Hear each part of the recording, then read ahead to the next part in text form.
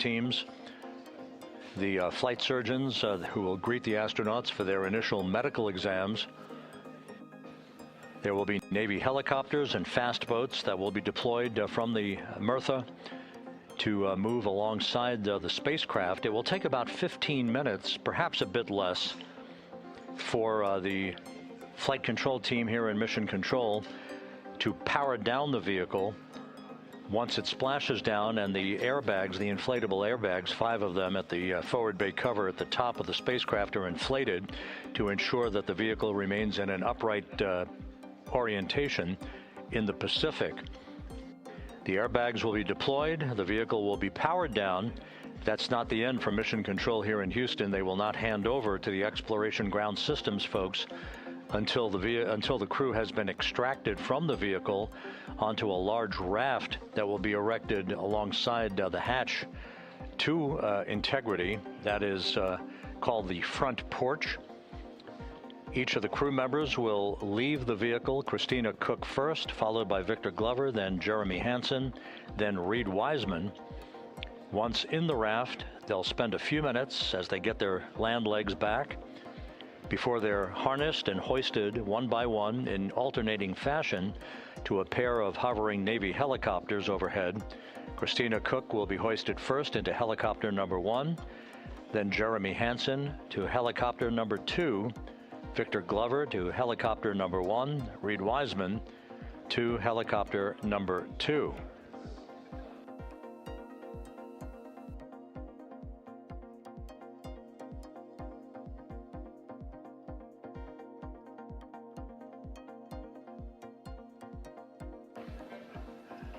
We're about to have a quick burn conference with the crew to review the parameters of the upcoming return trajectory correction burn.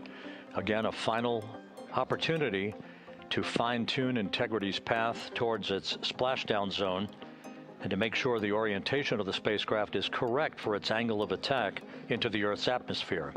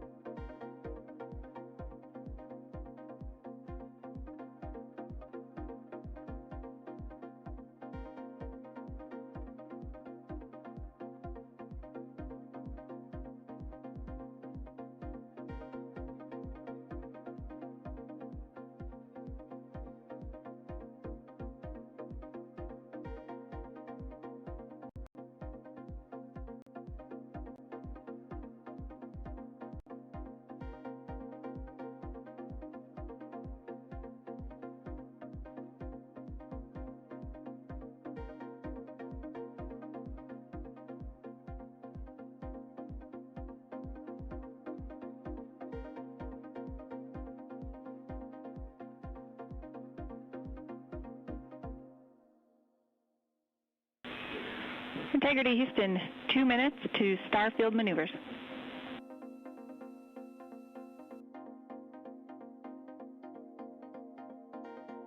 We copy that, Jackie.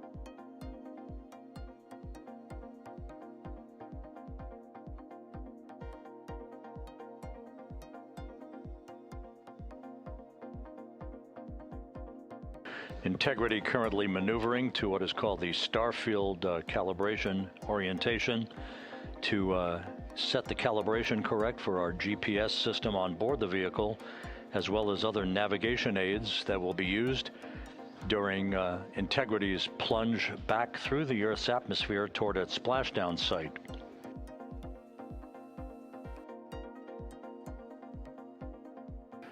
Countdown clocks here in Mission Control ticking backward toward the arrival of Integrity at entry interface, 5 hours and 43 minutes mark. Splashdown 5 hours 56 minutes from now. Houston Integrity, we are standing by for the burn conference whenever you are ready. We are ready. Your final burn plan is on board, and we've got several deltas to the pad. The deltas are to version 2 uplink at day 100, 12:20. The first delta is TIG slip is 10 minutes. Secondary pointing, Omicron, is 2525.0. For your guidance solution, Delta V tote 4.17. For your attitude in Delta V, this remains frame inertial. Attitude, yaw pitch roll, is 4643.237. Delta V, X 2.1, Y 2.2, Z negative 2.9. How copy?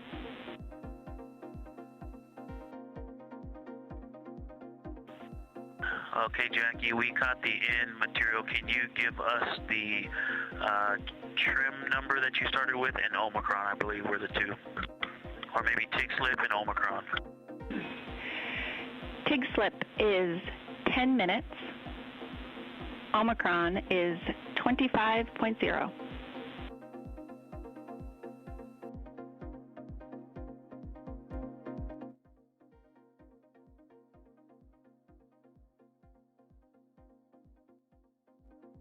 Okay, Jackie, we copied all the deltas, but we are not confident we started with the right file. Can you confirm the date, the UTC of ground generation? Yep, that is day 100, hour 12, minute 20.20.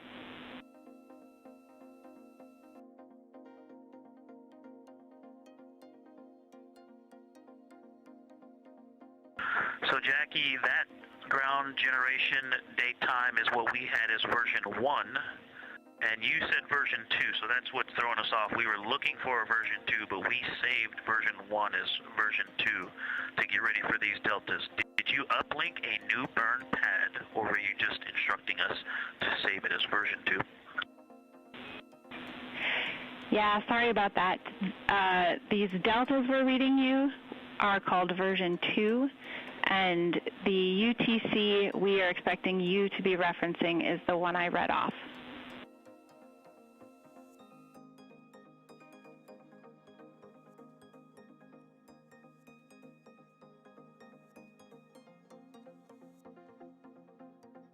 Okay, copy. We wrote those deltas on the Excel file that was labeled version 1, and we have saved it as version 2. That's perfect.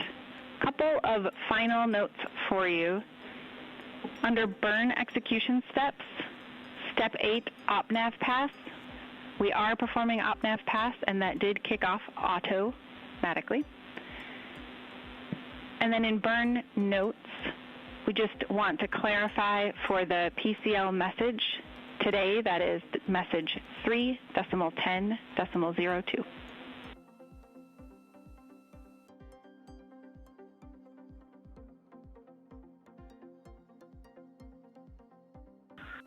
Okay, we copy step 8 auto and 3.10.02, which we all read. Thank you.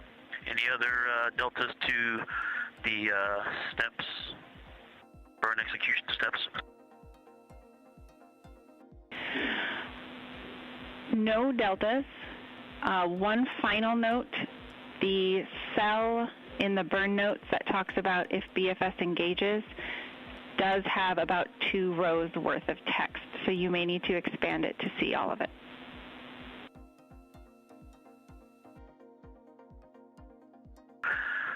Jackie, that is a great call. Thank you for that information.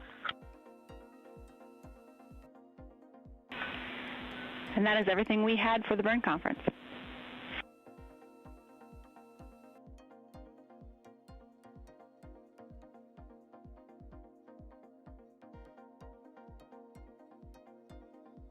Okay, we copy. Thank you very much.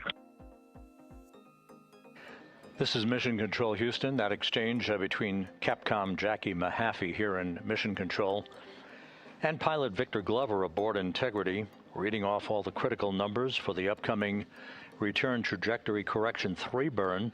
That's on tap just 37 minutes from now at 1:53 p.m. Central Time. This final major maneuver will be an 8-second burn of the reaction control system thrusters to amend the velocity of Integrity by 4.2 feet per second.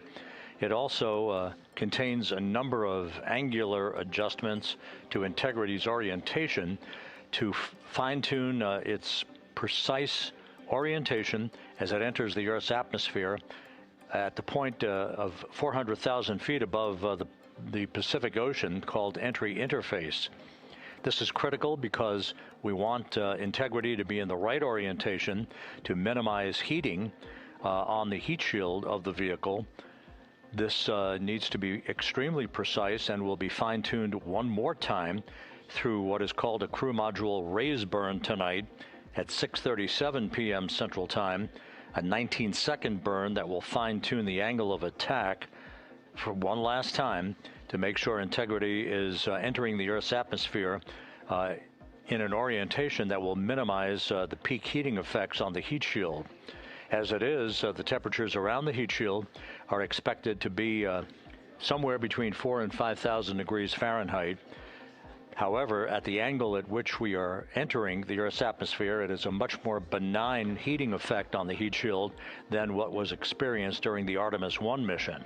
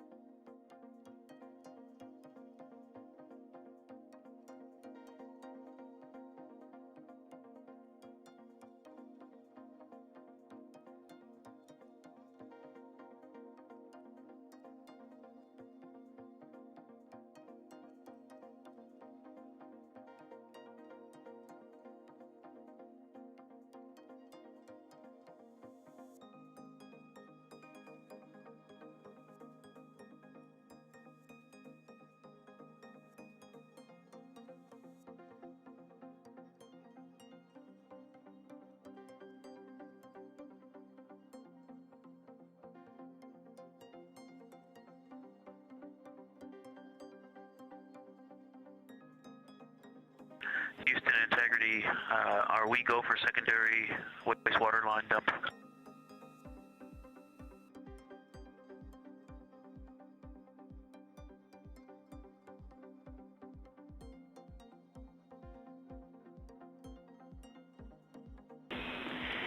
Integrity, you are go for secondary line dumps.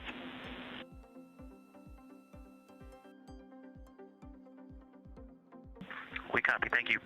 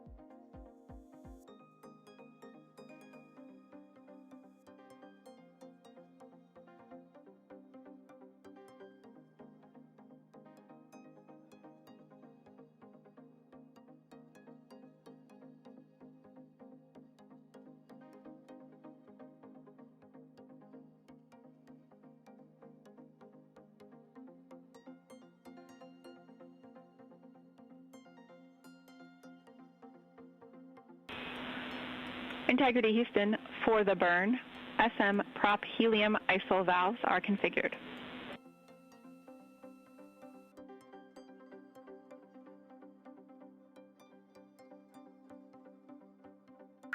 Okay, we see closed, open, open, open, and that's what we were expecting. Thanks for the confirmation.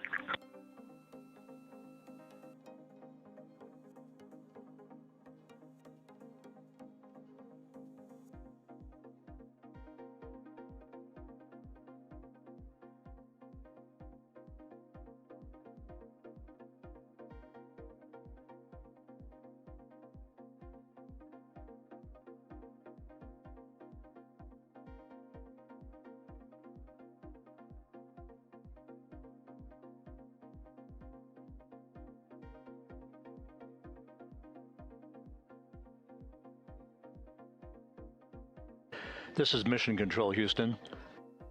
Flight Director Rick Henfling here in Mission Control. The entry flight director is going to be polling his team of flight controllers to get a go for the RTC-3 burn, which is coming up in just 31 minutes. We're back inside the cabin of Integrity, looking at Jeremy Hansen on the left, Christina Koch in the middle, Victor Glover on the right, the crew, and there's Reid Wiseman, the commander of the ship. Everything is in great shape as we await splashdown 5 hours and 44 minutes from now. The entry profile for Integrity is a source of great interest because of some of the heat shield damage that was unexpected during Artemis I. We have deliberately created a trajectory which is essentially a lofted entry profile rather than a skip entry. If you recall, the skip entry on Artemis I was a trajectory in which we performed an initial dip into the atmosphere to dissipate some energy, then skip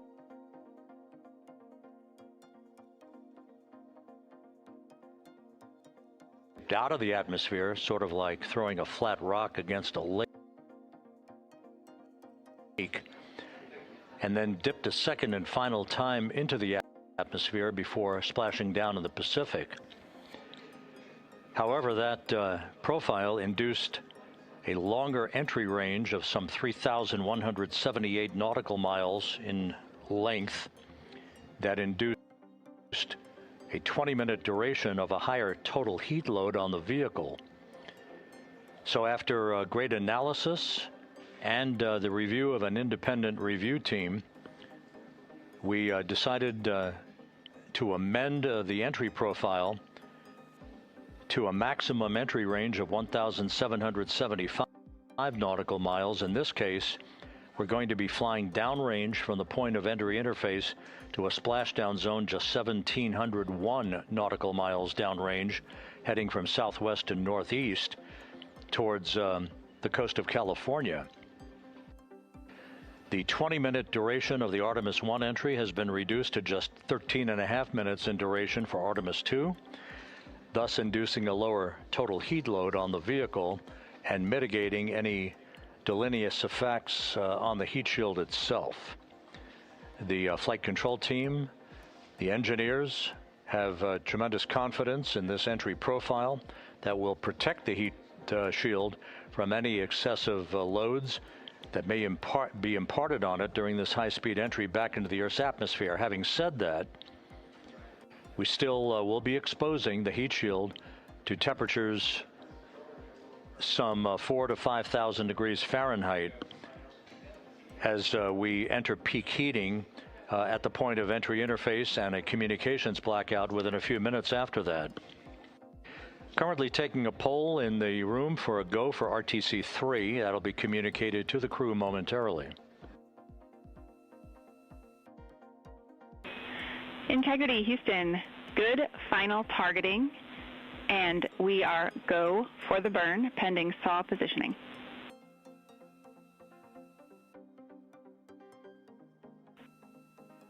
Copy. Houston, go for the burn. Thank you. And again, the burn that's coming up, RTC-3, just 27.5 minutes from now, will be an 8-second firing of the reaction control system thrusters to change the delta on the velocity to about 4.2 feet per second, and refining Integrity's path to reach entry interface at the correct angle and at the correct time and orientation. If you think of a cone across the Pacific Ocean, that's the entry corridor. We want to hit right into the middle of that corridor. I said yesterday it was like splitting the uprights, and that's exactly what it is. We want to make sure that we're right down the pike, heading toward the splashdown zone off the coast of San Diego. This burn and the subsequent crew module raise burn, that will be a final amendment to the angle of attack of Integrity, all designed to minimize heating effects on Integrity's heat shield.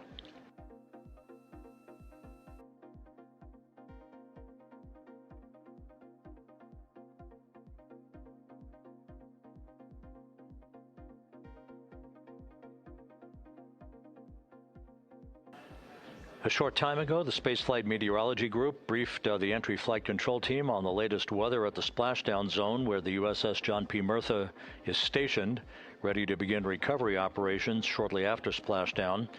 The weather is ideal, not an issue in the terms of the winds, just 10-knot winds and wave heights less than 4 feet expected to greet the crew. There will be some broken and scattered clouds that Integrity will be descending through, but that's not a factor. We are committed, of course, to splashing down today at 7:07 and 7 seconds p.m. Central Time, 5:07 p.m. Pacific Time, 2.5 hours before sunset.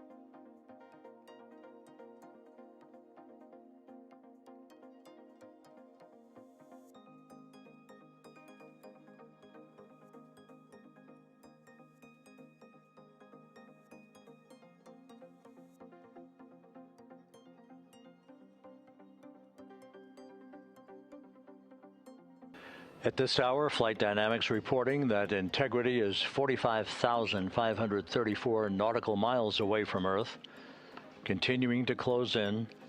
Its velocity will be accelerating over the next several hours. At the point that we reach the top of the Earth's atmosphere at entry interface at an altitude of 400,000 feet, Integrity and its astronauts will be traveling some 34,882 feet per second, with a range to splashdown of 1,701 nautical miles. That velocity will increase slightly to 34,965 feet per second, or 23,839 miles an hour at peak velocity.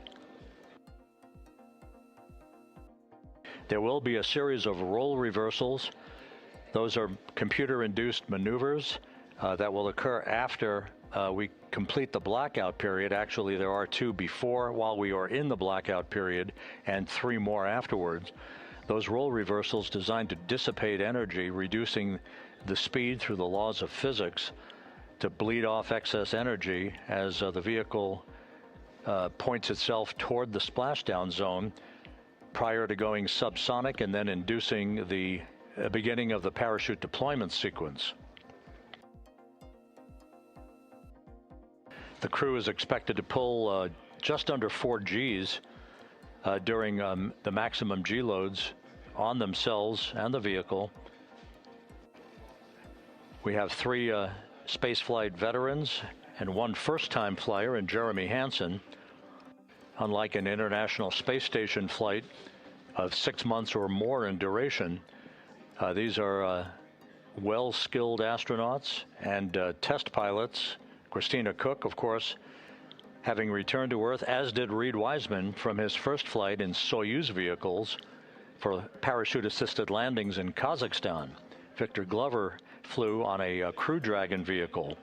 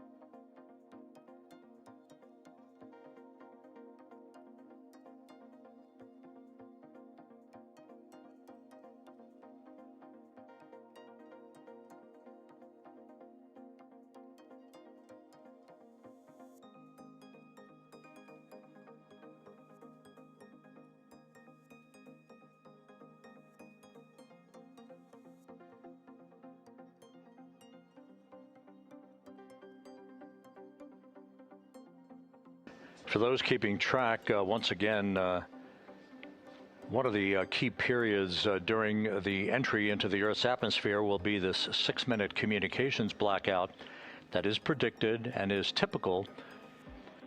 Integrity. Tank pressures are good for the burn.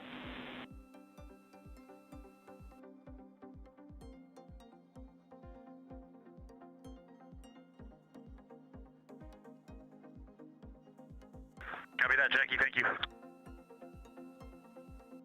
Capcom Jackie Mahaffey saying that all of the systems, including the pressures in the propellant tanks, are in good shape, ready for the RTC-3 burn coming up just 18.5 minutes from now. Once again, the blackout period that will be of great interest to those listening and watching this evening is typical for any spacecraft re-entering the Earth's atmosphere because of the buildup of heat against a returning spacecraft, whether it's Integrity today or a Russian Soyuz vehicle or a SpaceX Dragon. These vehicles have heat shields that are designed to repel the heat. However, there is an ionization around the spacecraft, a buildup of plasma that is caused by the interaction of the velocity of the spacecraft entering the Earth's atmosphere and the friction of the Earth's atmosphere itself. This ionization period, or the blackout period, is expected to last 6 minutes tonight. It is expected to begin at 6:53 and 55 seconds p.m. Central Time, just 24 minutes or 24 seconds after the beginning of entry interface. That blackout of 6 minutes is the period of time where we will not be in communications with the crew or receiving data from Integrity itself as it barrels through the atmosphere. We will be communicating with the crew toward the end of that 6-minute period and reestablishing communications just as quickly as atmospheric physics will allow us to. The blackout period is expected to end at 6:59 and 56 seconds p.m. Central Time, which would be 6 minutes and 25 seconds from the start of entry interface. Now, after splashdown, several activities will be occurring. First will be to ensure that the vehicle is upright in what is known as a stable 1 configuration. Whether it's upright or in some other orientation, the CMOOS bags, the crew module uprighting system bags, 5 of them that are surrounding the vehicle at the forward bay cover in a circumferential orientation, those 5 large airbags will be inflated with helium and be inflated. Integrity, Houston. Solar arrays are in position for the burn. See the same, Jackie. The CMOOS bags, again, 5 large inflatable airbags that are inflated with helium right after splashdown. Those bags designed to maintain an upright orientation for the spacecraft. Flight controllers here in Mission Control will begin to work to power down the vehicle, also check for any leakage of toxic gas. We are not expecting any issues. Integrity's in great shape as it prepares for its homecoming 5.5 hours from now. But to ensure that the approaching Navy recovery team does not encounter any toxic gases, we will make the first check of that here in Mission Control, power down the vehicle, and we will be reestablishing communications with the crew through what is known as VLDR.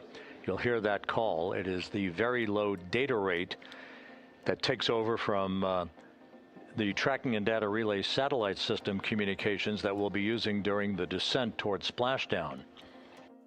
It may be a period of seconds or even minutes before we establish that very low data rate with the crew following splashdown, so we'll keep a sharp ear out and obviously carry that on the Orion to Earth loops that we provide for you and have been since the beginning of our coverage with launch back on April 1st.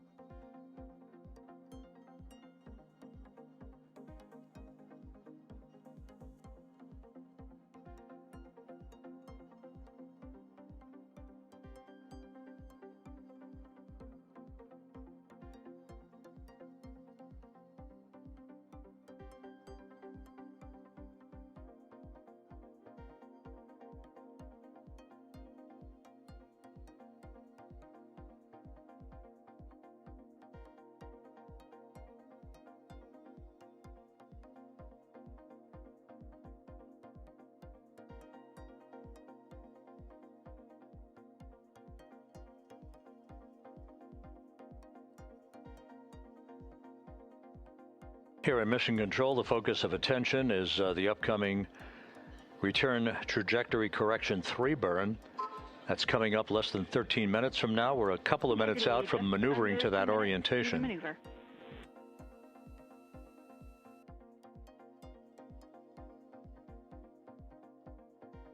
Copy that. All is calm on board, Jackie. Thank you.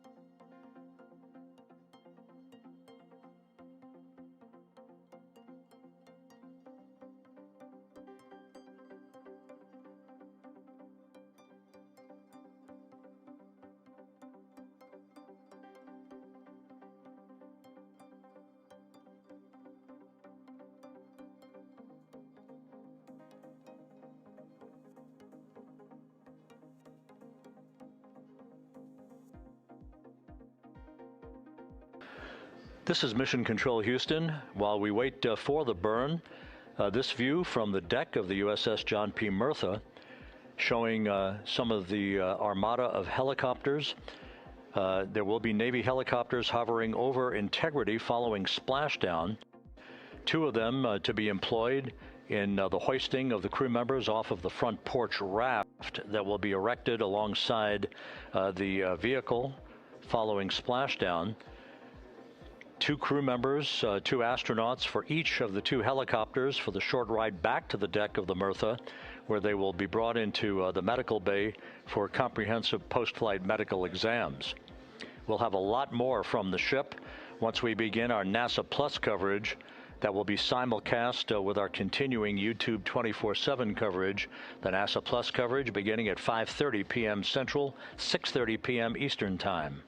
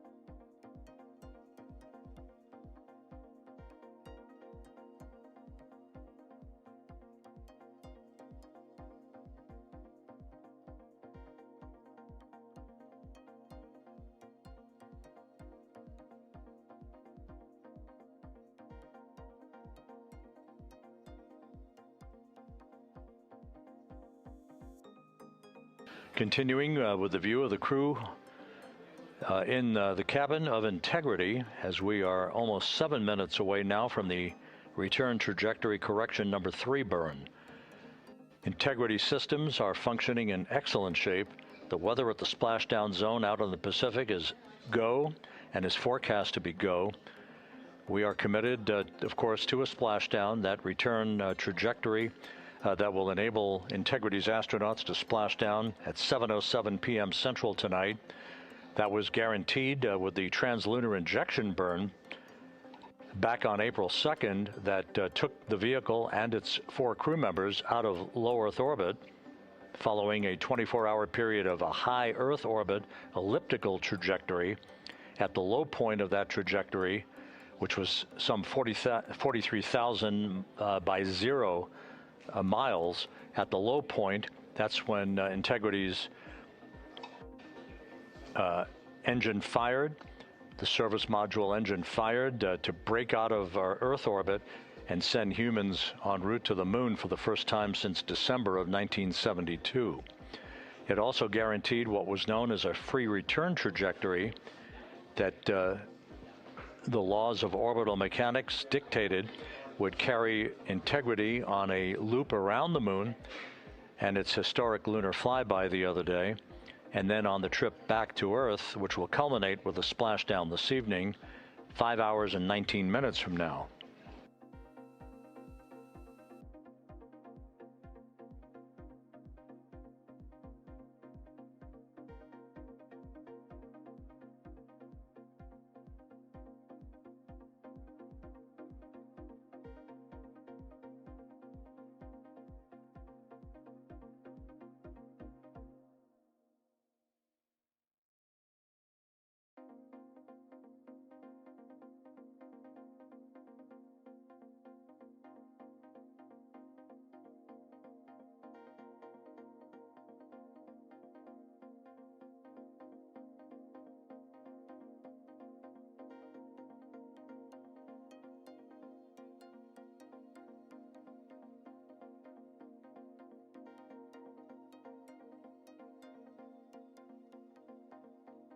As you can see, the maneuver to the burn attitude has induced quite a bit of sunlight coming into the crew cabin. We're now under 5 minutes until the burn.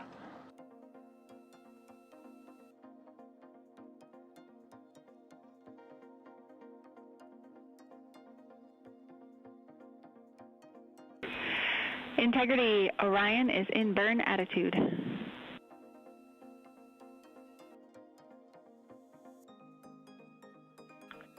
And it is an unbelievably spectacular view. Thanks, Jackie.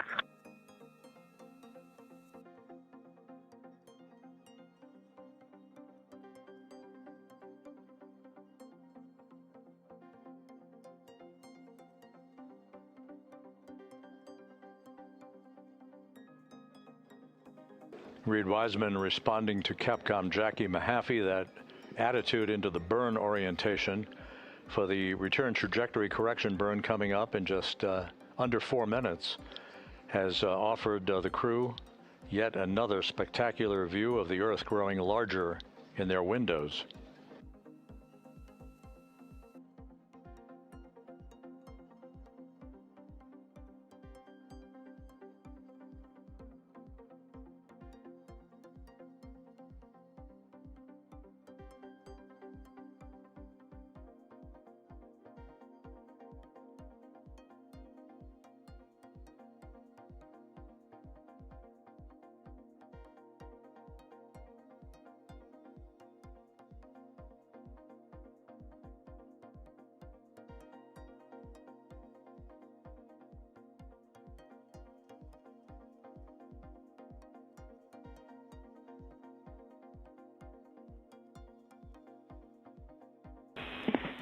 Integrity Houston in 22.3 critical Q card. We're looking for the BFS burn ATP to no go.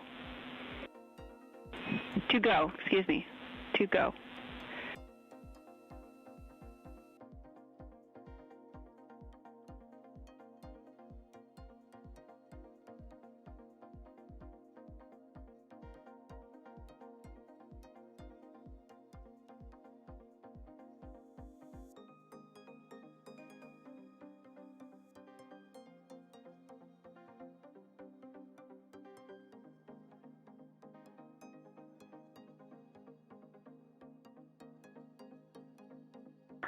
Good catch, Jackie. We are BFS burn ATP go, and we do not need to command the no-go on this because we're SM plus X. Good words. Sorry about the confusion, and we see a good config.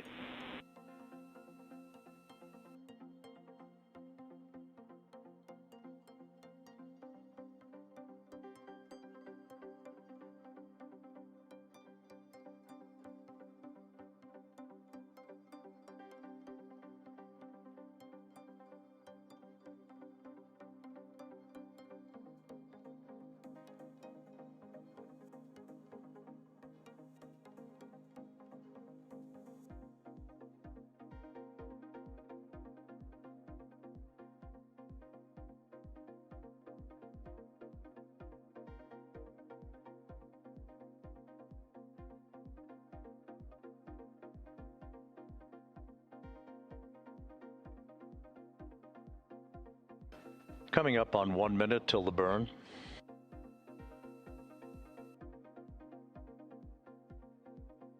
Mark, 1 minute.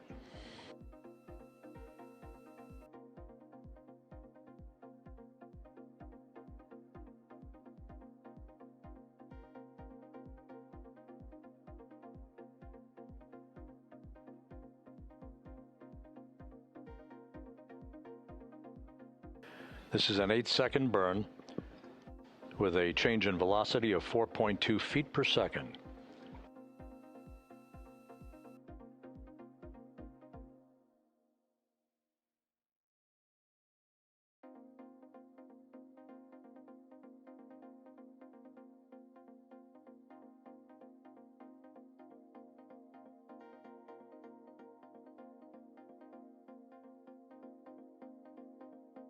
Ten seconds.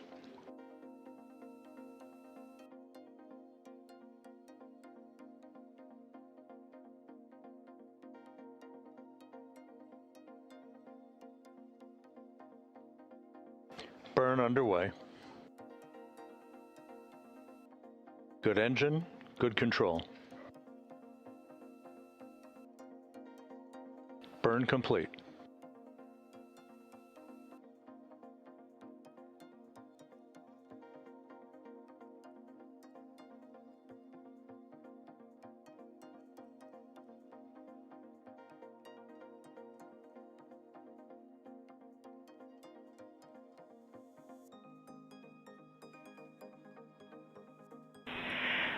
Integrity looks like a good RTC-3 burn, and we are assessing details. Hey, Jackie, we see the same on board, and we just wanted to give a huge shout out to that ESA Airbus team, to our friends in the Netherlands and Germany and at the Glenn Research Center. This vehicle powered us and it propelled us from the Earth to the Moon and back with extreme precision, and we are excited to be a part of your team. Houston and centers around the world, copy. Thank you.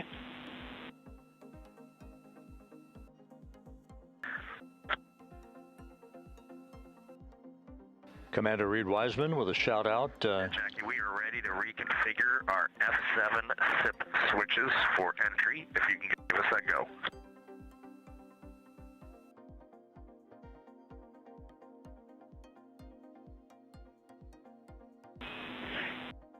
You are go for F7 switches.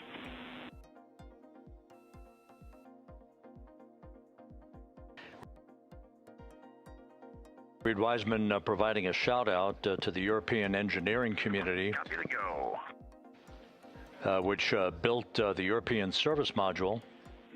And you are now maneuvering back to biased tail to sun attitude. We see it. That European service module will separate from the crew module this evening at 6:33 p.m. shortly after we hand over communications from the Deep Space Network to the Tracking and Data Relay satellite system, and about 4 minutes before the crew module will use its thrusters in a 19-second raise burn to lift the aft end of the vehicle into the final angle of attack for entrance into the Earth's atmosphere and the mitigation of excessive heat loads on the heat shield of Integrity.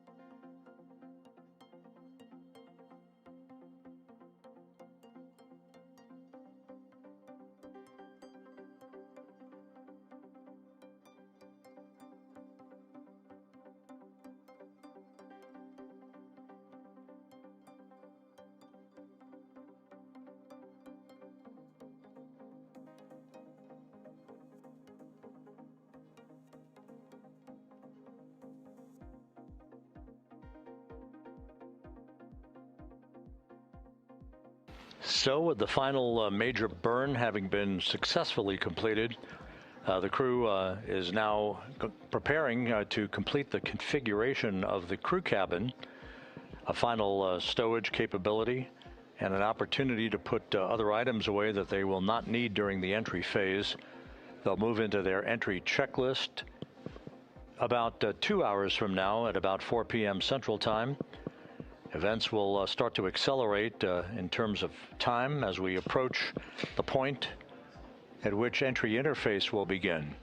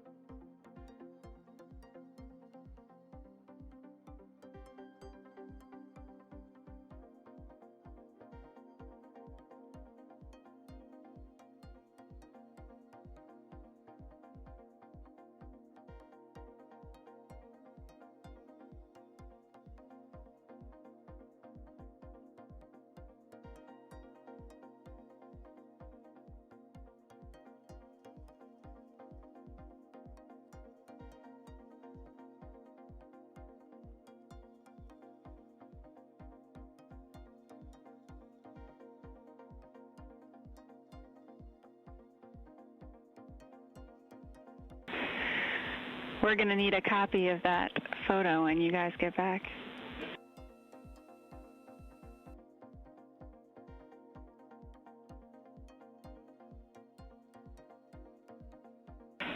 Copy them.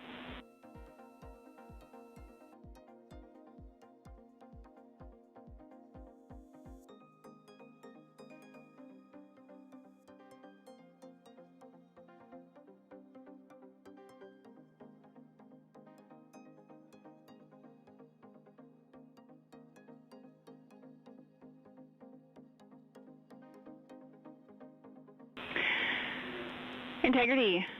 FIDO confirmed that that was a great RTC-3.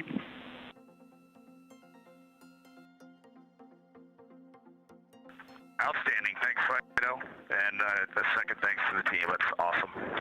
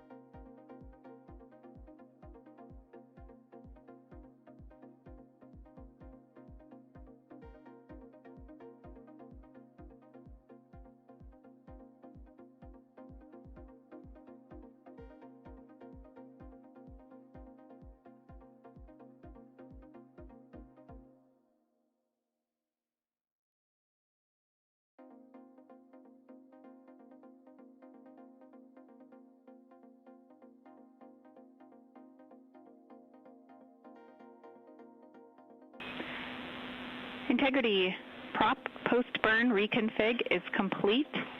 And if you were hanging out in step 23.4, you can skip it. We are in a good config.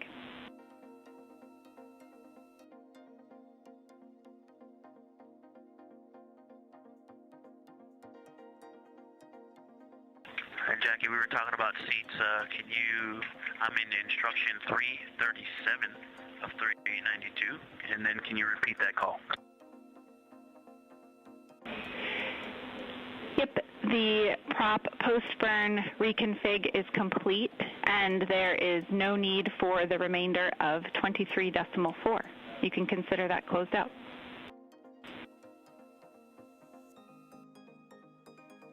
Remainder of 23.4, closed out, copy.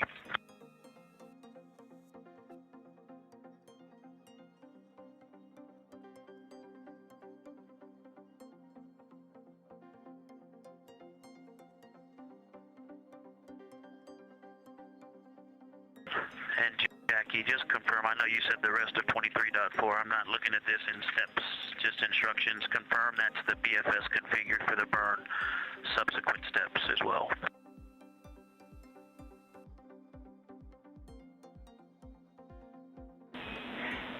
Affirm, all the way through instruction 347 can be skipped.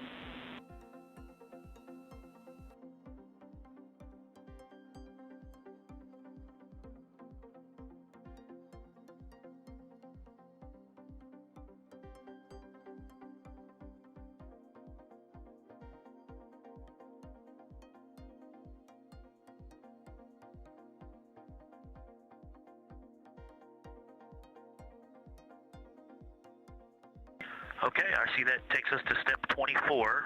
I did not do any of the remaining steps in step 23, and that is over to you, MCC. We're moving back to cabin config.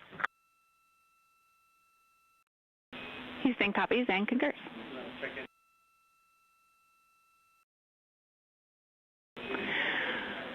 And Victor and the rest of the Integrity crew, the only DPC-related topic we had for you this morning was to sync up on cabin config and get a status of where you are in the procedure. Okay, Jackie, we're with you on that. We are complete through step 7. Actually, step 8 now is complete as well. And step 15 is complete. And we'll update you on the rest as we go along. We copy all.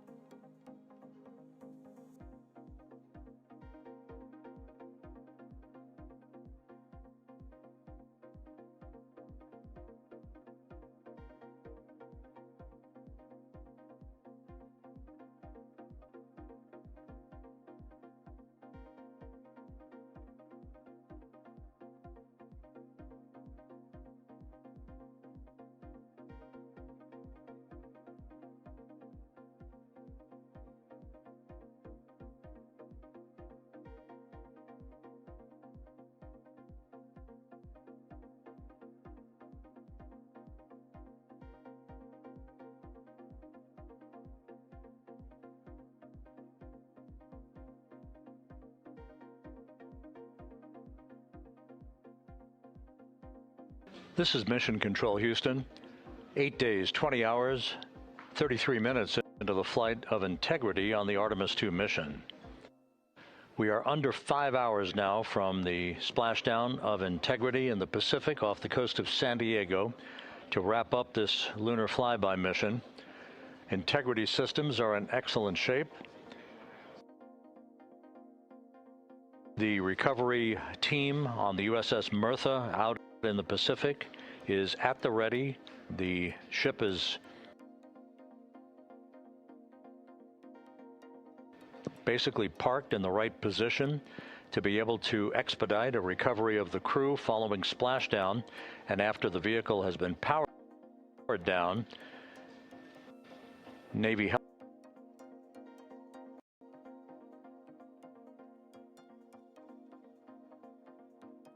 helicopters, divers, other recovery personnel will move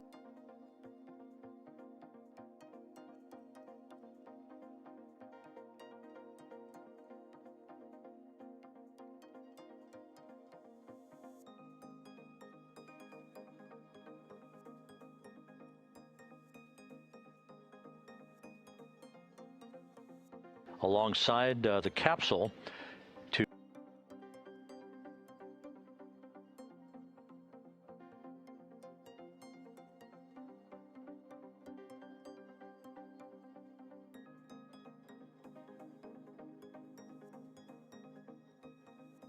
set up a large inflatable raft called a front porch that will be used to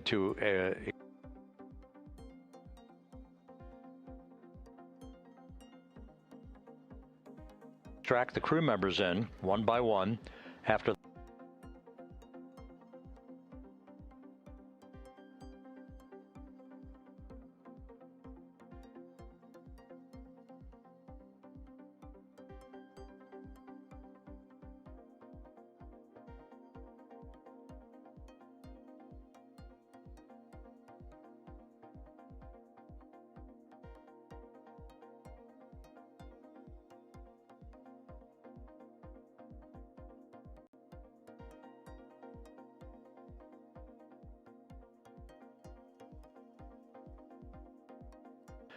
the hatch is opened.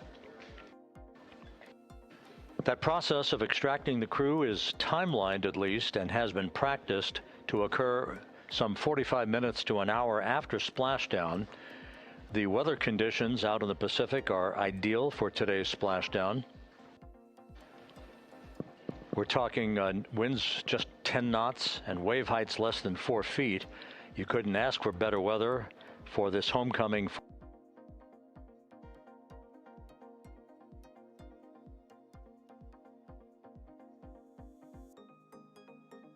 Integrity, the first time that a crew will have splashed down in the vehicle in the Artemis program. We completed the final major maneuver of the mission using the European service module's thrusters a short time ago. That was the return trajectory correction number 3 burn. That basically fine-tuned ever so slightly the trajectory and the path of Integrity and sweetened the angle of attack so that we corridor coming in over the Pacific Ocean with onboard computers honed in on the splashdown zone some 1,701 nautical miles downrange from the start of entry interface.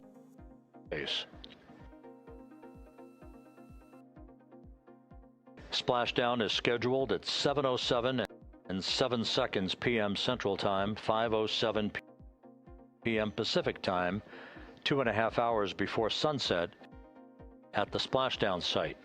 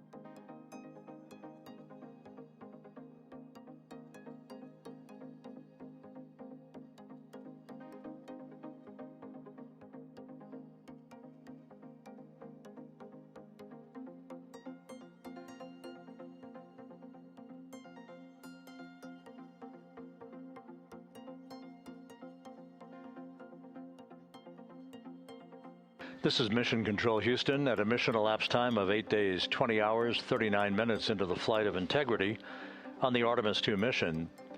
There is our planet, growing larger in the field of view with each passing minute. We are currently 34,900 nautical miles from Earth and beginning to accelerate toward a splashdown in the Pacific for this four-person crew. 4 hours and 52 minutes from now. Everything on board Integrity is in great shape. All the systems are functioning perfectly.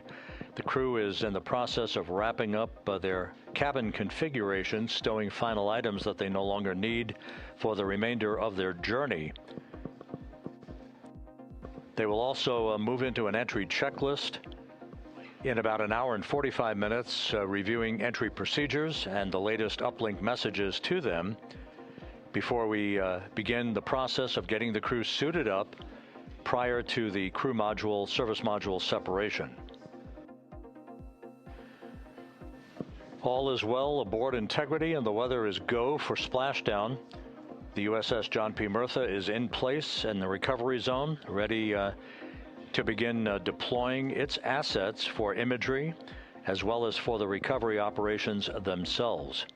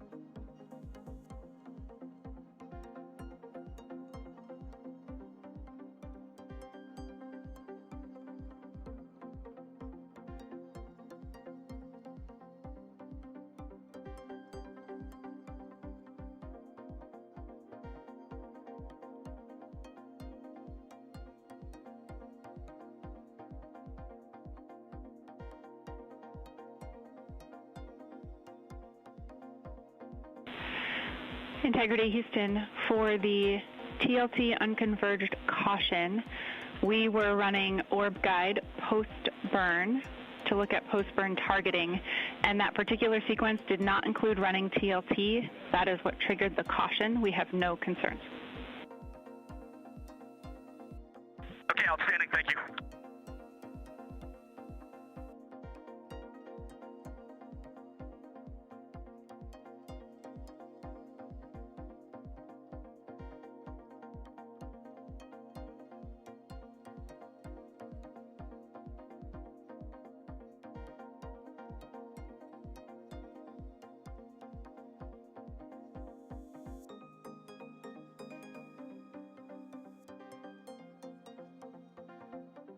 That call from Capcom Jackie Mahaffey to the crew, indicating TLT, which is a targeted landing trajectory. That is simply a value that was placed on board on the onboard computers, but is not being used for today's entry by the crew. The last maneuver that will be conducted by Integrity will occur at 6:37 p.m. Central Time tonight. That is the crew module raise burn. That occurs about 4 minutes after the crew module will have separated from the service module. This will be about a 19-second burn with a velocity change of about 9.9 feet per second. As the precursor to entry interface, the raise burn designed as a final opportunity to sweeten the flight path angle, the angle of attack, if you will, of the vehicle as it enters the Earth's atmosphere, placing the vehicle in the proper orientation perfectly with precision to mitigate any excessive heat loads on the heat shield of the spacecraft. Entry interface will begin at 6:53 and 31 seconds p.m. Central Time at an altitude of 400,000 feet, while Integrity is traveling 34,882 feet per second with a range to splashdown of 1,701 nautical miles. Within 24 seconds after entry interface, which is essentially the top of the Earth's atmosphere where the crew will begin to feel the tug of gravity, we'll start a 6-minute blackout period, that is expected, in which we'll lose communications with the crew and data here in the flight control room. The blackout is induced by the buildup of ionization from the interaction of the velocity of the vehicle with the friction of Earth's atmosphere. It creates a plasma shield around the vehicle, preventing communications from occurring. That 6-minute blackout is scheduled to end right around 7 p.m. straight up. And at that point, the vehicle will have descended to an altitude of 157,000 feet above the Earth, traveling at 13,300 feet per second.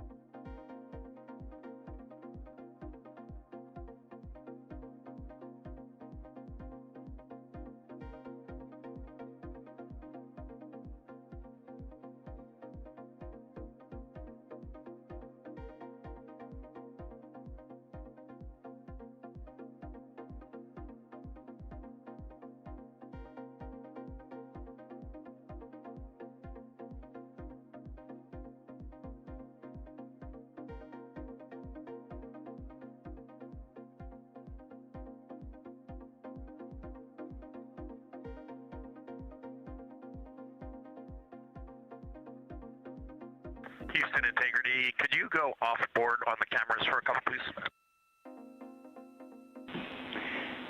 In work.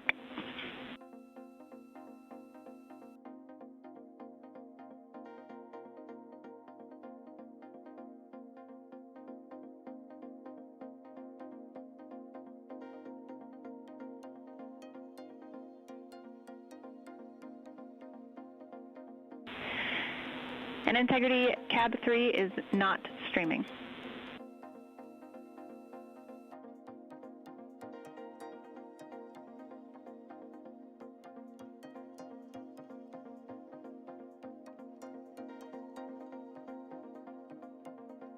Thank you, Jackie.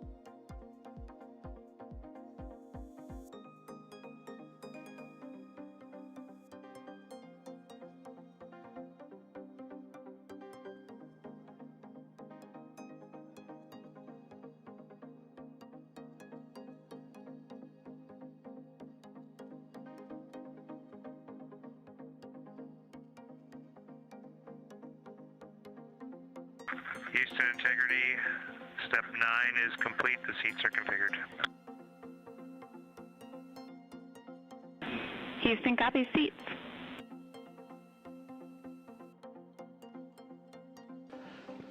This is Mission Control Houston at a mission elapsed time of 8 days, 21 hours, 5 minutes into the flight of Integrity on the Artemis II mission. Several countdown clocks are ticking backward here in the flight control room as the Earth grows larger and larger in the field of view. In order, the next major milestone will be a raise burn of the crew module. That raise burn will follow the separation of the crew module from the service module this evening. The separation of the crew module is scheduled at 6:33 p.m. Central Time. 4 minutes later, at 6:37 p.m. Central Time, we'll conduct about a 19-second raise burn. This is a slight maneuver to tilt up the aft end of Integrity in a final opportunity to fine-tune the angle of attack that Integrity will incur as it enters the Earth's atmosphere over the Pacific Ocean.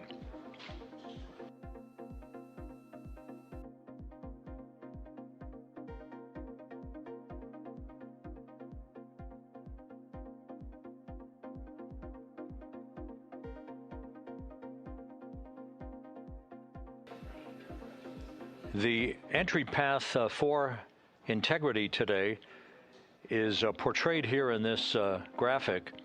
Basically, entry interface is 1,701 nautical miles uprange, if you will, from the expected splashdown point near the USS John Murtha, the recovery ship, and off the coast of San Diego. The entry interface point is critical because what we want to do is put Integrity in an orientation that will mitigate a peak heating on the heat shield. For a point of comparison, during Artemis I, we had an entry range of 3,178 nautical miles from the point of entry interface and a 20-minute entry profile. That was the so-called skip entry, in which the Artemis I vehicle dipped into the atmosphere to dissipate some energy, then lofted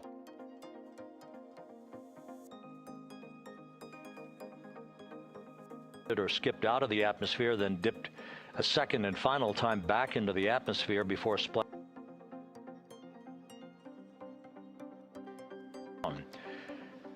What that resulted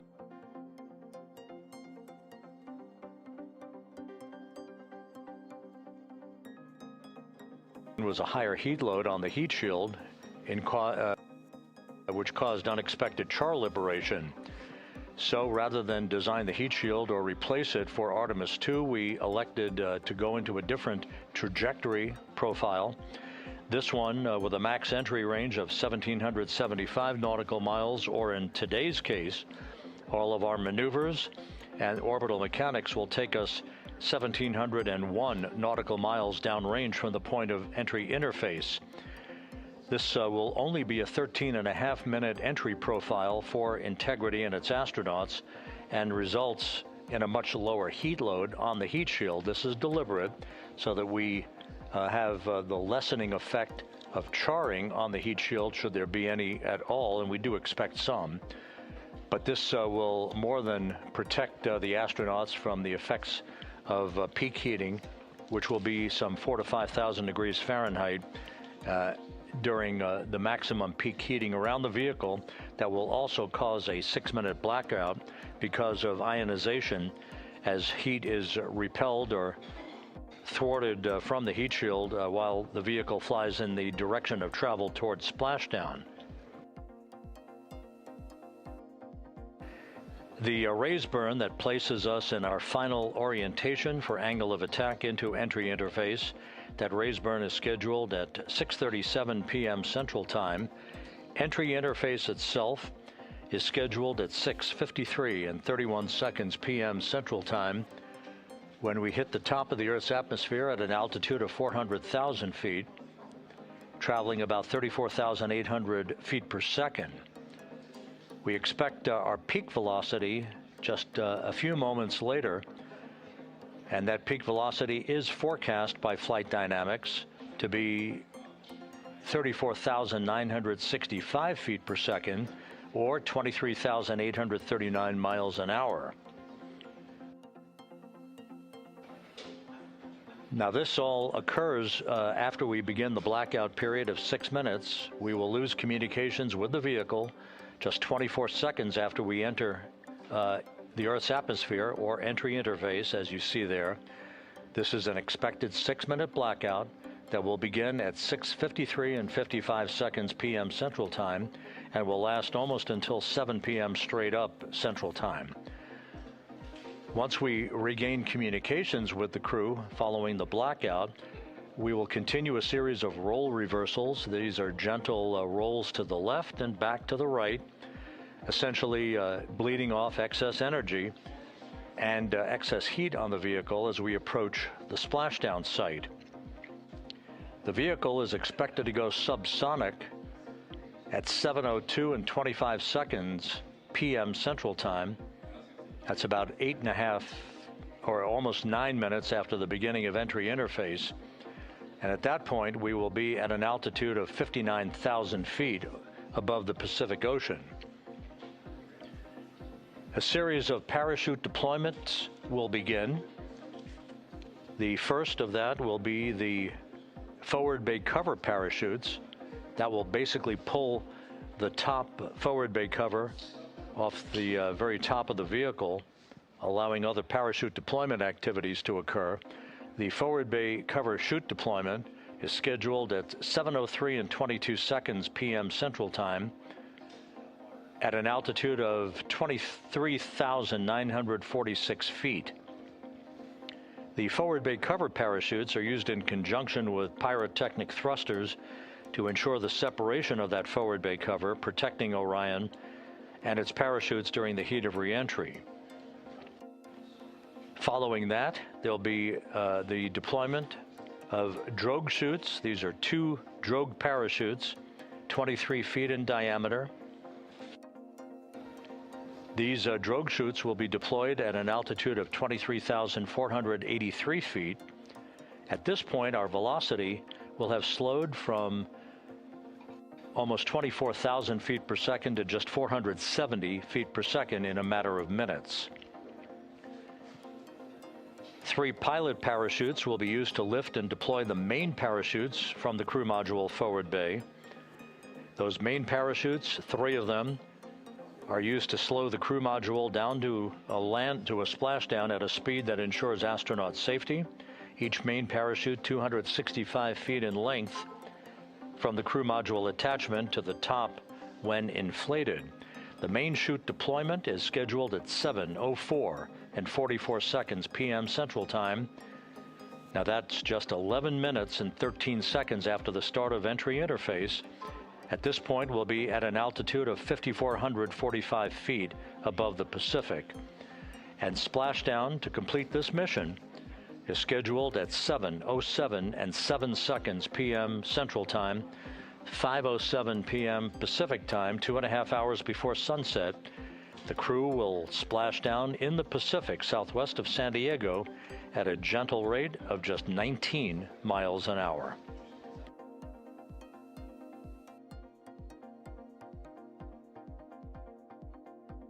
Following splashdown, the flight control team here in Houston is not done. Our work is just beginning at that point as we begin the process of powering down the vehicle. This is after we have established communications with the crew through a very low data rate system.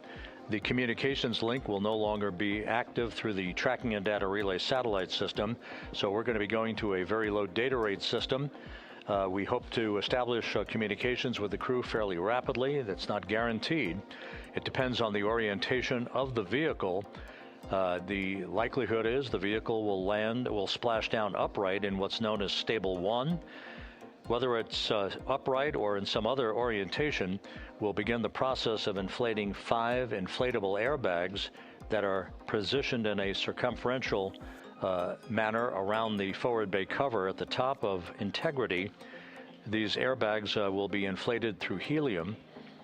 Those 5 airbags will guarantee the proper orientation upright for the spacecraft through the rest of the process of extracting the crew, which should take some 45 minutes to an hour to complete. Navy divers, fast boats, a pair of Navy helicopters, other recovery personnel will come alongside the vehicle to begin erecting an inflatable raft called the front porch that the crew will be extracted into. You've seen that in movies, you've seen it in the Apollo program and archival footage. And one by one, the crew will be hoisted in alternating fashion to 2 hovering Navy helicopters for the trip back to the deck of the USS John Murtha, where they will leave the helicopters and move into medical bay on the ship for comprehensive medical examinations.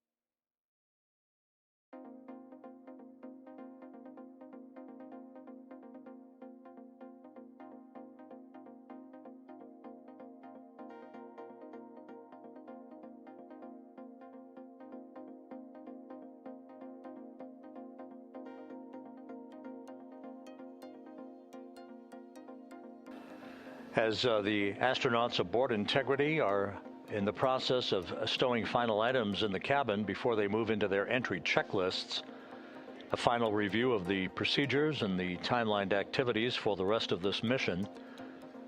The next major milestone, once again, will be the separation of the European service module, which has performed valiantly throughout the course of this flight, from the crew module.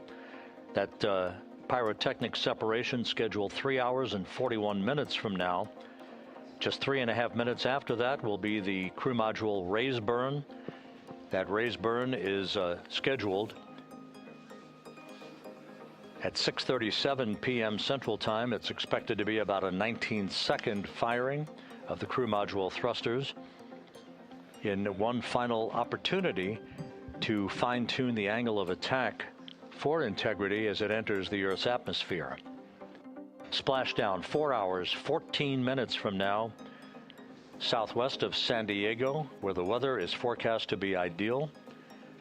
Just some broken and scattered clouds expected, 10-knot winds, wave heights less than 4 feet. You couldn't ask for a better day out in the Pacific for the homecoming of the first crew to fly aboard the Orion spacecraft.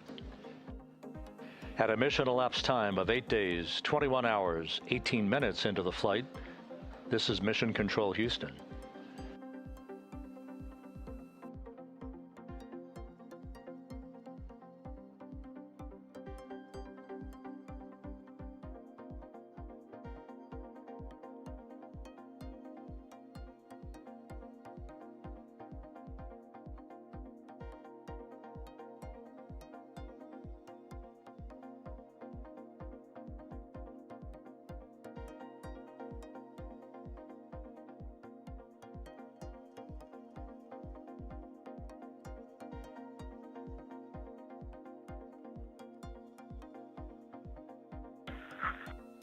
Houston Integrity, Jackie, steps 10 and 11 are complete.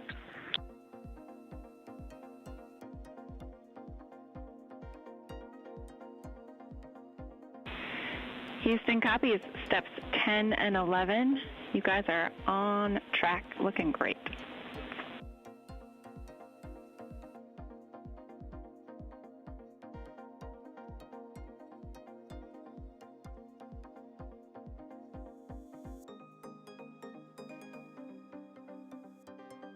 For those just joining this view of the key players here in Mission Control, part of a flight control team.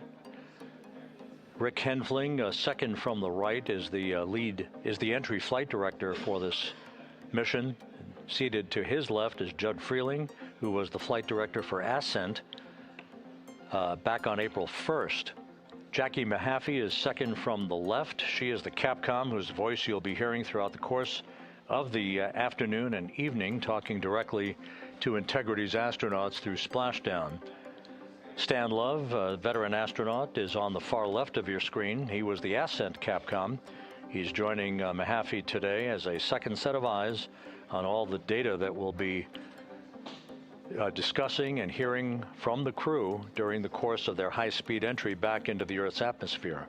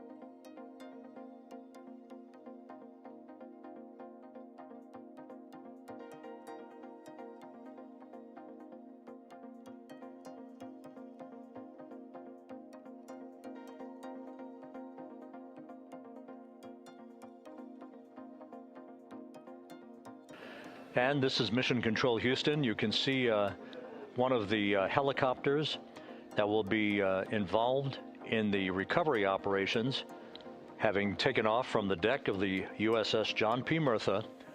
Recovery operations underway. Several helicopters will be employed not just for recovery, but for imagery activities.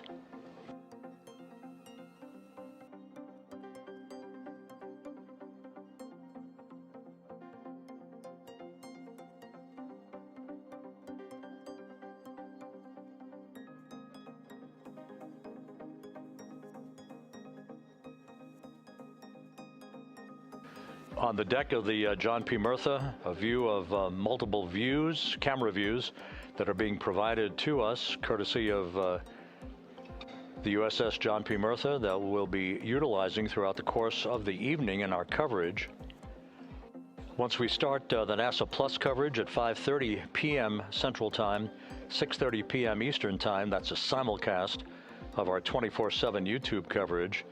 My colleague from the Kennedy Space Center, Megan Cruz, is on the Murtha, and she'll be providing updates and interviews as well as we continue our operational coverage of the recovery of the Integrity astronauts following their lunar flyby mission.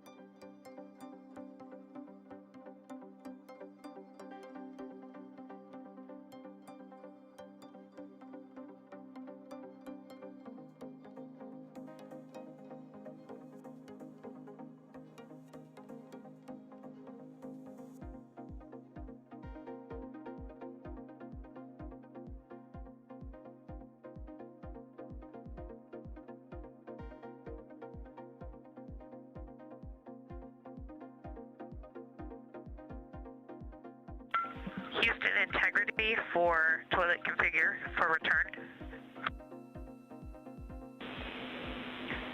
Go ahead. We have an empty canister. Can you confirm that I don't need to do steps 1.2 to 1.4? Checking.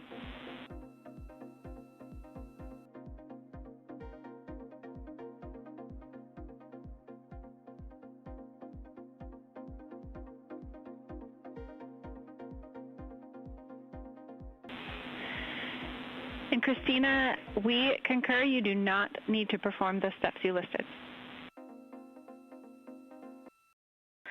Thanks, Jackie.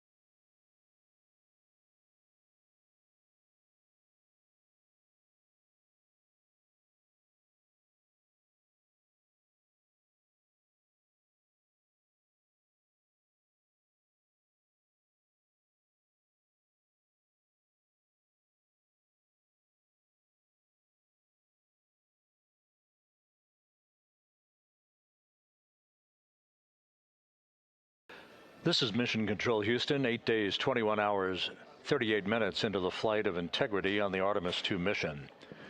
On board, all is quiet, as it is here in Mission Control, with everything moving along in trip hammer fashion, in good shape, all of Integrity's systems in great shape, and the weather at the splashdown zone off the coast of San Diego couldn't be better.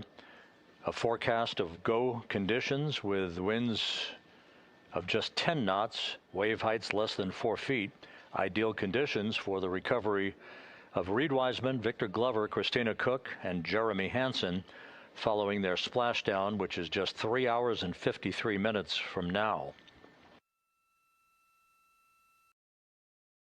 The next major milestone coming up in 3 hours and 19 minutes, that will be the separation of the crew module from the European service module that has performed perfectly during the course of the flight.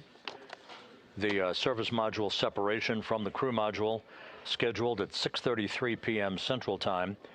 Just 4 minutes later, there will be a slight maneuver, a raise burn as it is called.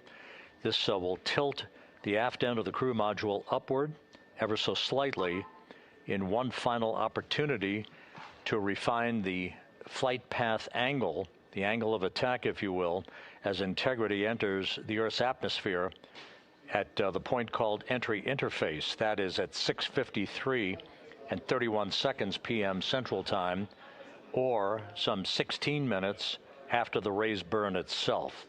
All of these events will be happening fairly rapidly as we move over the next few hours toward a splashdown of the crew and a completion of a mission that will have totaled 694,481 miles from launch to splashdown.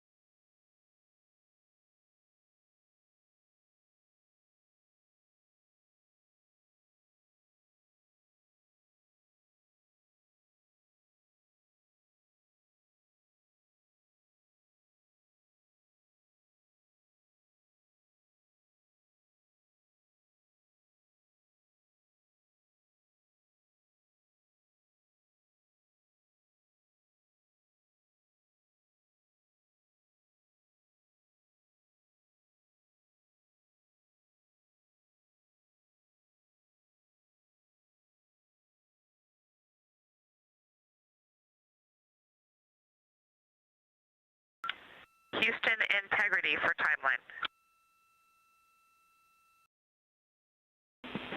Christina, we're with you. Hey, Jackie. You guys okay if we start entry checklist 30 minutes early? Checking.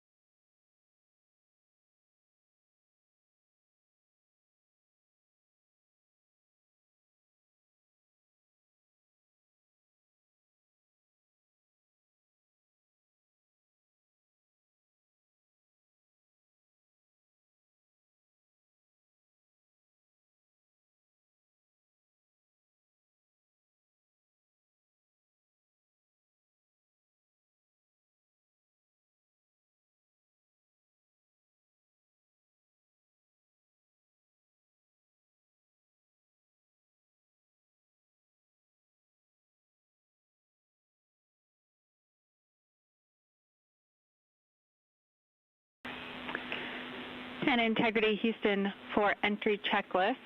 We are ready for you to begin 18.0.1 entry checklist, steps 1 through 6.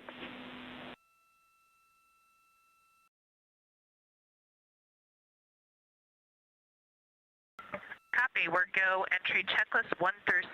Thanks. And step 3 for GPS can be skipped. GPS has been powered and it still looks good.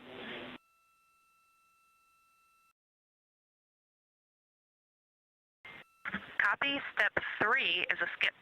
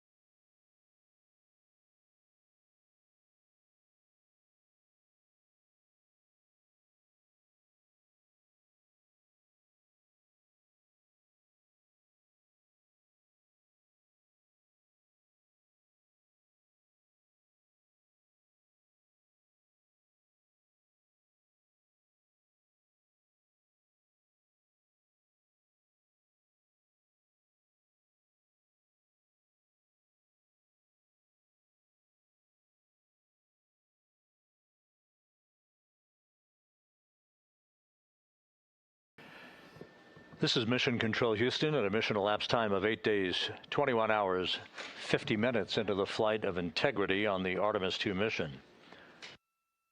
The crew is completing the configuration of the crew cabin. Soon they'll be breaking out their launch and entry suits in preparation for donning those suits and conducting leak checks as we get a bit further along in the entry preparation time frame.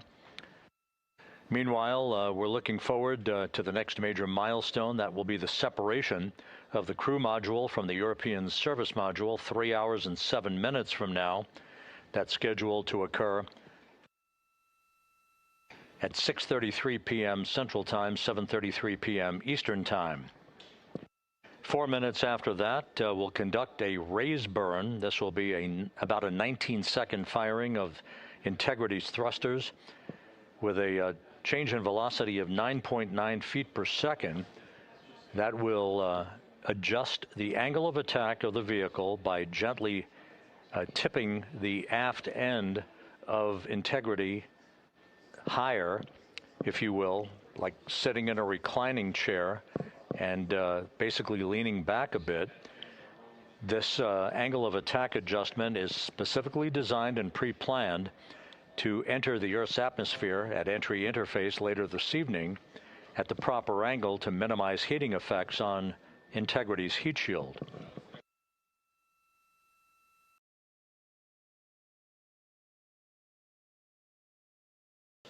It's worth mentioning once again that the difference between this entry and the uncrewed entry of Artemis I is that on Artemis I, we flew a trajectory known as a skip entry, which involved an initial dip into the atmosphere to dissipate some energy, and then we lofted back out of the atmosphere briefly, then dipped back in a second time before splashing down in the Pacific. After the flight, the post-flight inspection and video analysis showed that there was an area of mechanical char liberation that was not expected. And so after extensive analysis and the review of an independent review team, it was determined to adjust the entry profile for Artemis II, minimizing the range of entry from 3,178 nautical miles to a distance of just 1,775 nautical miles across the Pacific. So instead of 20 minutes of exposure to heating effects, today we're going to only encounter 13.5 minutes of heat loads on the vehicle. Our intended splashdown target is about 1,701 nautical miles downrange from the point of entry interface. It will be about 13.5 minutes from the time that we enter the Earth's atmosphere at an altitude of 400,000 feet at 6:53 and 31 seconds p.m. Central Time to the point of splashdown at 7:07 and 7 seconds p.m. Central Time. In that brief 13.5 minute period, peak heating on the vehicle should be about 4,000 to 5,000 degrees Fahrenheit. The heat to be repelled by Integrity's heat shield, as it is for any vehicle entering the Earth's atmosphere that has a crew on board. The crew should be experiencing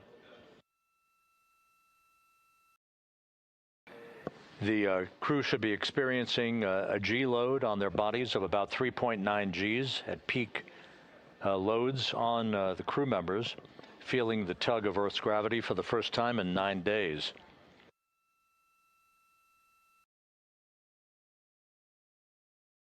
We will decelerate from a speed of 23,839 miles an hour just after we begin the blackout period of 6 minutes in duration to a splashdown velocity of just 19 miles an hour, all that happening in rapid fire succession.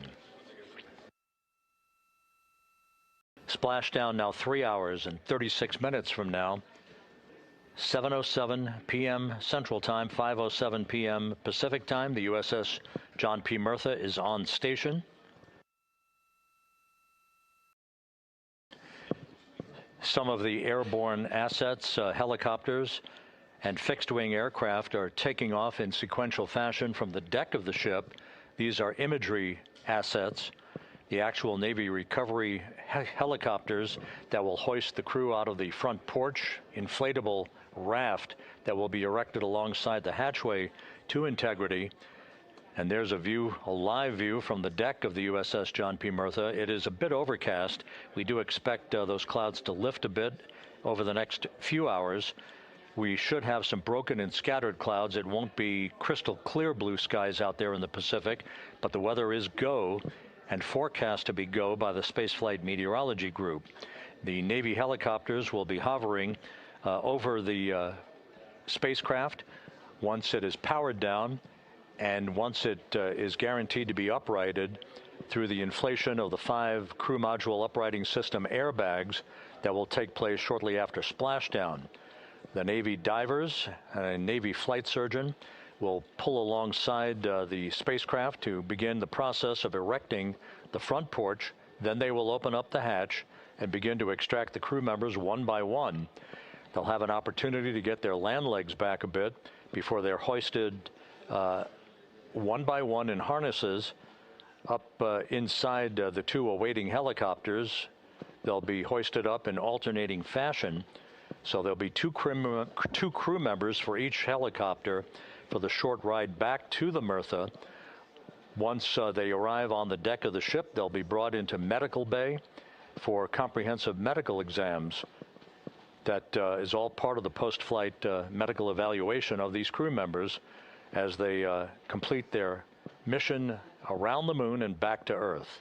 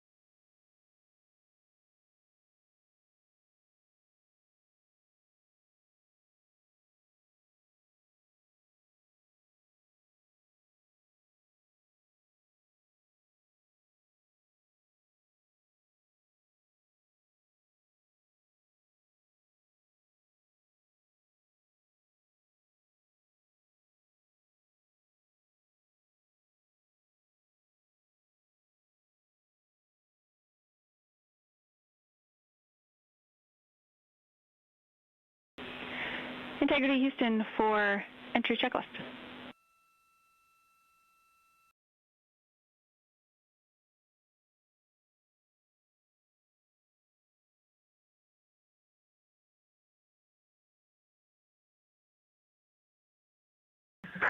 Go ahead, Jackie. Hey, Reid, a couple of questions for you. We realized we didn't give you an explicit thumbs up to perform step 1.2 for the flight path angle hash mark update, so we wanted to confirm that you did in fact perform the set EI FPA limits procedure. And secondly, we want your opinion on the in and out CMIS caution. Is that something that will be distracting such that we should inhibit it.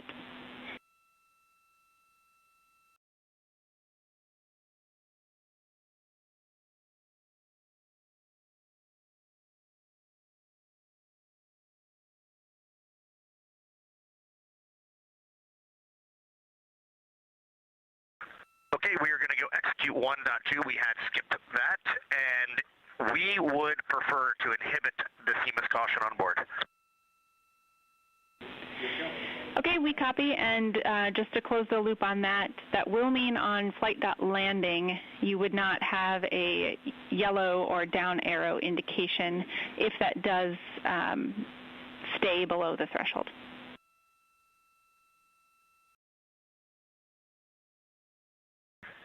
And that is totally fine.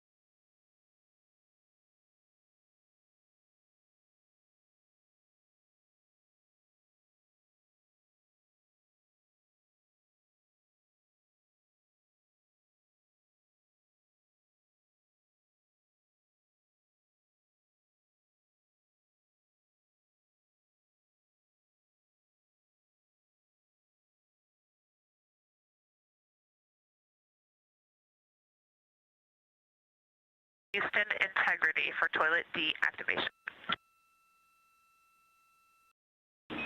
Integrity, Jackie had to step off for a second. Go ahead for toilet.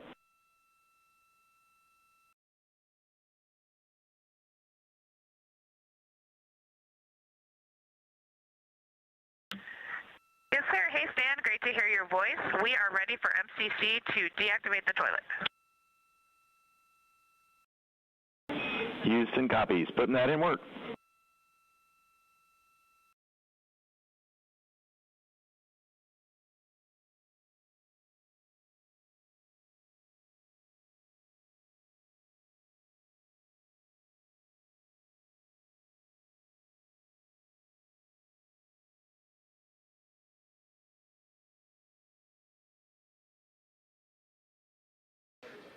This is Mission Control Houston. That communication from Christina Koch on board Integrity to spacecraft communicator Stan Love. Integrity for burn telemetry on CM raise burn. 2 questions.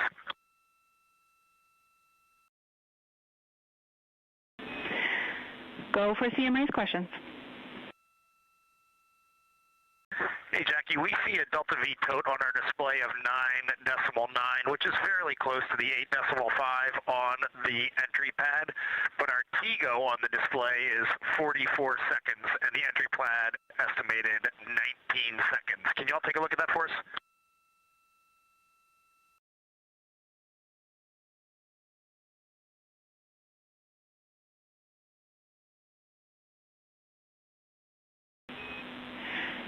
Hey, Reid, good catch.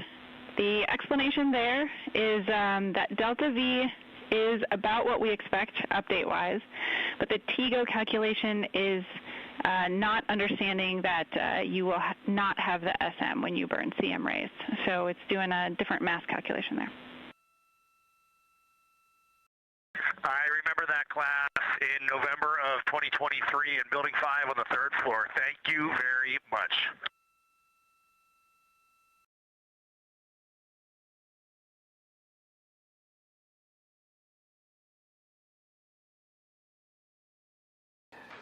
This is Mission Control Houston.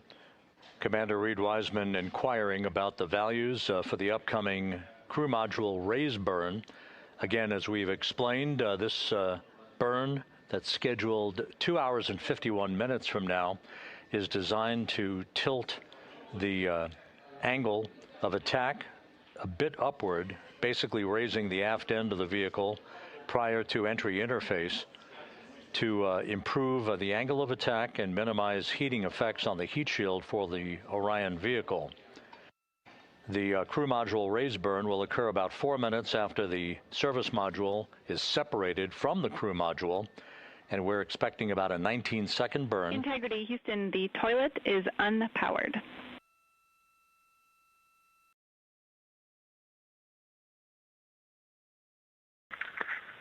Christina Rogers, thank you. The crew module raise burn is expected to be 19 seconds in duration, with a change in velocity of about 9.9 feet per second. Once again, that's designed to fine-tune the angle of attack for Integrity as it enters the Earth's atmosphere, which will occur about 16.5 minutes after the raise burn itself. And as you heard, spacecraft communicator Jackie Mahaffey relaying that we have sent commands to turn off the ship's potty, so it is no longer to be used for the remainder of the mission, with splashdown scheduled 3 hours and 19 minutes from now. The 4 crew members on board Integrity, Reid Wiseman, Victor Glover, Christina Koch, and Jeremy Hansen, are in the process of completing the stowage of items in the crew cabin before they move into their entry checklist, basically looking through all of the chronological procedures that lie ahead for the rapid-fire succession of all of the events that will unfold over the course of the next 3 hours.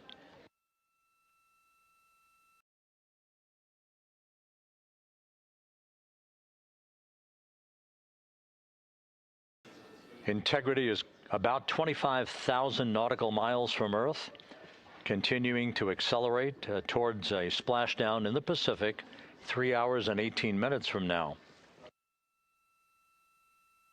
All of Integrity's systems are in excellent shape. The crew is great, feeling well, and the weather in the splashdown zone in the Pacific, although a bit cloudy with broken and scattered clouds, is a go forecast with just 10-knot winds and wave heights less than 4 feet.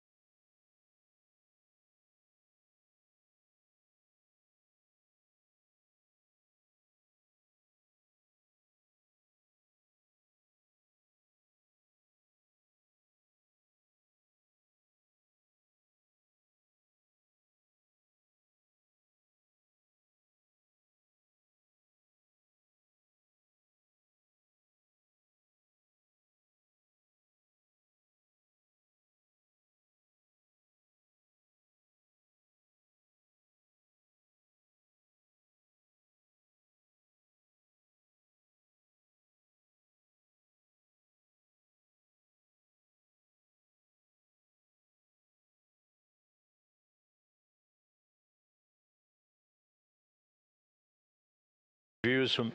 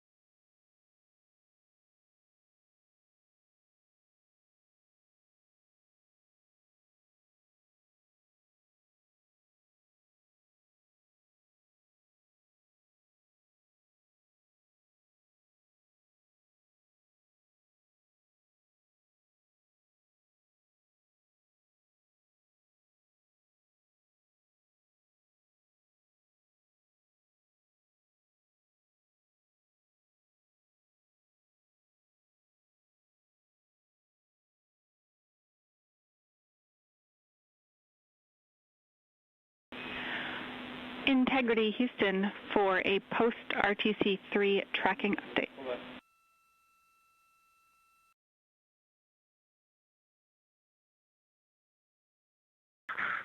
Go ahead, Houston.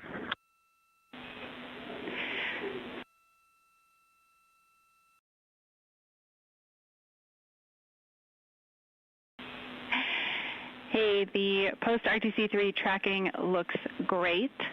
So good, in fact, that if we got to CM rays and did not yet have GPS acquisition, we would still be go for CM rays from that perspective. And so overall, I can confirm the post-RTC3 trajectory is within EI limits. All right, Jackie, we love that. That says a lot about our FIDO folks in this vehicle.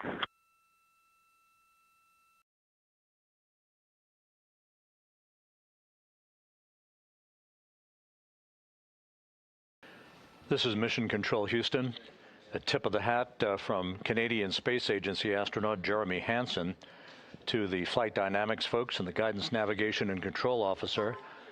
The RTC3 burn that was conducted just over 2 hours ago, which was basically a final fine-tuning of the trajectory of Integrity to hit the sweet spot in the corridor over the Pacific Ocean for entry interface, was so perfect that we are dead on the center line down the corridor, and the crew module raise burn that is scheduled at 6:37 p.m. Central Time and which will be conducted is only required to lift the aft end of the vehicle ever so slightly by a degree or two to improve the angle of attack of the spacecraft as it enters the atmosphere, mitigating peak heating effects on the heat shield for Integrity.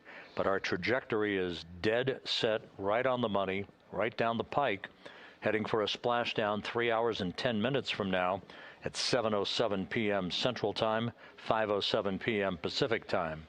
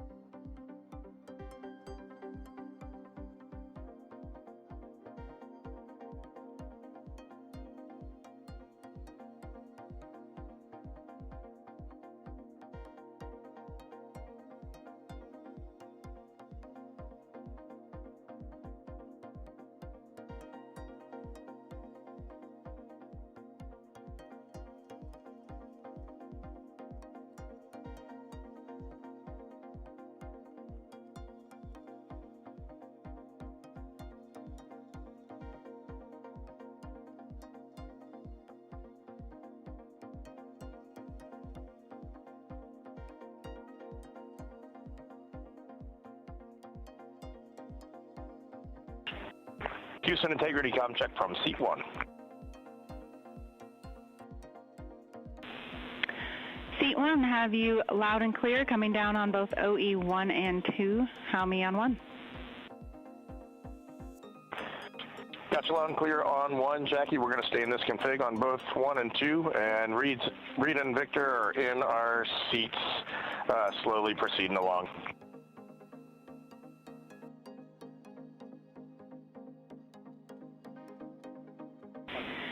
Okay, we copy, and just to confirm, that means that you've got the bulk of your suits donned, is that correct?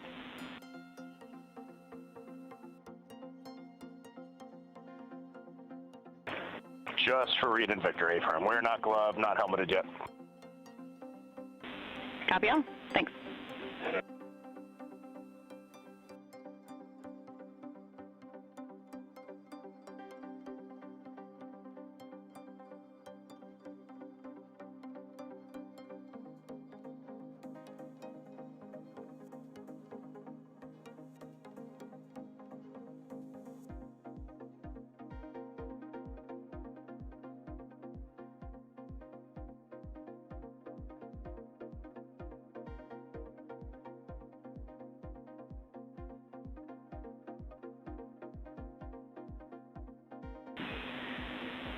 Integrity BFS is configured for entry with outputs inhibited. And a reminder, when you get to step 9.3, use your separate instance of 18.3.101 to save off the time. 100%, thanks.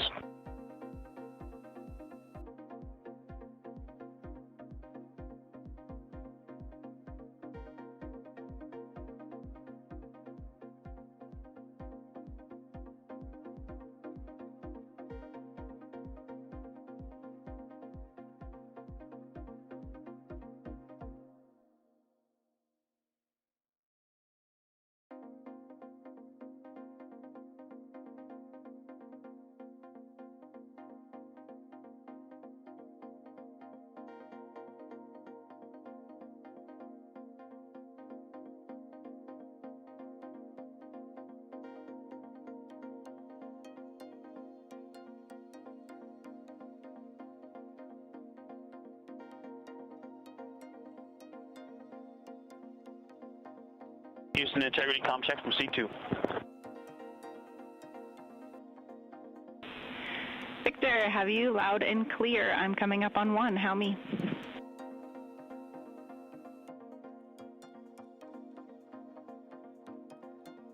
Jackie, I have you loud and clear on 1.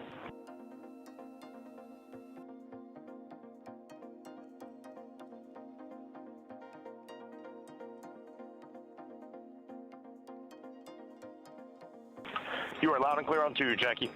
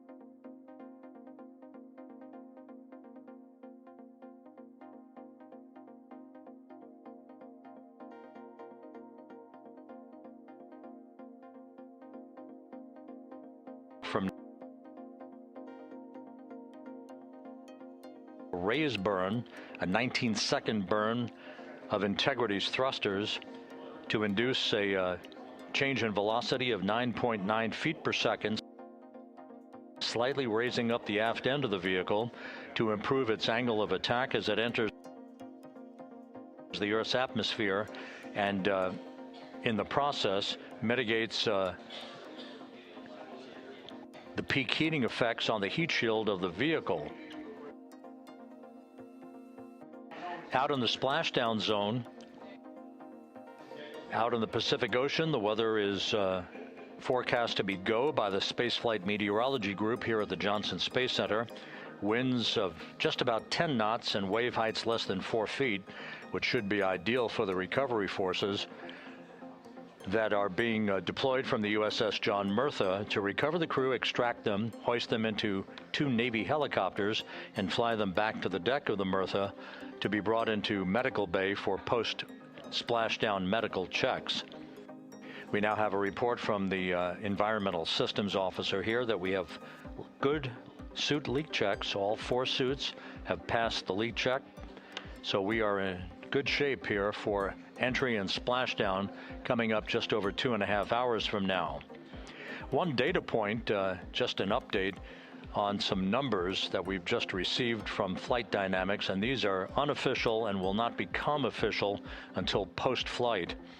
We now anticipate that the maximum speed that Integrity will encounter as it enters the Earth's atmosphere will be right around the same time as we enter a communications blackout of 6 minutes in duration. We're expecting Integrity's peak speed at 6:54 and 4 seconds p.m. Central Time, and at that point the vehicle should be traveling at 24,661.21 miles per hour, which will be just 130 miles short in velocity of the record that was set back in 1969 by the Apollo 10 crew, Tom Stafford, Gene Cernan, and John Young, on their return from orbiting the moon. Once again, that peak speed expected to be reached just a few seconds after the start of entry interface, as the vehicle plummets back into the Earth's atmosphere. The peak speed expected to be reached at 6:54 and 4 seconds p.m. Central Time, and that peak speed now estimated by Flight Dynamics to be 24,661.21 miles per hour, which equates to about Mach 33. Houston Integrity, seat 1 and 2, leak check complete. Also, we powered up the AGA, and it's giving us a CO2 alarm at 4.4.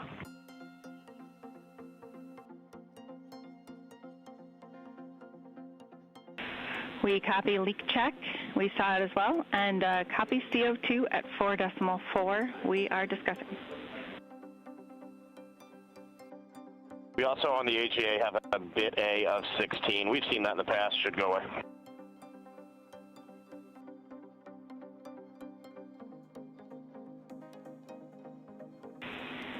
And Reid, is the AGA been powered for 5 minutes yet, or are we still in that wait period?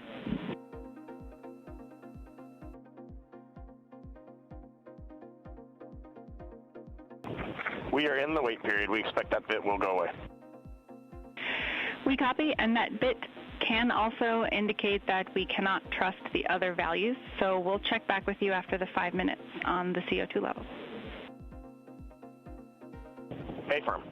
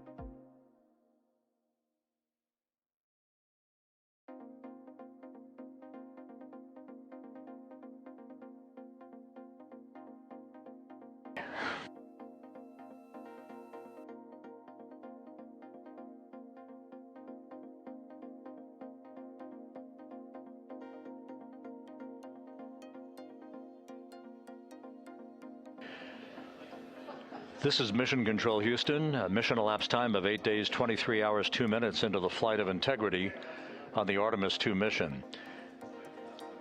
While we have a moment here, just an opportunity to run down some of the chronological highlights that lie ahead over the next 2.5 hours before Integrity splashes down in the Pacific Ocean. Coming up at 5:30 p.m. Central Time, 6:30 p.m. Eastern Time, we will begin a simulcast of NASA Plus coverage that will accompany our 24/7 YouTube coverage that we have been providing ever since we began the mission with the tanking of the Space Launch System at the Kennedy Space Center for launch back on April 1st. Houston Integrity, we are complete through steps 18. Seats 3 and 4 are yet to suit, obviously.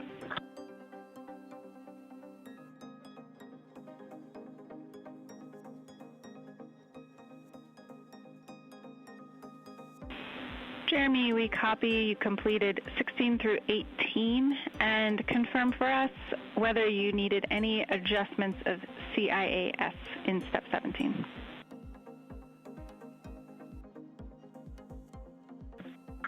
Negative. All the settings were still in their launch config.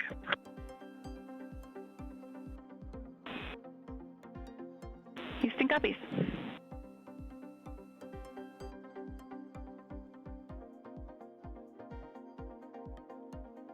Once again, with the leak checks having been successfully completed on the 4 launch and entry suits for the crew members on board Integrity, once again we'll begin our NASA Plus coverage as a simulcast to our 24/7 YouTube coverage in less than an hour at 5:30 p.m.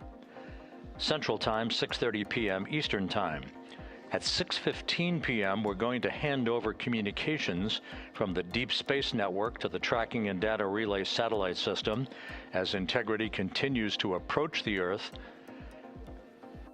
Currently, Integrity is less than 20,000 nautical miles from its destination and a splashdown in the Pacific.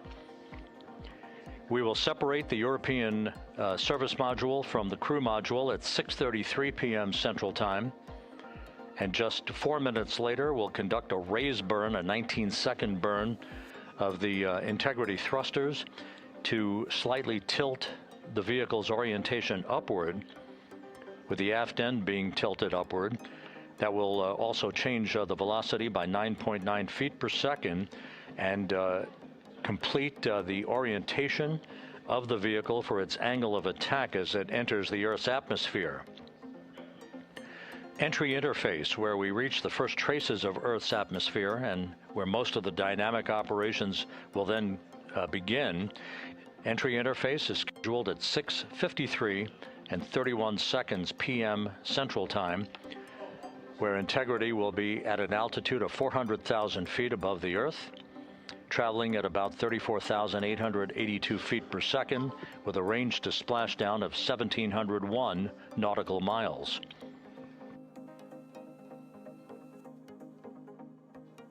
Just 10 seconds, just a few seconds later, about 24 seconds later, we'll enter a 6-minute communications blackout at 6:53 and 55 seconds p.m.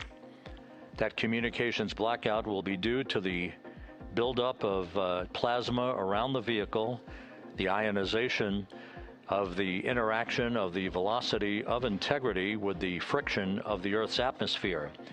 So the communications blackout, to last about 6 minutes in duration, will start 24 seconds after entry interface. At 6:54 and 4 seconds p.m., we'll reach our peak velocity. This is an estimation from Flight Dynamics. We should be reaching a peak velocity of 24,661.21 miles per hour, or somewhere around Mach 33. This will fall about 130 miles per hour short of the speed record set by the Apollo 10 command module, the Charlie Brown, during the Apollo 10 mission of Tom Stafford, Gene Cernan, and John Young back in the spring of 1969.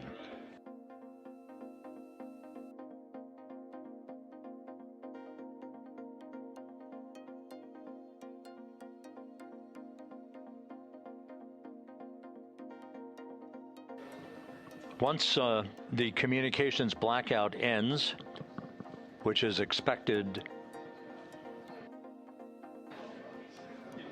just a few seconds before 7 p.m. Central Time, 6:59 and 56 seconds p.m. Central Time, we will be at an altitude of 157,000 feet over the Pacific Ocean, and at that point we should be traveling at about 13,300 feet per second with a range to splashdown of just 147 nautical miles.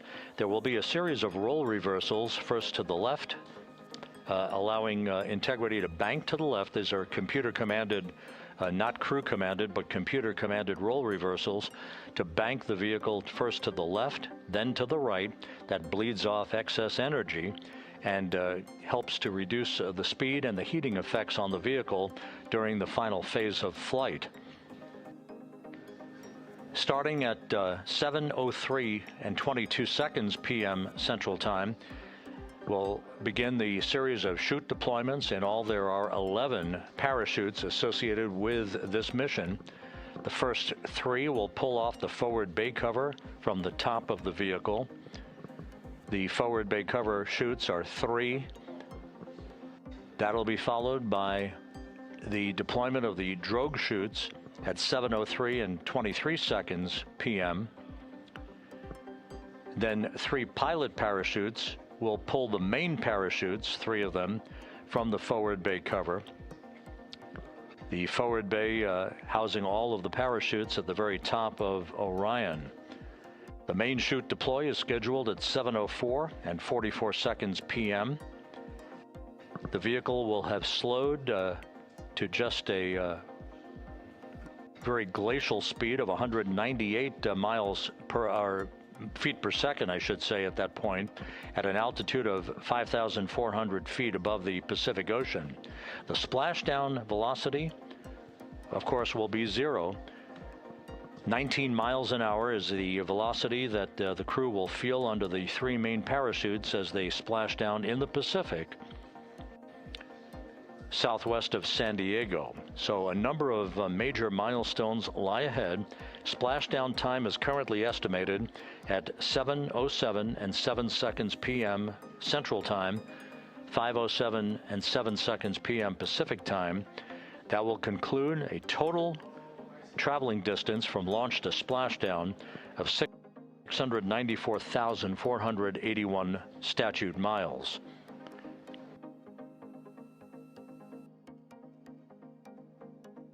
We're just 1 hour and 48 minutes away now from crew module, service module separation.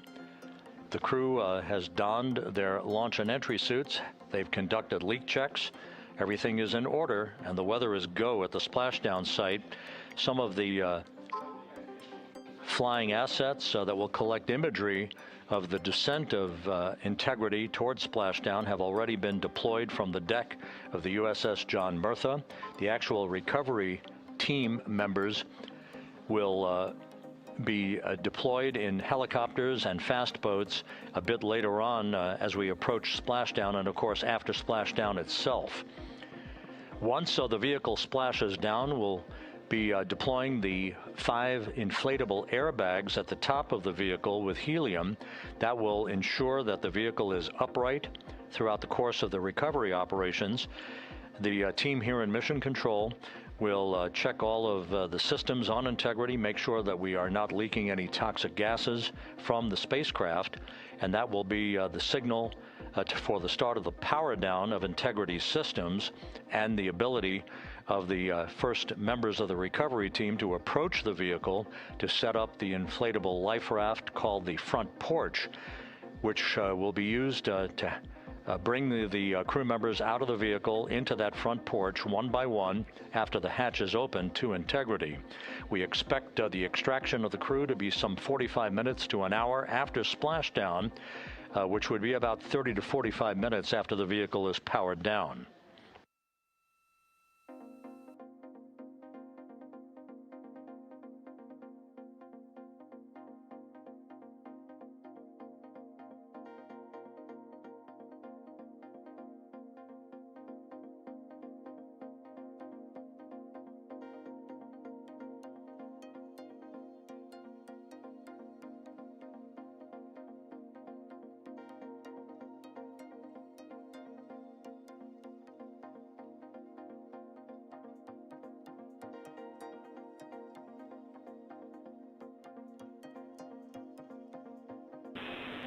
Integrity, Houston, we are ready for another CO2 reading on the AGA.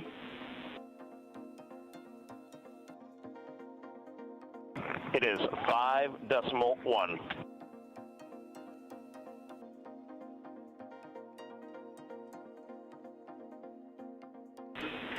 Houston copies. And Reid, earlier I did misspeak. The CO2 reading specifically would not have been affected by that particular bit.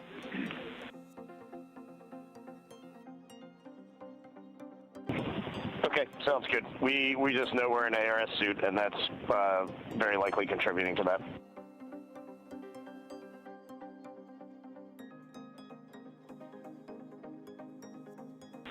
We concur.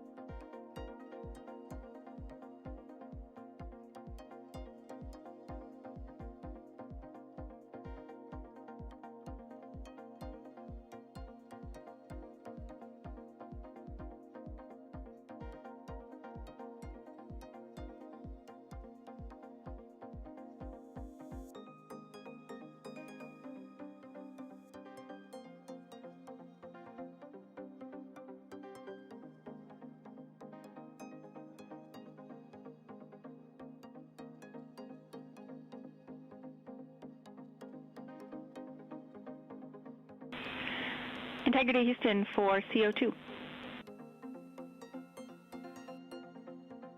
Go ahead, Jackie. Hey, Reid, what we'd like to do is open the ARS ISO valve to mix the cabin and suit loop air for the time being.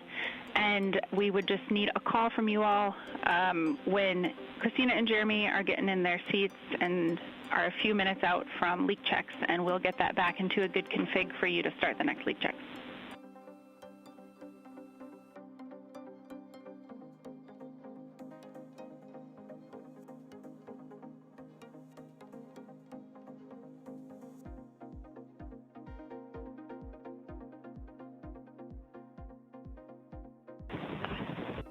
Hey, Jackie, that's a reasonably good idea. Can we just hang on that for a little bit and see how we're doing? Yep, up to you. We will wait. Let us know if you'd like that cabin air mixing.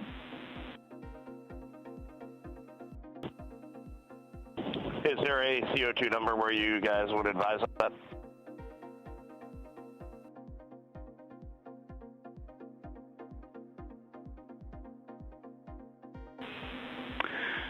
Reid, we would not want to go above 7. Yeah, that's perfect. Let us monitor it for just a couple minutes here.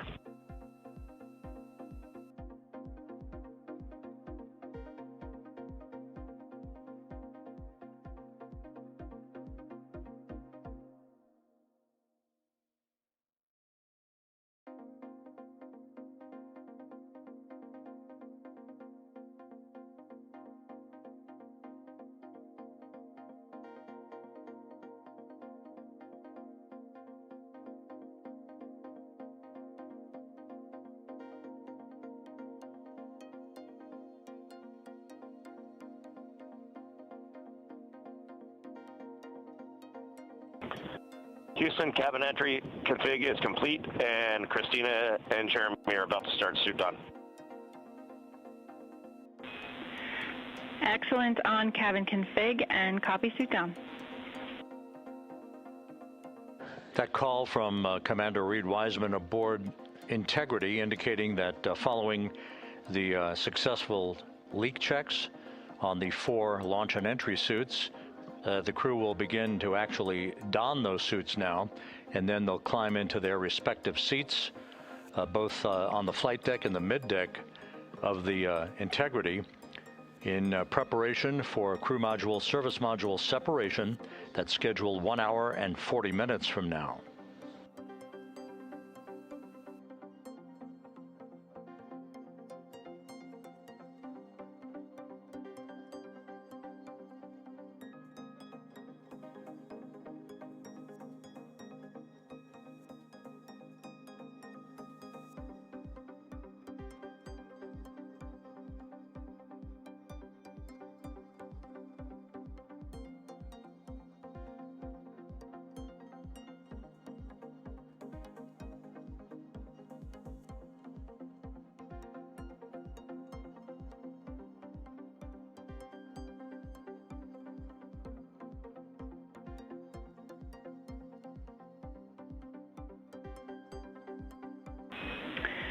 Integrity, Houston, for entry checklist. Your CMSM SEP ATP is set to go. We see that on the PFD, Jackie. And the call from Capcom Jackie Mahaffey here in Mission Control to Reid Wiseman, indicating that the pyros are armed for crew module service module separation coming up 1 hour 38 minutes 52 seconds from now.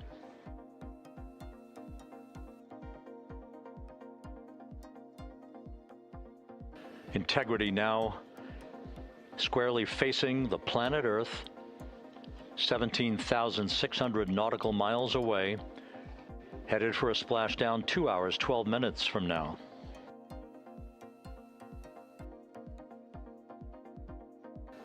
All of the recovery assets, the helicopters, the Navy P-3s, the para-rescue divers, they're all in place, ready to recover this crew following splashdown. And again, the chronology after splashdown will call for the flight control team here in Houston to assess integrity systems, make sure no toxic gases are leaking from the spacecraft. And first order of business will be the command to inflate the crew module uprighting system bags, the 5 inflatable airbags that will be inflated with helium to maintain its upright position as it bobs in the Pacific before the recovery forces reach the crew. About 15 minutes after splashdown is when we expect the green light to be given to power down Integrity systems, at which point the recovery teams will begin to make their way toward the vehicle to set up that inflatable life raft called the front porch, buttressed alongside the spacecraft. That will be the precursor to the opening of the hatch and the extraction of the crew members, one by one, into that raft, giving them a chance to get their land legs back as they feel the first sensations of Earth's gravity in 9 days and their high-speed return to Earth, with their peak speed reaching some 24,661 miles an hour.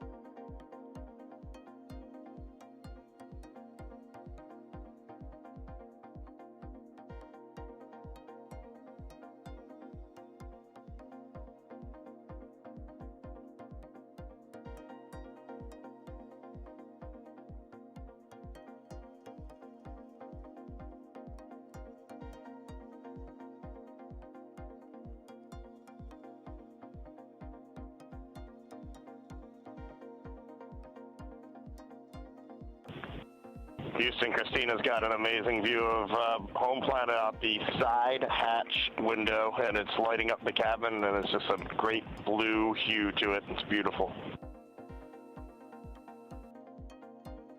That is amazing. When you kicked us out of the cabin, we turned on one of the SAW cameras and also had the Earth's reflection on one of the arrays. It was very cool. Oh man, that is amazing.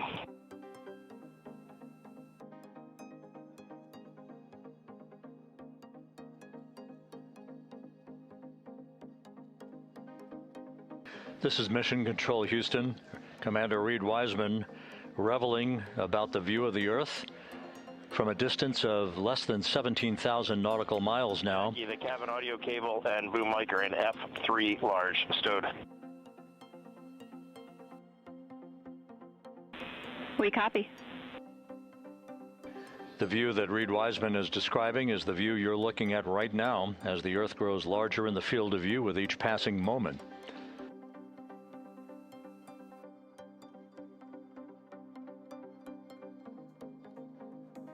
We're about 29 minutes away from the start of the NASA Plus coverage, joining our 24/7 YouTube coverage as a simulcast for the remainder of the evening through the time the crew is on the deck of the USS Merthyr and in medical bay. So we'll be looking forward to additional reports and other video coverage from the deck of the USS John Merthyr and other assets in the splashdown zone as we continue towards splashdown and the return of Integrity's astronauts just 2 hours and 5 minutes from now.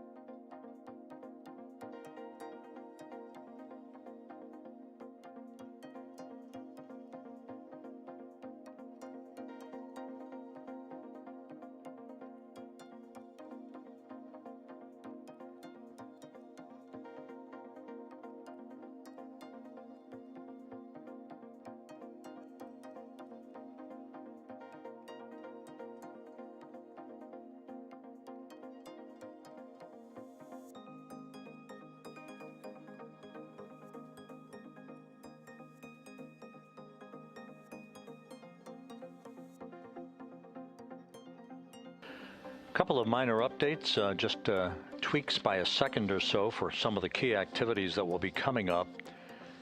Flight Dynamics providing us with some updated information. The start of the blackout period, just a 1 second change. It's going to be estimated now at 6:53 and 54 seconds p.m. Central Time. The duration remains 6 minutes. That blackout will end at 6:59 and 55 seconds p.m. all Central Time. We expect to begin entering the Earth's atmosphere at an altitude of 400,000 feet at 6:53 and 30 seconds p.m.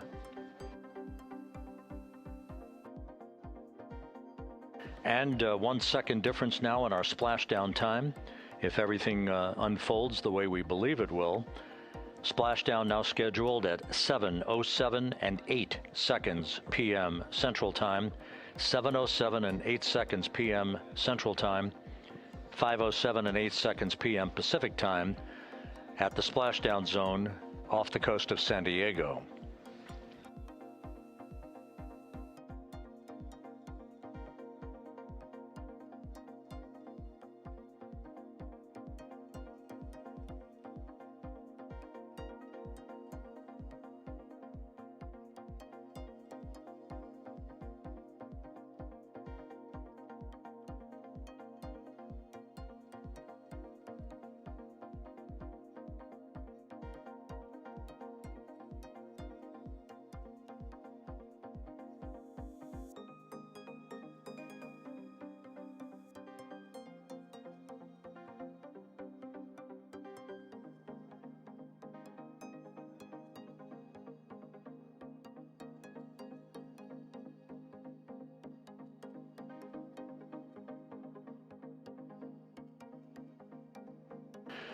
And one other update, the latest weather forecast from the Spaceflight Meteorology Group passed on to Flight Director Rick Henfling, calls for the clouds in the splashdown zone to be in the process of dissipating. The winds are somewhat reduced, now just 6 knots. The wave height's still less than 4 feet. All go forecast.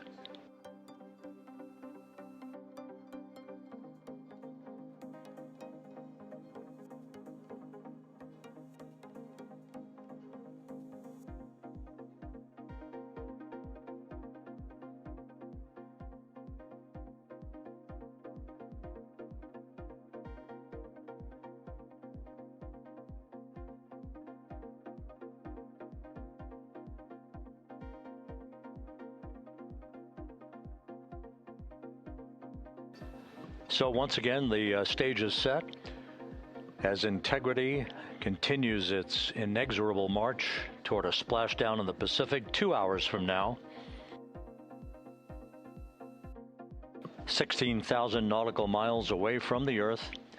We are just 1 hour and 26 minutes away from crew module, service module separation, followed by a raise burn to tilt the aft end of the vehicle up ever so slightly and improve its angle of attack into the Earth's atmosphere as a mitigating action to reduce heat loads on the heat shield of the vehicle.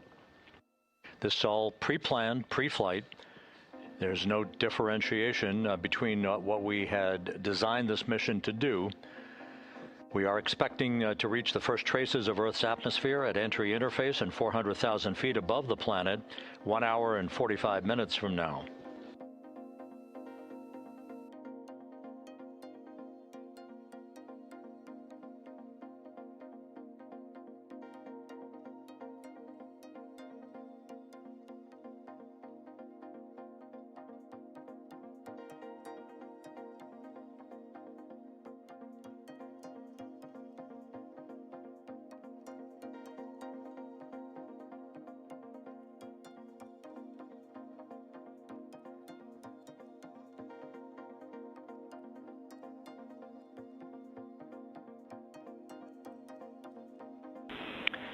Integrity, Houston. Cabin temp cold soaking is initiated. Copy that, Jackie. CO2 is 5.5, and we are still doing good on board. Christina and Jeremy are beginning suit on.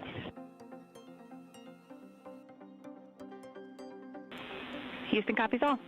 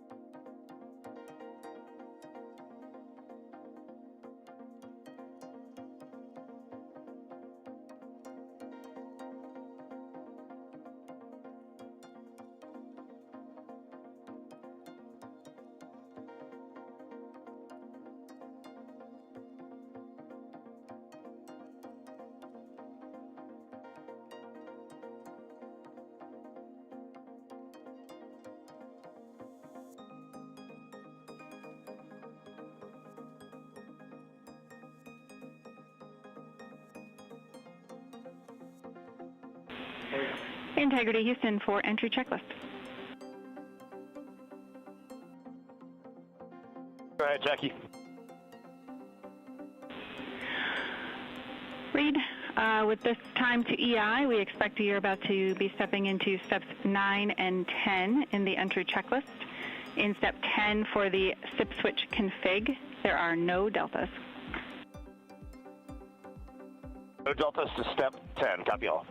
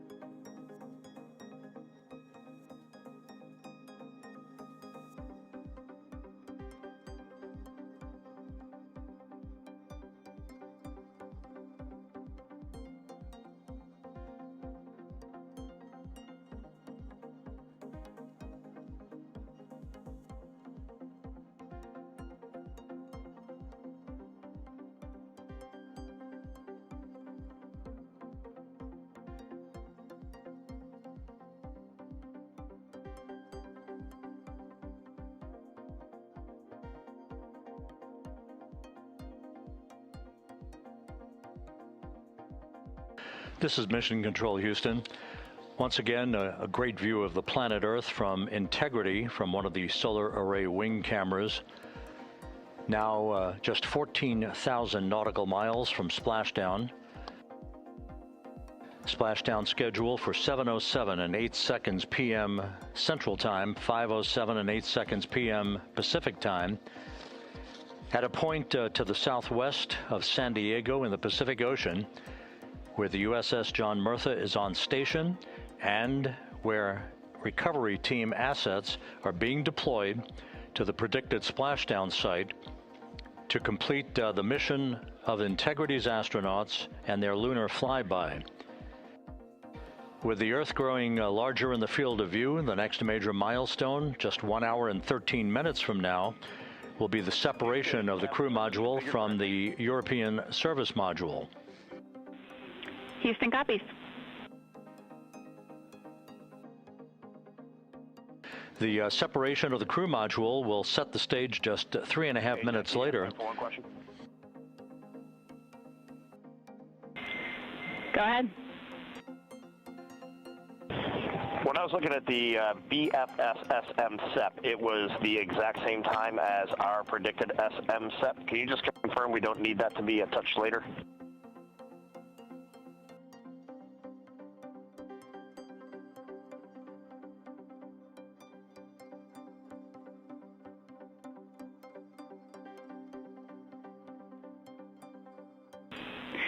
And Reid, matching is expected. That's when the sequence will begin for that whole SEP config. Outstanding. Thank you for the verification. Here in Mission Control in the Artemis Flight Control Room, Capcom Jackie Mahaffey confirming some of the timeline activities with Commander Reid Wiseman aboard the vehicle. The crew has suited up in its launch and entry suits, ready to begin the critical phase of this mission. Their homecoming to a high-speed entry and a parachute-assisted splashdown in the Pacific. Once again, the next major milestone, 1 hour, 11 minutes from now, the separation of the crew module from the European service module as Artemis's astronauts head home to complete this historic flight.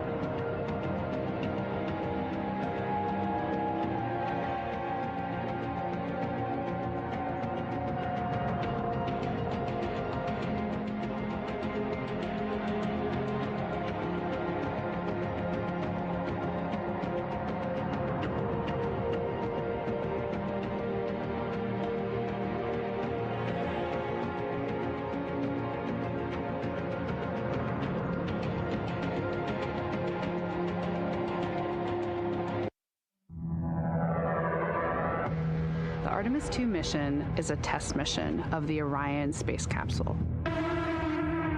Artemis II will be the first time we put humans on this rocket. We're going back to the moon because it's the next step in our journey to Mars. We were always going to the moon. Pushing ourselves to explore is just core to who we are. That's a part of being a human. And liftoff. We shall return. Continuing to test out every bit of Orion. Coming back to Earth, 7 miles a second. When humanity sets big goals, we can bring together genius from around the world. You have the best people on planet Earth putting this vehicle together. That's what's up. To innovate for the benefit of humanity and to inspire the world through discovery. And here we go.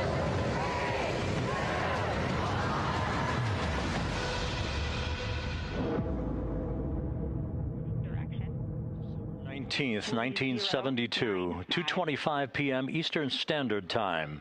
The Command Module America splashes down in the Pacific with Gene Cernan, Ron Evans, and Jack Schmidt aboard as the Apollo 17 mission came to an end, along with humanity's first series of expeditions to the moon.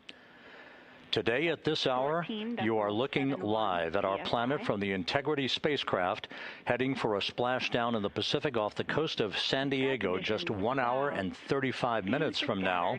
And good day from the Artemis Flight Control Room here at the Johnson Space Center in Houston, where the entry flight control team is on duty at this hour, led by Flight Director Rick Henfling, joined on console with the voice you'll hear talking to the crew throughout the course of the day. That is Jackie Mahaffey, second from your left.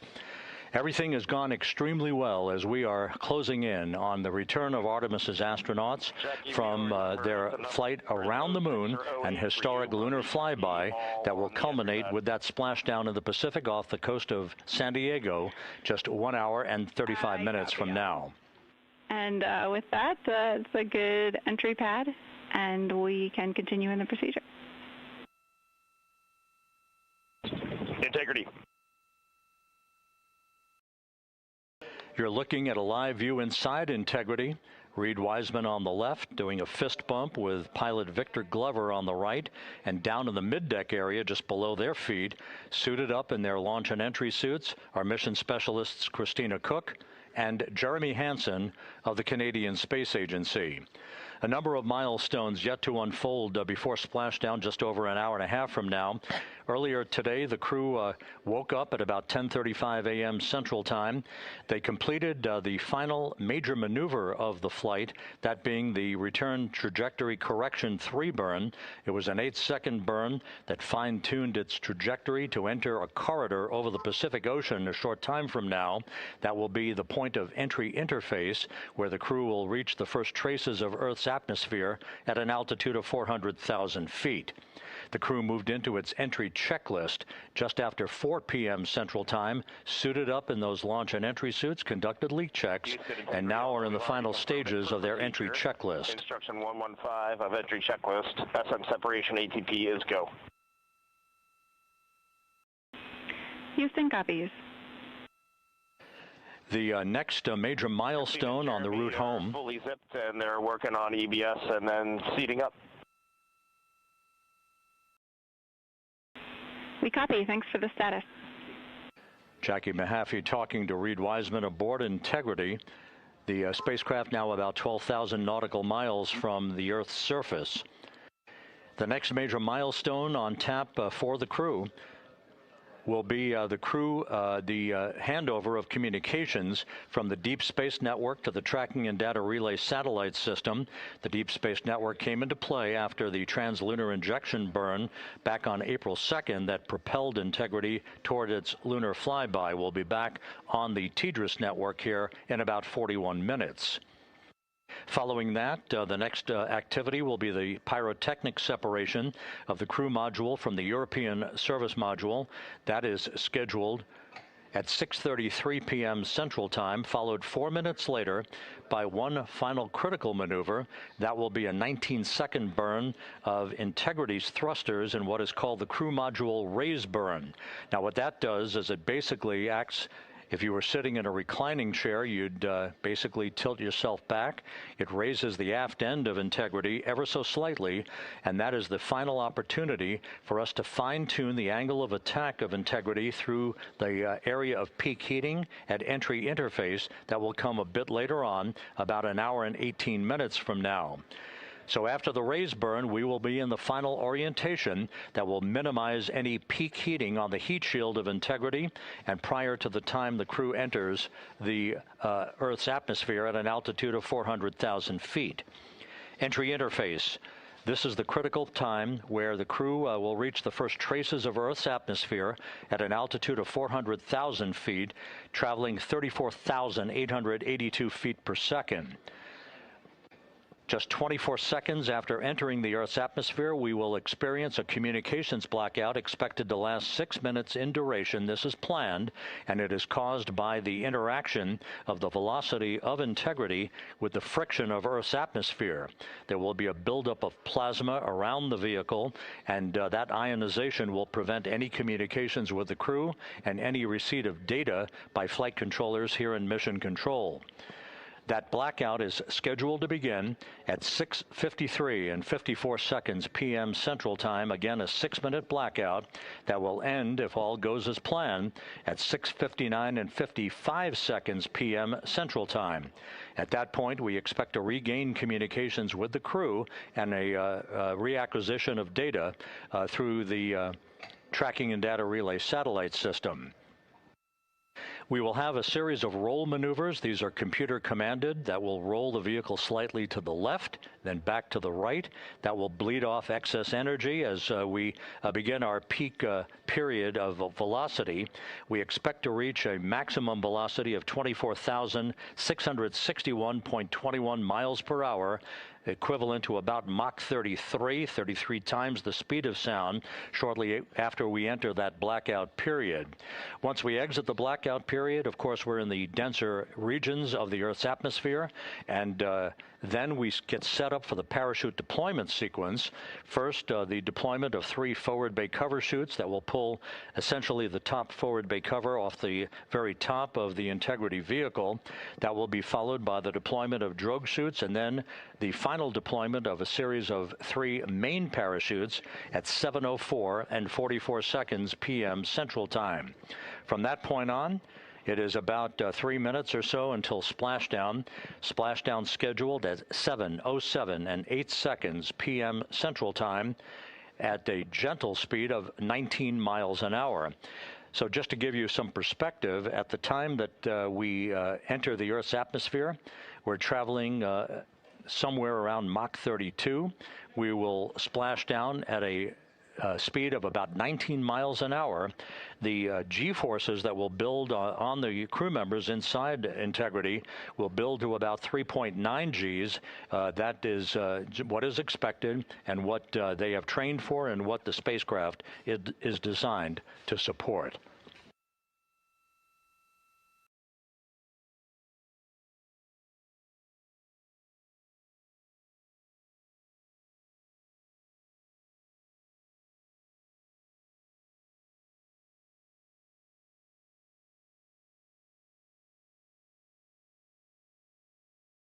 The latest weather forecast out in the recovery zone off the coast of San Diego is a go forecast from our meteorologists here at the Spaceflight Meteorology Group at the Johnson Space Center. And standing by on the deck of the USS John Murtha is my colleague from the Kennedy Space Center, Megan Cruz. Megan?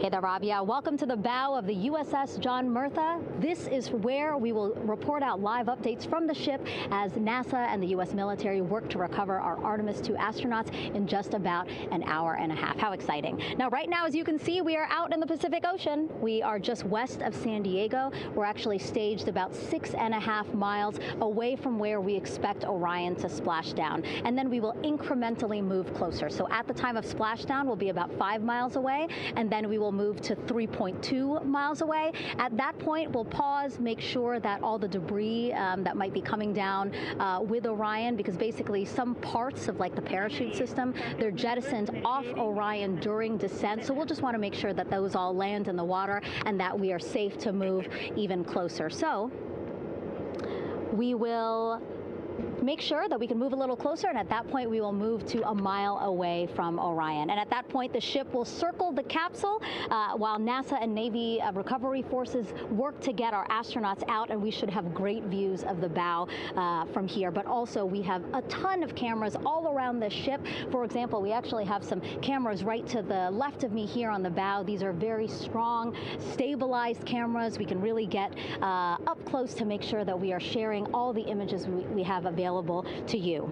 We also will have some views from above. We actually have 5 planes providing live views of splashdown today. In fact, some of those aerial assets just took off from San Diego minutes ago. And then actually here on the flight deck, you see 4 helicopters, the 2 in the back. Those will take off in about 30 minutes from now, also with live cameras. So again, lots and lots of imagery that we hope to share with you today. And then those 2 helos in the front, those 2 will pluck the crew out of the water and fly them back to our ship. Now, the combined team here on the ship, more than 550 people, left San Diego 4 days ago, and since then I've watched different teams train every day, rehearse, final preps to make sure that they're ready for today. So to give us more of an update about how recovery is going on right now, why don't we turn over to Paul here, Paul Sierpinski. He is the Assistant Artemis Recovery Director. Great to have you here, Paul. Great to be here, thanks. Absolutely. So you just left the landing forces operations center here on the ship. How are we looking for recovery?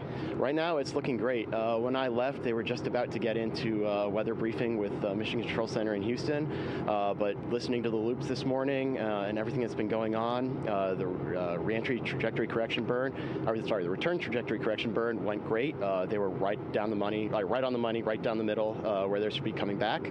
Our forces here are teams out in the water. All our boats are launched or will be imminently.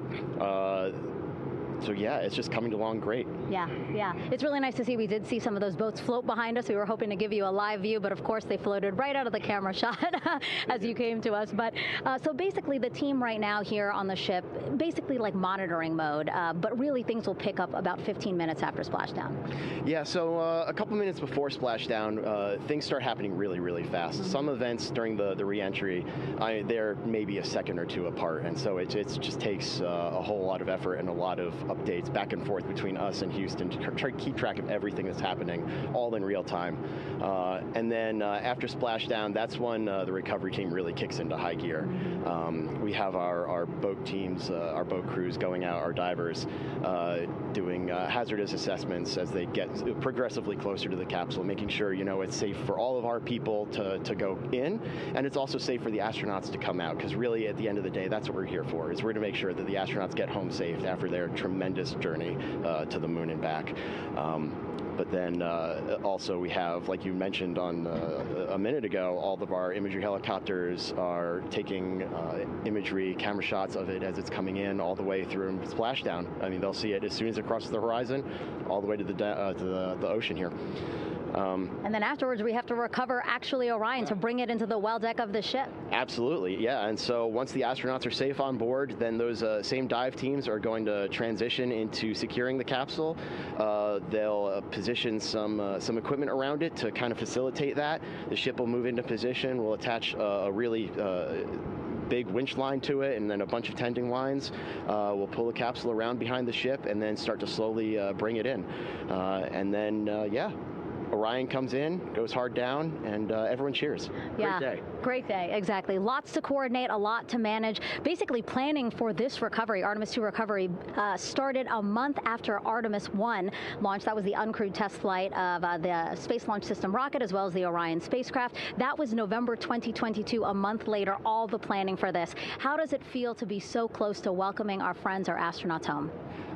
For the whole team, I walked around the ship this morning, just kind of visiting with a lot of people, a lot of groups, and just kind of get the feel of them. And everyone has that same kind of mentality. Everyone's excited, everyone's thrilled to see all that work that we've been doing, like you said, for the last 3 years, since right after the last one came back till now, and some people even further back. Some of them go back a decade or more. So everyone is just excited, and they're ready. They're really ready for this, and just to be able to see our crew come back, that's going to be a thrill for everyone. How are you feeling? Are you ready? Is this something you ever thought you'd be doing? I'm ready. I'm excited. This has been the pinnacle of my career so far. It really has. I've seen a lot of firsts, a lot of lasts, but I can't think of ever topping seeing the first crew to go to the moon and back in 50 years, and to be here and be a part of that. And it's just a tremendous privilege. And on behalf of the whole team, I'm thrilled, and so are all of us. We're ready. Yeah, I definitely think that those words really embody how everybody on the ship is feeling. So thank you so much, Paul. I appreciate you being here. And so, Rob, we'll toss it back to you again. We will continue to join you with live updates from the ship as much as possible. Thank you, Megan. Back here at the Johnson Space Center, the entry team of flight controllers looking over the shoulders of Reid Wiseman and Victor Glover there on the flight deck of Integrity, and again just below their feet in the mid-deck area, if you will, Christina Koch and Jeremy Hansen of the Canadian Space Agency. They're in the final review of their entry procedures and all of the activities that will follow here very shortly in trip hammer fashion. We should note that after splashdown occurs, the flight control team here in Houston will be monitoring the orientation of the Integrity spacecraft. We are expecting it to splash down upright in what is called the Stable 1 configuration, with the top of the spacecraft pointed upward. Stable 2 would indicate that it is upside down in the water. Regardless of the orientation, there will be 5 inflatable airbags called the CMOOS system. That's the acronym for Crew Module Uprighting System. We are suit on complete.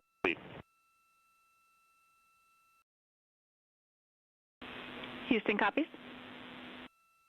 Reid Wiseman acknowledging that the final steps in suit donning are now complete for the crew. Leak checks have been completed earlier. The CMOOS system, those 5 inflatable airbags, will be inflated with helium.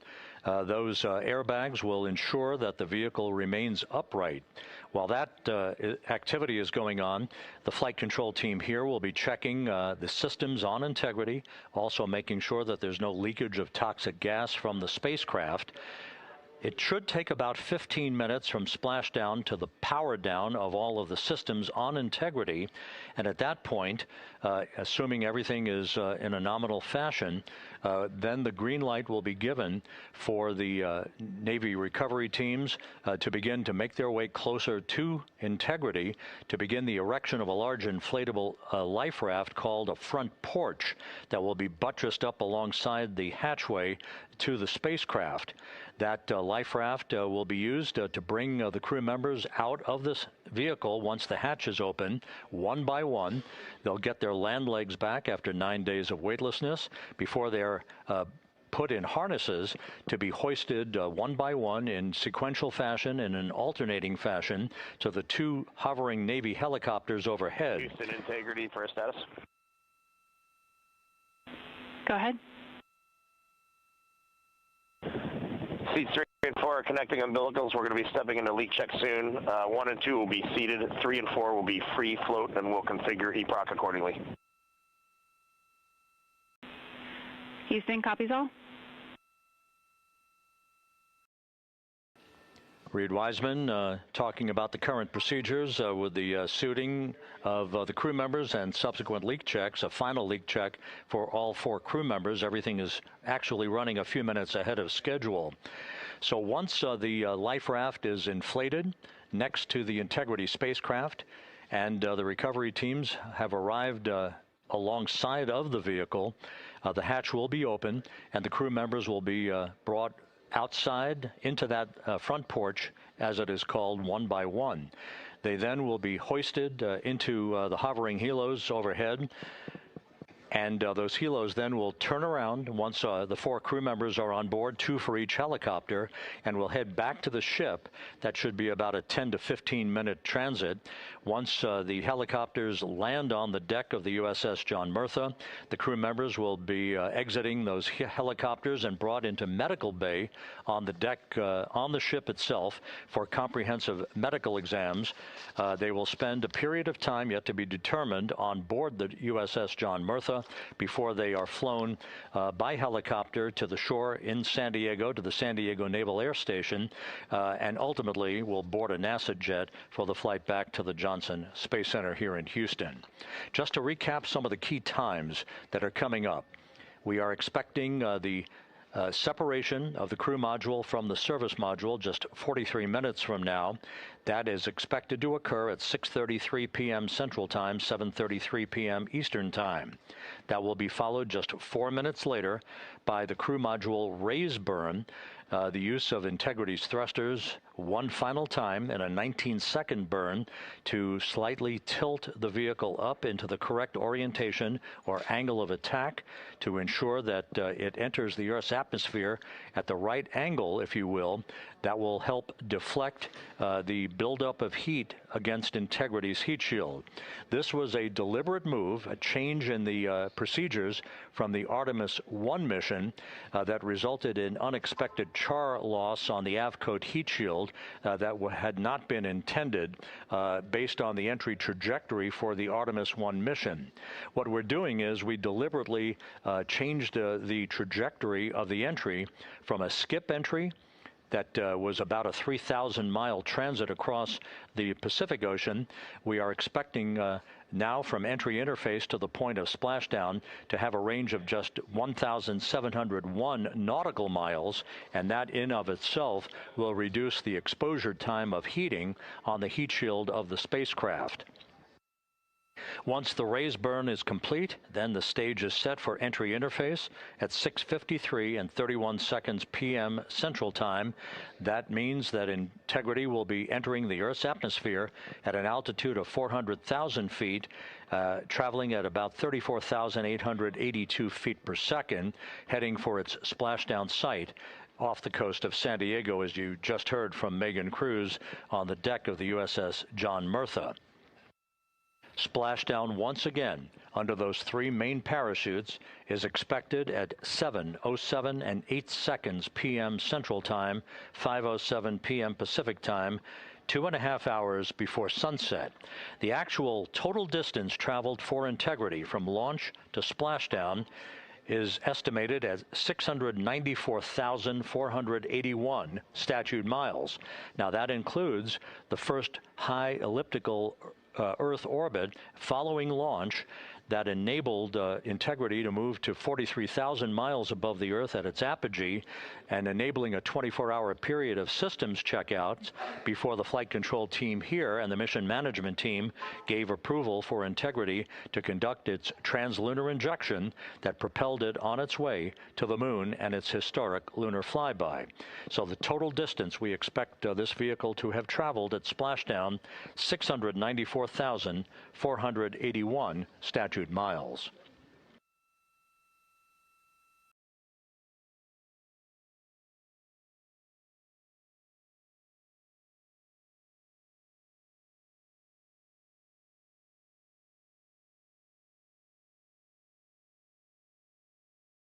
With everything proceeding on track and on time aboard Integrity, the vehicle system's in excellent shape as the Earth grows larger in the field of view. Let's go back to the USS John Murtha and Megan Cruz, who is standing by.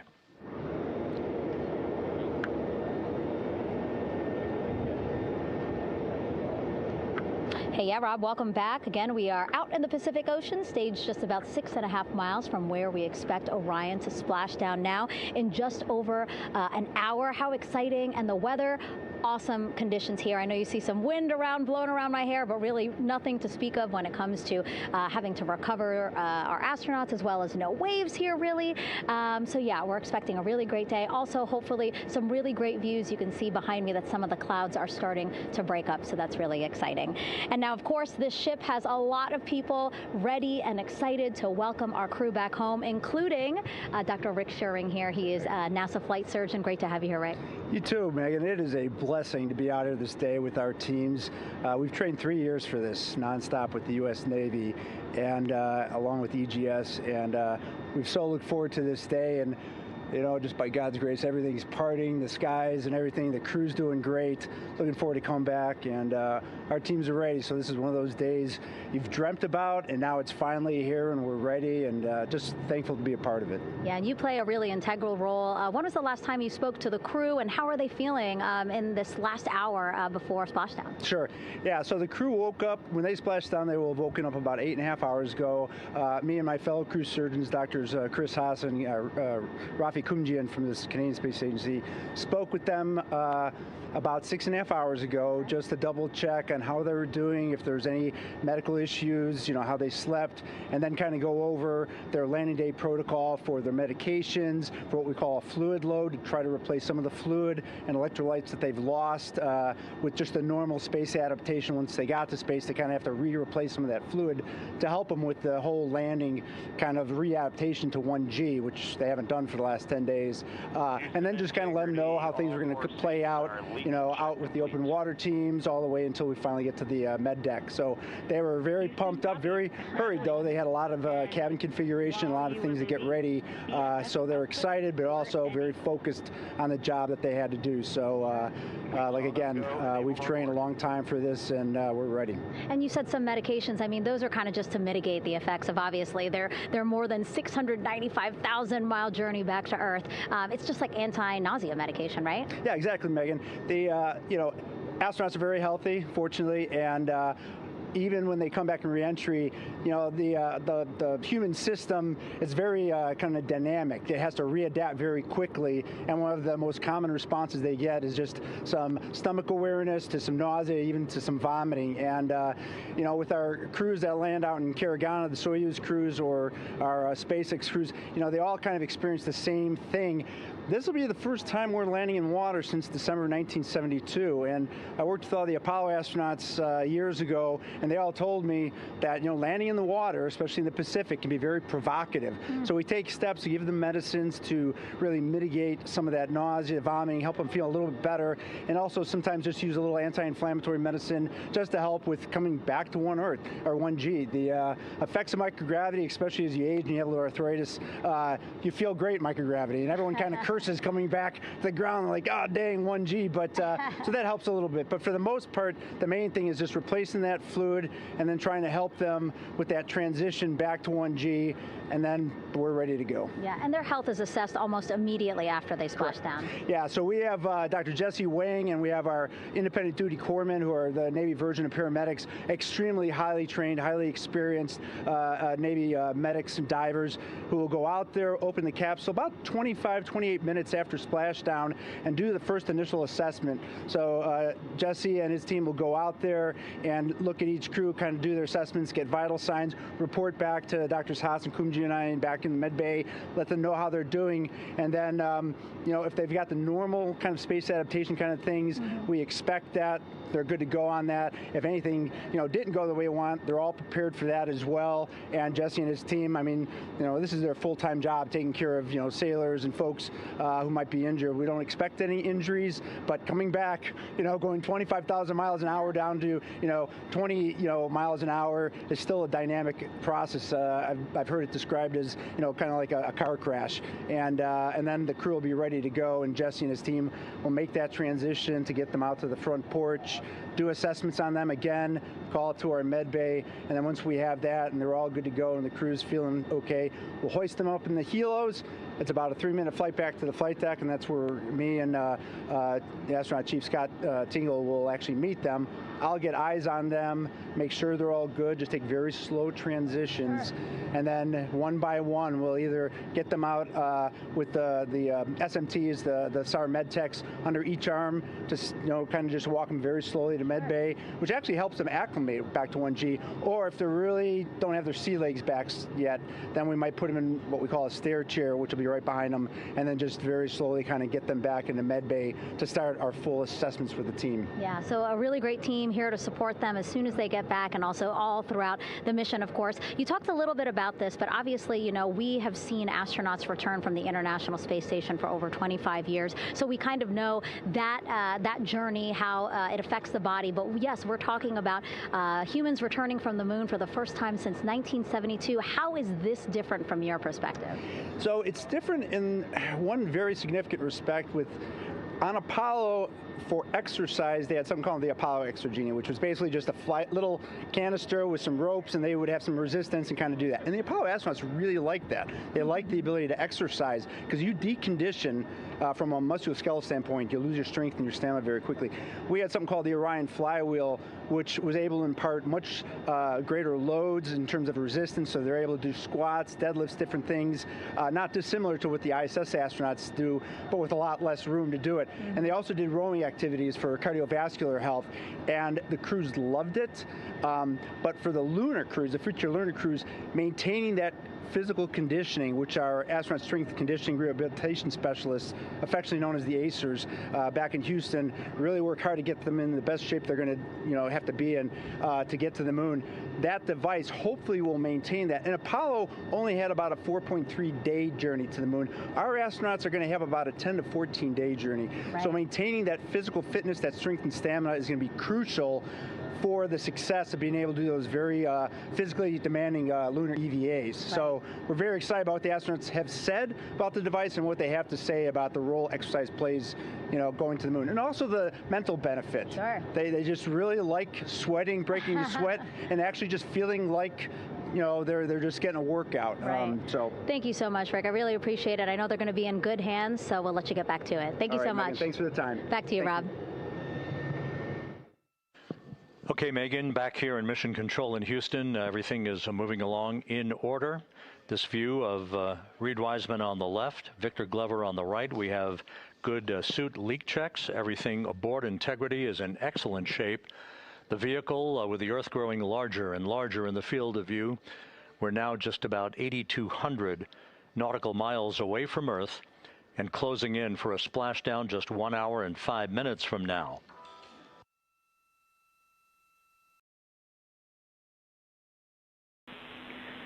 Integrity, just under a minute till your GPS maneuver initiates, and both GPS units look eager to acquire. Outstanding. Seats 3 and 4 are working on seat strap in now. Houston copies. Once again, as we start to close in on some of the major milestones, the first one coming up in just 31 minutes. And Integrity, just confirming the LCG gas trap was able to be closed out. Affirmative. Copy. Crew module, service module separation scheduled just 31 minutes from now. The key point of interest, of course, will be the performance of Integrity's heat shield during its high-speed entry back into Earth and the peak heating that is expected around the spacecraft of some 4,000 to 5,000 degrees Fahrenheit. On Artemis I, as I think most folks know by now, we flew a trajectory known as a skip entry, in which we performed an initial dip into the atmosphere to bleed off some energy. Then we skipped out of the atmosphere and dipped back into the atmosphere before splashing down in the Pacific. But after the mission was over with, we noticed unexpected liberation of some of the charring effects on the heat shield known as AVCOAT. Before the flight, we had an opportunity to sit down and talk with Entry Flight Director Rick Henfling to get a perspective on what this all means and how the mission was redesigned to try to protect Integrity's heat shield to a higher extent. Let's take a look at that interview.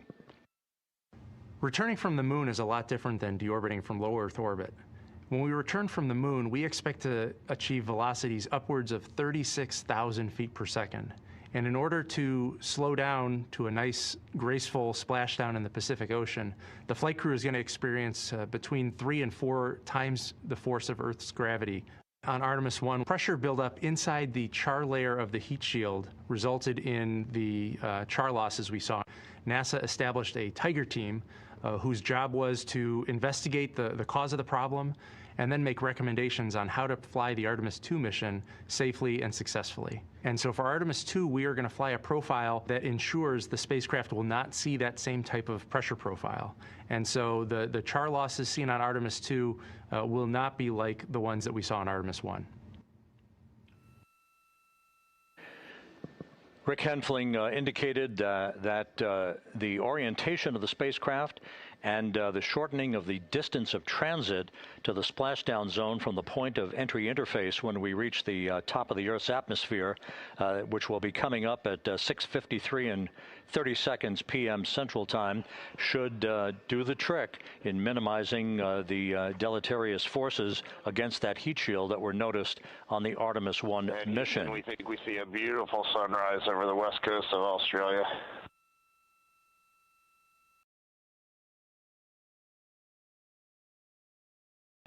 We copy. Commander Reid Wiseman reveling in his final hour in space on this mission as Integrity is passing over the southwest coast of Australia now at an altitude of some 7,600 nautical miles. That will begin the southwest and northeasterly transit across the Pacific Ocean. Let's talk a little bit more about some of the highlights and some of the numbers associated with the points of interest here. We are 27 and a half minutes away from crew module, service module separation. That will be followed about 3.5 minutes later by the raise burn that we've discussed, a 19-second burn of Integrity's thrusters to fine-tune its angle of attack as it enters the Earth's atmosphere. Entry interface is scheduled 47.5 minutes from now. That's the point at which we will reach the top of the Earth's atmosphere, traveling about 34,882 feet per second at an altitude of 400,000 feet. Just 24 seconds after entry interface, we will begin a blackout period of 6 minutes in duration at 6:53 and 54 seconds p.m. Central Time. Now, about 10 seconds after the blackout period begins, we are expected to reach peak speed, which would be 24,661 miles an hour. That'll be about 103 miles an hour short of the velocity record set by the Apollo 10 astronauts, Tom Stafford, Gene Cernan, and John Young, when they returned from the moon on the Apollo 10 mission in 1969. That blackout period is expected to last 6 minutes in duration. At 6:54 and 52 seconds p.m. Central Time, we'll reach our peak heating period of about 4,000 to 5,000 degrees while we're in a communications blackout from Integrity and its astronauts. That blackout should end at 6:59 and 55 seconds p.m. Central Time, at which point we expect to regain communications with the crew. Capcom Jackie Mahaffey here in the flight control room will be talking to the crew, calling them, and we'll await a response from the crew as they come out of that blackout period. And at that point, their altitude will be just 157,000 feet above the Earth, traveling at 13,000 feet per second with a range to splashdown of just 147 nautical miles. From that point on, the next key series of events will be the deployment of a series of parachutes that we discussed before. First, the forward bay cover chute deploy that will pull the forward bay cover away from the top of Integrity, followed by drogue chute deploy, and then the main chute deploy that's expected at 7:04 and 44 seconds p.m. Central Time. That will begin the gentle descent of Integrity towards its splashdown at just a velocity of just 19 13 miles an hour, and that will begin the recovery operations that you just heard Megan Cruz discuss with her folks on the USS John Murtha. All of Integrity's systems in great shape. The crew is suited up. Leak checks complete as we stand by for the next major milestone, which will be the crew module service module separation just 24.5 minutes from now.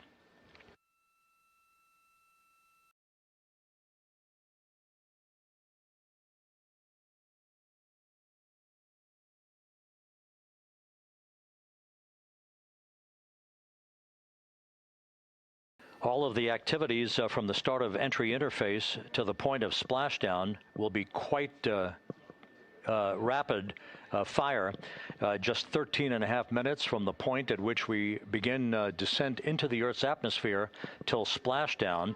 And just to show you, as Rick Shearing, the flight surgeon, alluded to in his interview with Megan Cruz, all of this happens to decelerate the vehicle from traveling around Mach 33 to just 19 miles an hour at splashdown. All of that happening in just 13.5 minutes. But the vehicle and the parachutes are all designed to support all of that, so we'll be standing by to report all that to you in sequential fashion as these milestones are ticked off and as we hear from the crew during its entry back into the Earth's atmosphere and ultimately when they emerge from the blackout period, and at that point we'll be just minutes away from splashdown.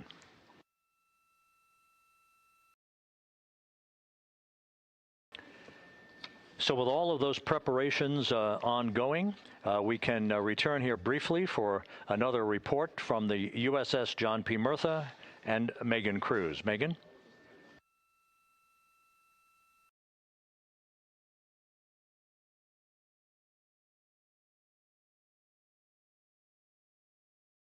And we'll regain that communication with the USS John P. Murtha just momentarily.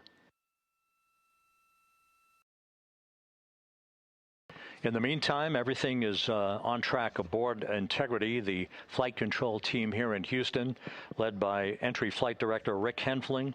The voice you will hear talking to the crew is that of Jackie Mahaffey. She will be reporting everything to the crew and receiving their reports as they enter the Earth's atmosphere for their 13.5-minute plunge back into the atmosphere for splashdown off the coast of San Diego.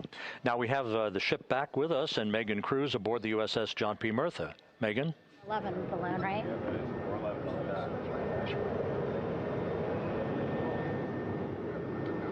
Hey, Rob, yeah, the excitement is really building here on the ship. I'm watching right now one of the weather balloons being lofted up from the ship. Again, weather balloons, very important for us to make sure that we are tracking the right kind of weather and also the data that's needed for what's called our Sasquatch team. Again, it's a team out of NASA that basically makes sure that the debris that comes off of Orion, again, some of those pieces of the parachute system, make sure that they don't fall on us here in the sea, and also our aerial assets, our folks in helicopters. So watching that float away right now. But with me right now is Captain Eric Kenny.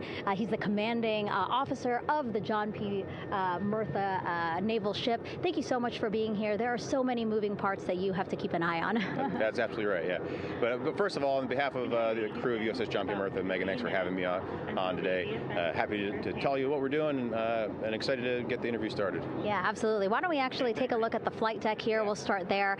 Basically, we also, while watching this weather balloon float away, we noticed all 4 helicopters leave the flight deck. We now have an empty flight deck. We had 2 imagery helos as well as the 2 crew helicopters that will go recover the crew. This is just one of the many things that, again, our ship of 550 people, it's something that you oversee as commanding officer. Yeah, absolutely. Every commanding officer, I would say really every naval service member, our priority is always safety. And as the commanding officer, I take that as one of my primary roles here on board. Mission accomplishment is important, safety always. So my day really has, I would say my message to the crew has sort of changed over the past 24 hours. As we're leading up to today, we've been building up the excitement and motivating the team for the training that we've executed.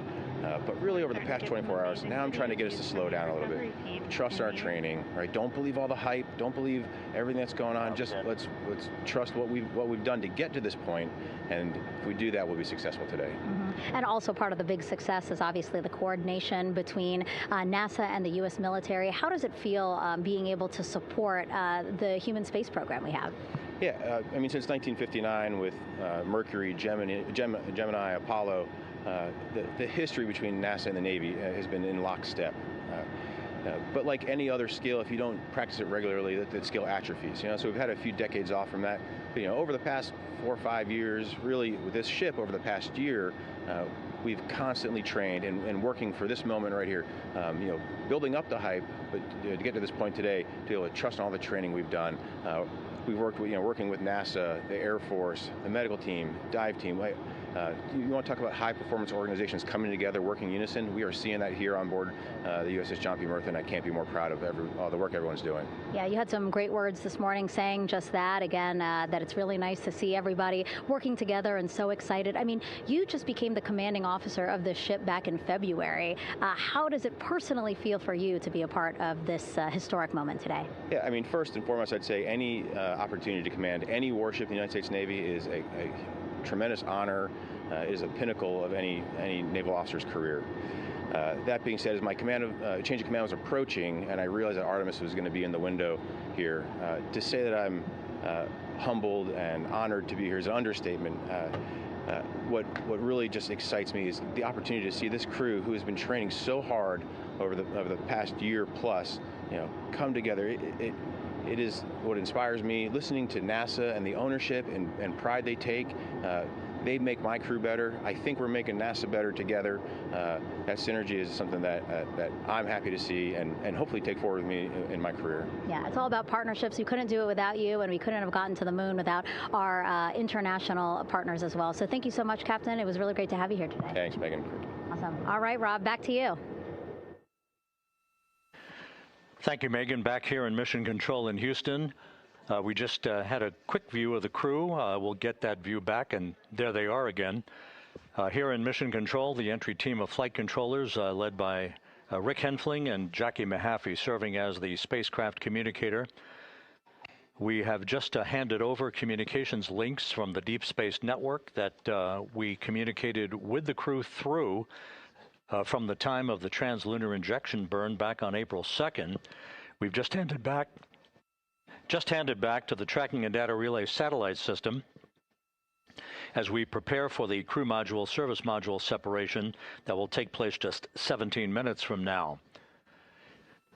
With the Earth looming in front of Integrity as it barrels back for a splashdown of the Pacific just 50 minutes from now, we're just 5,700 nautical miles from splashdown. Just one other quick note about the comparison from the Artemis I entry profile to the Artemis II entry profile and how that is serving as an extra layer of protection for Integrity's heat shield. The Artemis I entry had an entry range of some 3,178 nautical miles, a very long downtrack, and a very longer period of exposure to heat loads than we're experiencing tonight. It also had that skip entry profile that we discussed earlier, dipping into the Earth's atmosphere, then back out, then back in. It was about 20 minutes of exposure. Integrity, Houston, comm check on TDRS. Jackie, we have it loud and clear on TDRS. We have you the same. And there's one of the weather balloons being deployed from the USS John P. Murtha.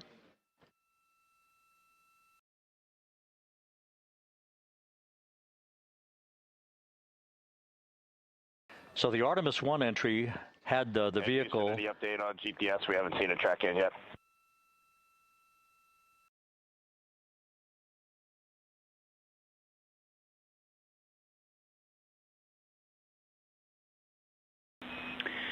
Reid, we are watching. We are starting to get into the window where they may start acquiring, so should be within the next 10 minutes. Okay, sounds good. We're holding at step 17 and getting ready for CMRCS hot fire.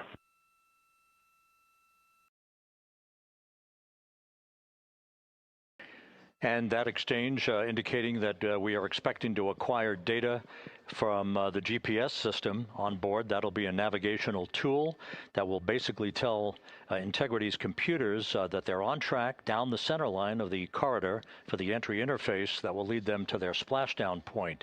Once again, the Artemis I entry exposed the heat shield for about 20 minutes of peak heating. For Artemis II, we're going to reach a downtrack distance of 1,701 nautical miles from the point of entry interface, with just 14 minutes of duration.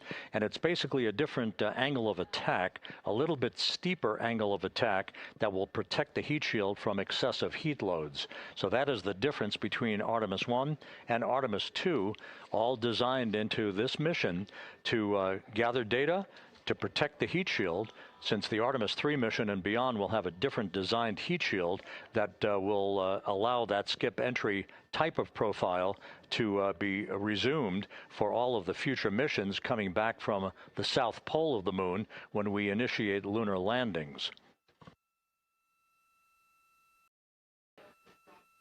So we've handed over to the tracking and data relay satellite system. That's where we'll have communications for the rest of the flight. Just to give you some time hacks here, we're 13.5 minutes away from crew module, service module separation, and just 17 minutes away from the raise burn, that 19-second firing of the thrusters that will basically be the final fine-tuning of the angle of attack for Integrity as it enters the Earth's atmosphere.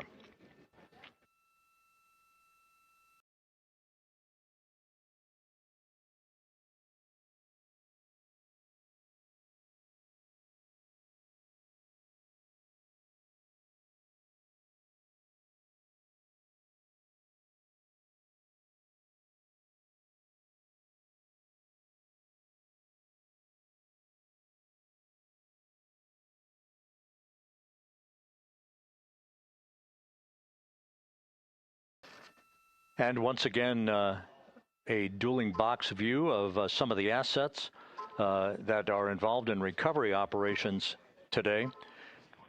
The Integrity, cabin configured, all crew suited and seated. Houston, copy. That confirmation from Reid Wiseman aboard Integrity, as you see the assets being deployed to the splashdown zone. At the time of splashdown, we expect the John P. Murtha to be about 5 miles away from Integrity, keeping a safe distance until we are sure that the vehicle is in the water and upright, and that it is in a good configuration system-wide for the recovery teams to begin to approach the vehicle to erect that inflatable raft. 2 minutes to CM RCS warm-up hot fire. We're ready. That call from spacecraft communicator Jackie Mahaffey indicating that we're 2 minutes away from a quick burst of the reaction control system. Thrusters, that will be a hot fire test prior to the separation of the crew module from the service module. The European service module has performed flawlessly throughout this flight. Everything, all the burns that had been prescribed for that service module have been executed on time and without a problem. There is the European flight control room that has overseen the manufacturing, the design of the European service module. They deserve quite a bit of credit on this mission for not only propelling the Integrity and its astronauts toward the moon, but also conducting the fine-tuning of its trajectory to bring it to this point where we are dead spot on down the middle of the corridor trajectory-wise to bring Integrity down for its splashdown in the Pacific just 44 minutes from now.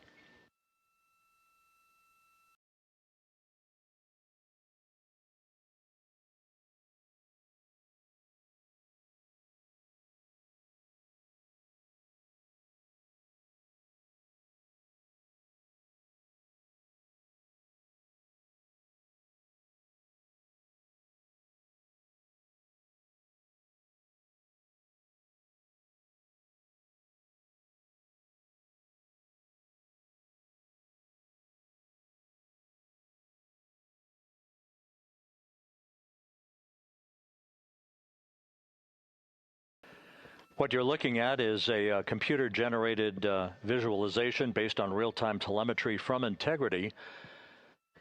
Currently traveling about 16,000 miles an hour.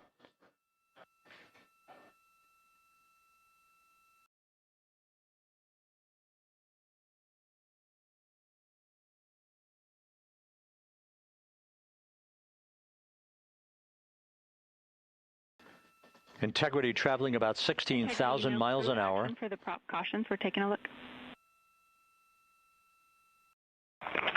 Copy that. Now just about 5,100 miles from Earth. Splashdown scheduled 43 minutes from now. We're just 9.5 minutes away from the crew module service module separation.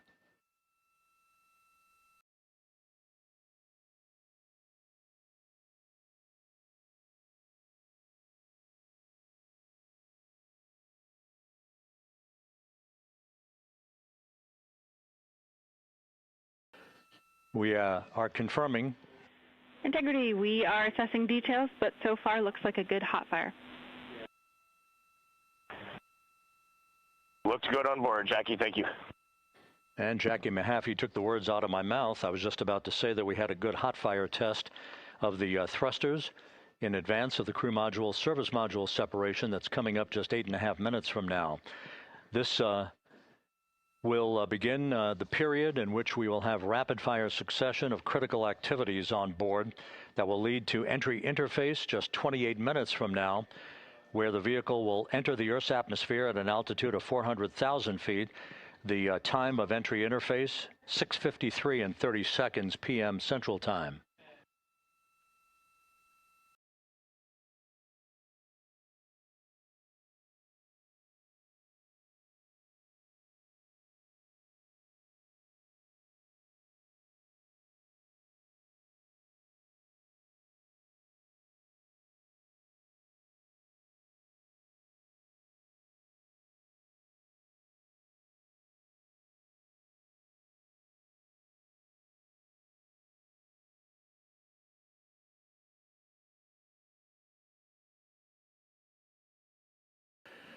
Integrity's astronauts were awakened at mid-morning to begin their entry preparations.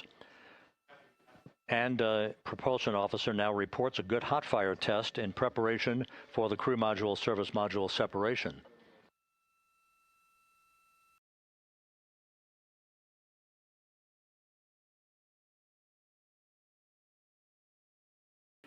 We're now inside 41 minutes until splashdown.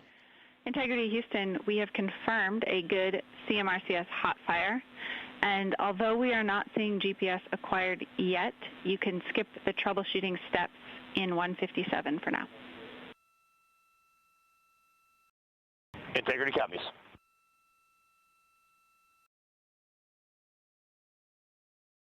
That GPS discussion indicating that we will be acquiring navigational data for Integrity through the Global Positioning System equipment on board. We just don't have it yet, but we will. All of Integrity's systems are in great shape to support its high-speed entry into the Earth's atmosphere.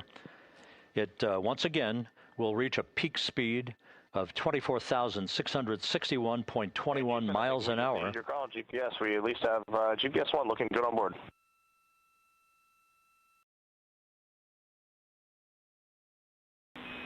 We are confirming.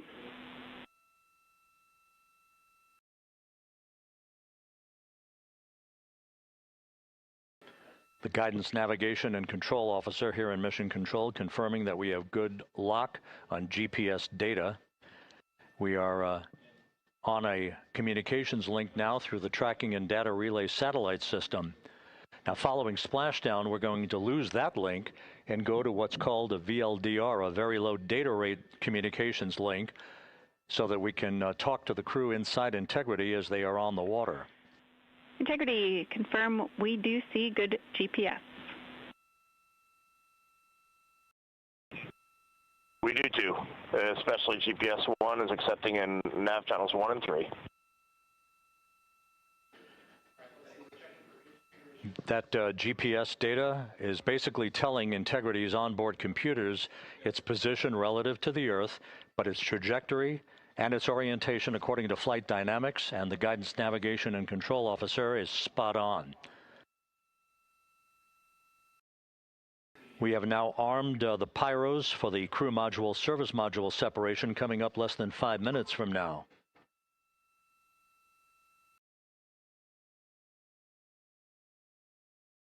Once again, just 10 seconds after entry interface, we will see Integrity reaching its peak speed of 24,661.21 miles per hour. That will be just seconds before we begin a 6-minute blackout period. Integrity, Houston. Your vehicle is in a good config for CM-SM SEP and go for CM raise. Houston, we see the same on board and copy go for CM raise.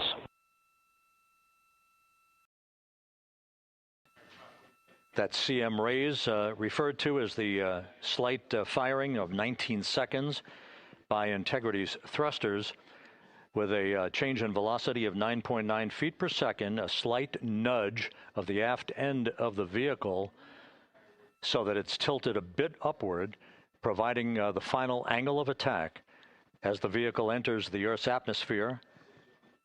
This being the mitigating factor that will reduce heat loads on the heat shield as we reach a point downrange from the start of entry interface, some 1,701 nautical miles to the splashdown site.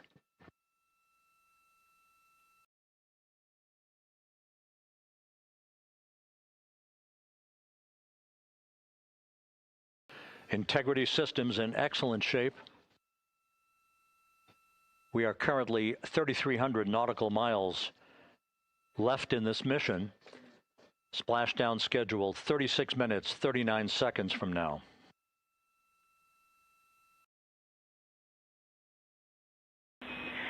Integrity, Houston. For the 2 enabled prop cautions, what happened is while the thrusters were firing, multiple pressure sensors on each of the strings diverged a bit from each other. Those limits look to be set pretty tight. We think it could happen again when the thrusters fire in the future, so we are going to suppress those messages. We concur with suppress, not inhibit. Thank you.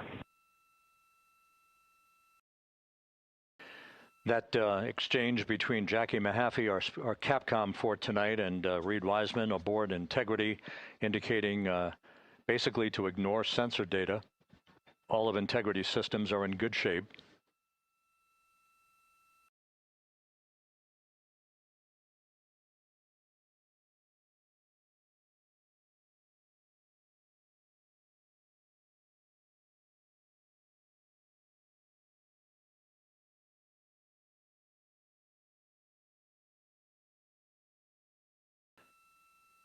Now, coming up on about 90 seconds till the crew module, service module separation.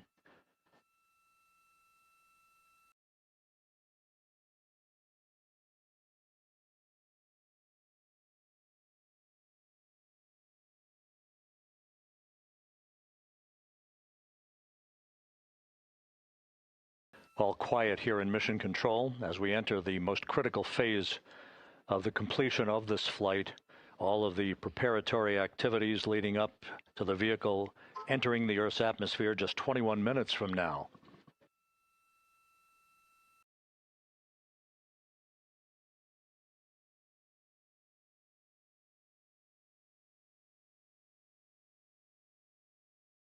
Coming up on 1 minute. Mark 1 minute till crew module, service module separation.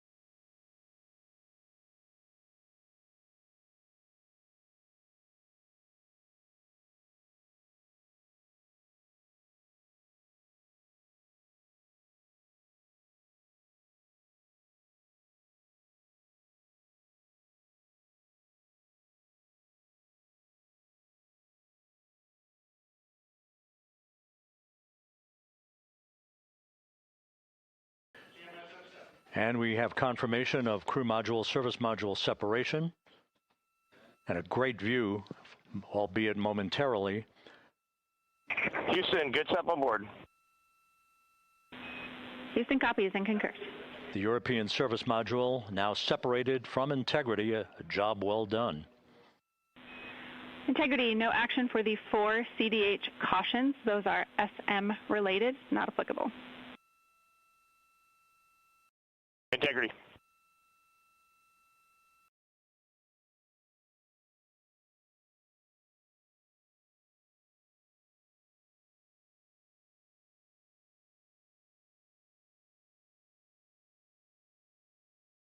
So, with Integrity now flying free on its own for the remaining 32 minutes of this mission, next up, the raise burn, a 19-second firing of Integrity's thrusters. Good GPS 2.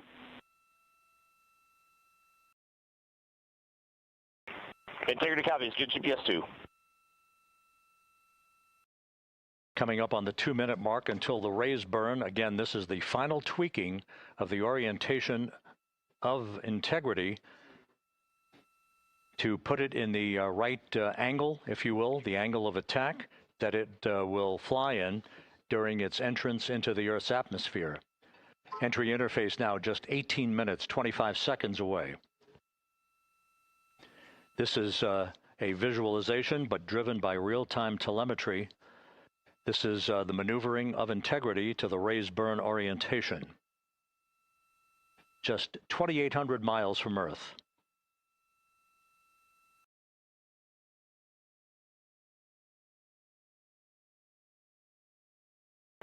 Houston, we got a great view of the European service module out the window with the sun hitting the side and the solar rays and the NASA worm right there. It's a beautiful looking machine. Roger.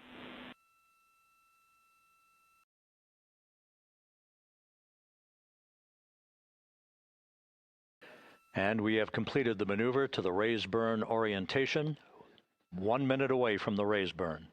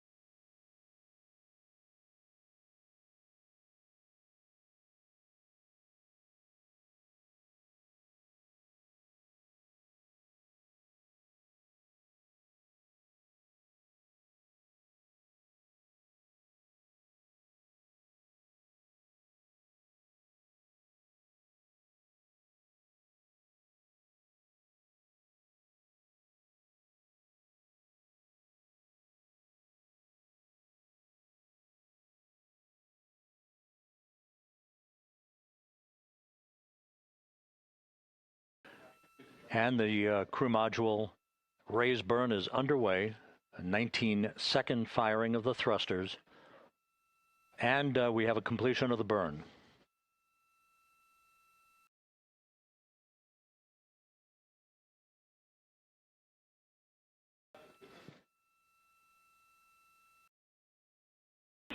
Integrity, good. CM raise burn. Your flight path angle is within limits.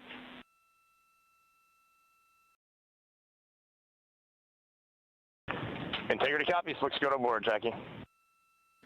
So the final maneuver is now complete. Our trajectory for a splashdown in the Pacific 29 minutes from now is set and will not be amended any further.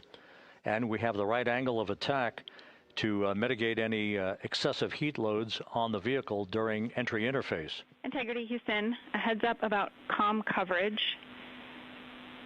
When you perform the 180 roll, for the first minute or so in that attitude, we expect about a minute LOS. We copy.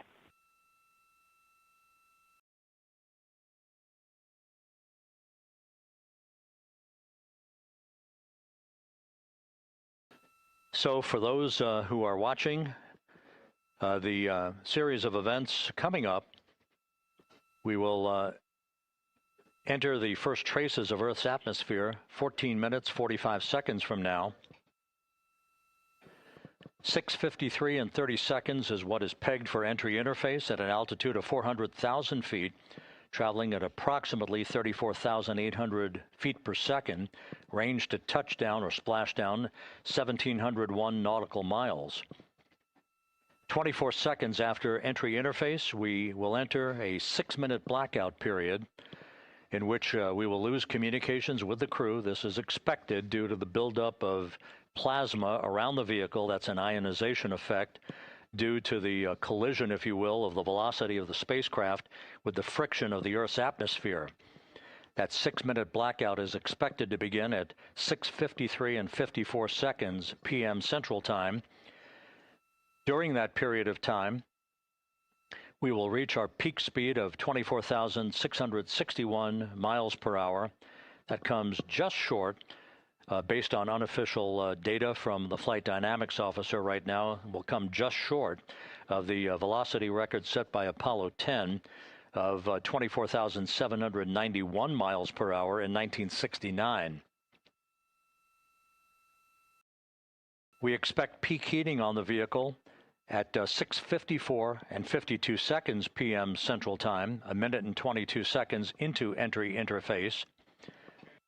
At that point, we will be just 204,000 feet above the Earth, traveling at 33,000 feet per second. The blackout period is expected to last 6 minutes. We expect that blackout period to end at 6:59 and 55 seconds p.m. Central Time. From the end of the blackout period until splashdown, it is just 7 minutes, at which point we'll start deploying the series of parachutes to slow Integrity down to an ultimate splashdown velocity of just 19 miles an hour. We see the same, waiting for the 180 rolls.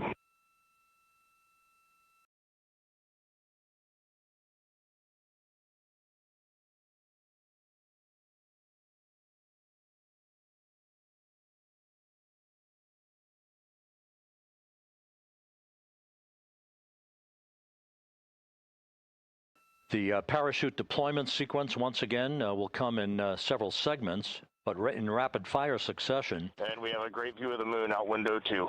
Looks a little smaller than yesterday. Guess we'll have to go back.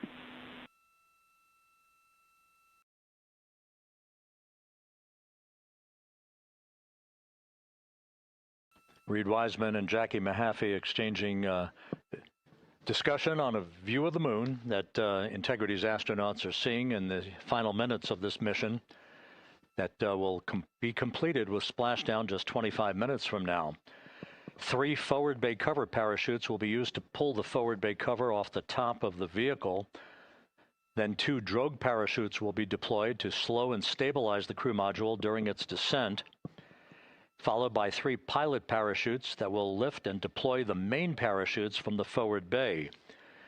The final sequence will have 3 main parachutes deployed. These will be 116 feet in diameter, each main parachute approximately 265 feet long when reefed. The parachutes will ultimately slow Integrity down from its peak speed of almost 33 times the speed of sound to a gentle 19 miles an hour at splashdown.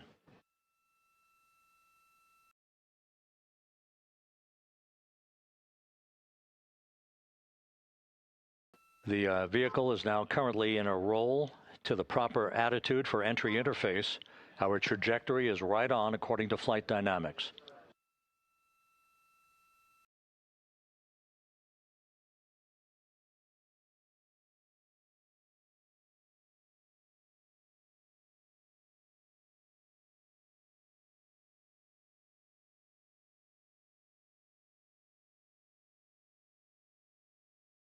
Integrity is on a trajectory from southwest and northeast across the Pacific Ocean, descending at a rate of 15,000 feet per second.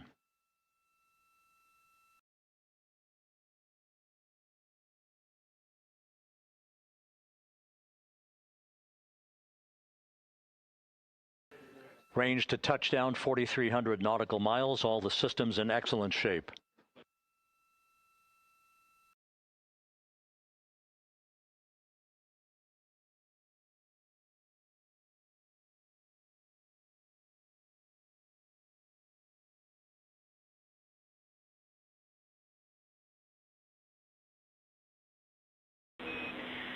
Integrity, Orion in the EI roll 180 attitude. Looks good on board, Jackie.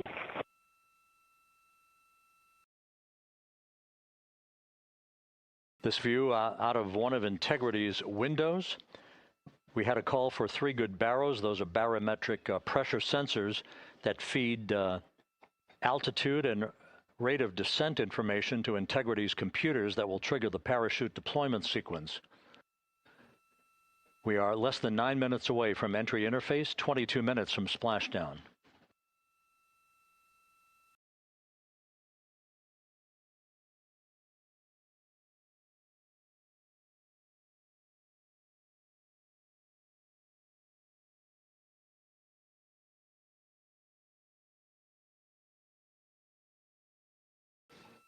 You can see the reflection of one of the crew members in the window.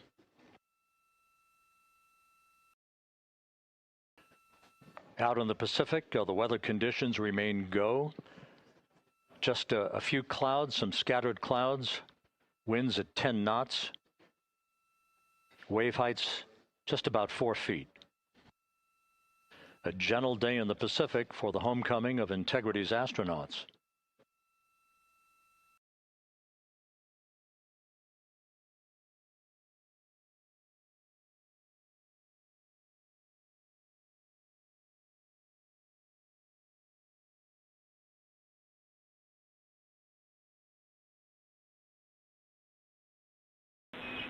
Integrity back in EI attitude.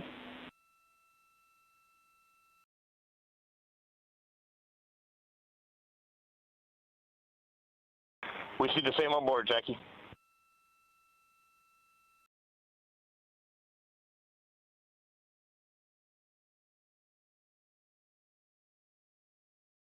Houston, purge is complete. Crew and vehicle are configured for entry.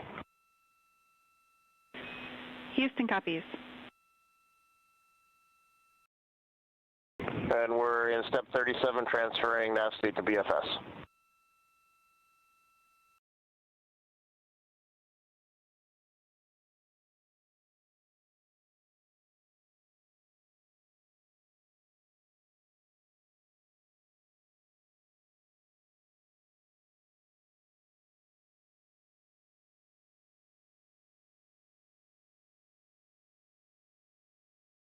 And Houston, in instruction 509, we are not below 0.2.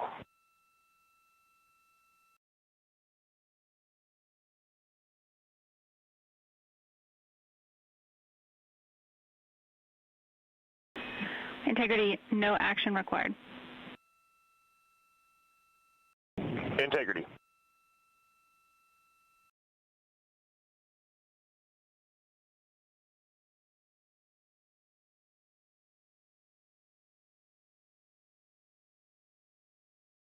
Now 6 minutes away from entry interface. We will hit the first traces of Earth's atmosphere at an altitude of 400,000 feet, traveling about 34,882 feet per second. Range to splashdown at that point will be 1,701 nautical miles.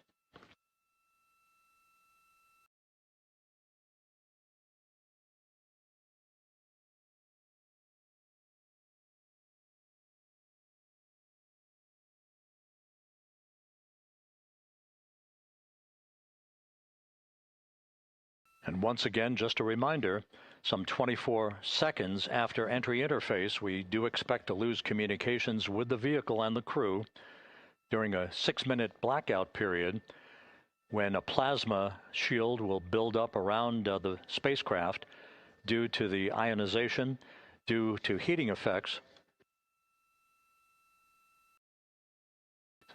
And Flight Dynamics has just confirmed we will have a blackout period of exactly 6 minutes in duration.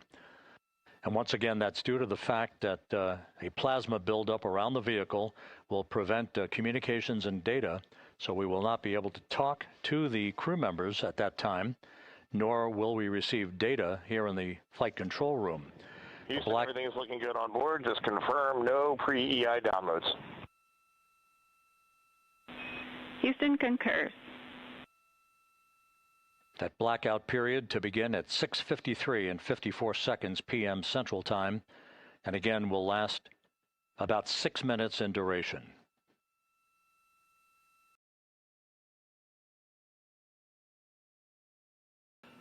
We're 4 minutes away from entry interface.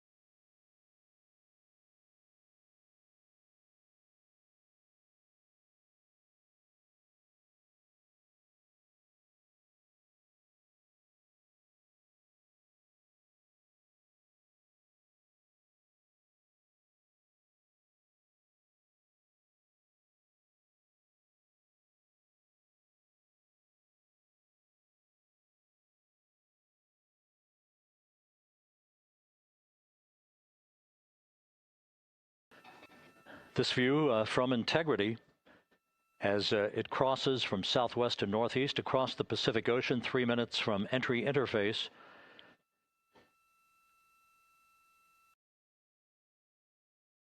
"16.5 minutes till splashdown."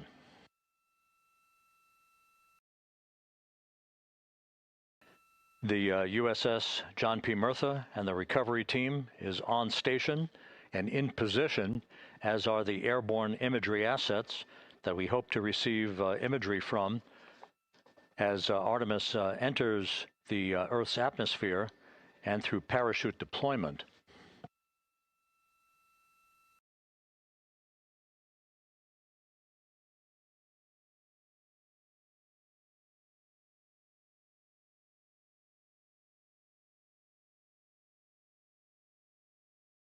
All of Integrity's systems are in great shape. The crew is ready to complete its mission just 15.5 minutes from now.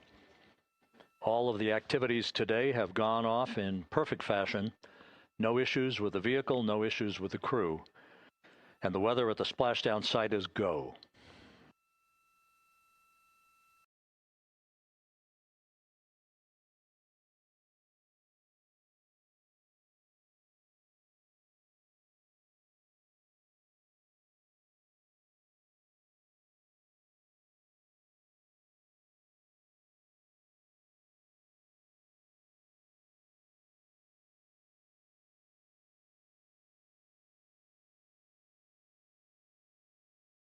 Coming up on 1 minute until entry interface.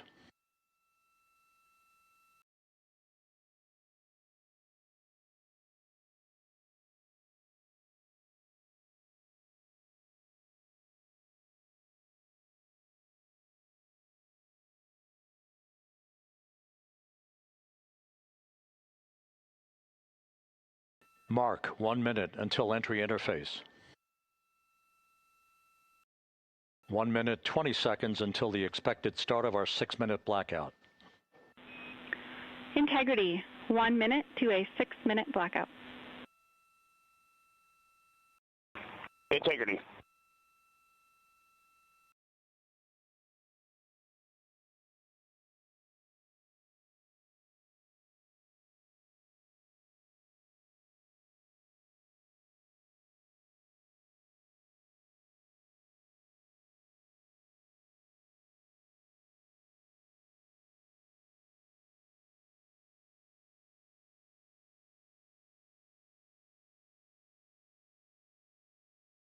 Ten seconds till entry interface.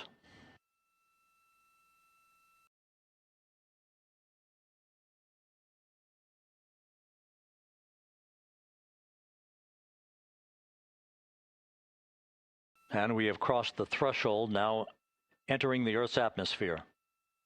We're at 400,000 feet, traveling 34,800 feet per second.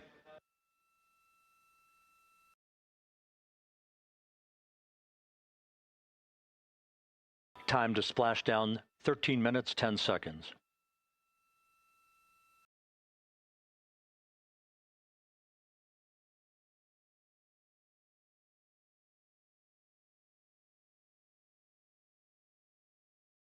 And as predicted, we've entered our communications blackout.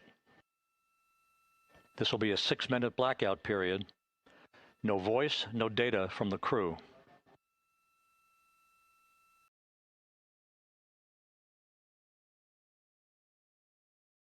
We're 30 seconds away from the anticipated point of peak heating on the vehicle, where temperatures will rise to about 4,000 to 5,000 degrees Fahrenheit. This is the true test of our trajectory.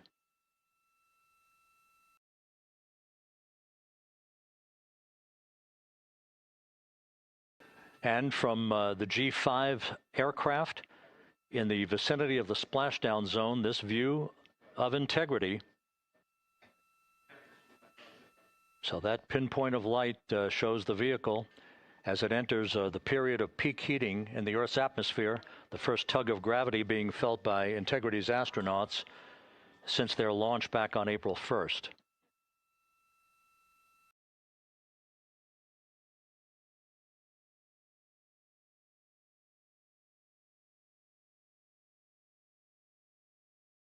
Four and a half minutes until the end of the blackout period.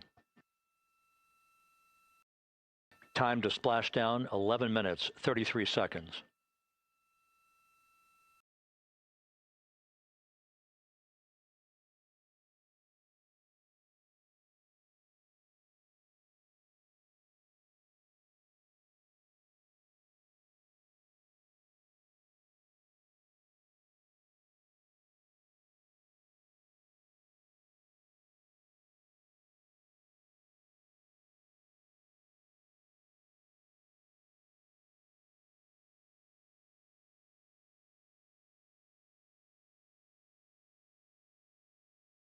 The landing and support officer reports that the P-3 has acquisition on Integrity.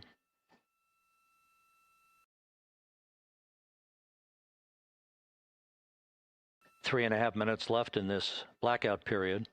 This is a visualization of the plasma buildup around the spacecraft and the repelling of that heat on Integrity's heat shield.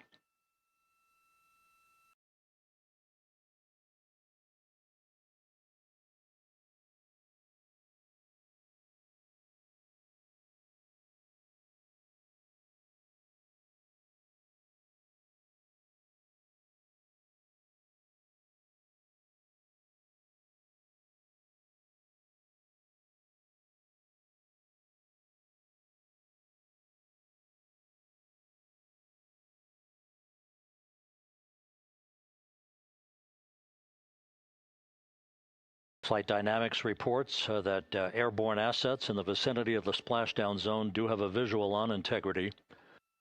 Still 2 minutes and 40 seconds left in our blackout period. Time to splashdown, 9 minutes, 35 seconds.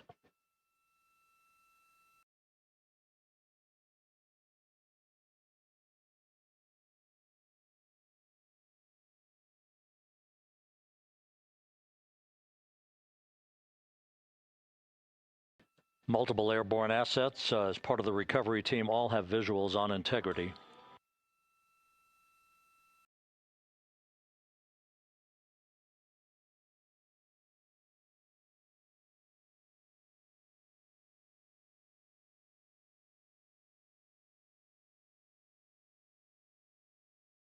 And the WB-57 flying in the splashdown zone also has a visual. And the Navy helos also have visuals.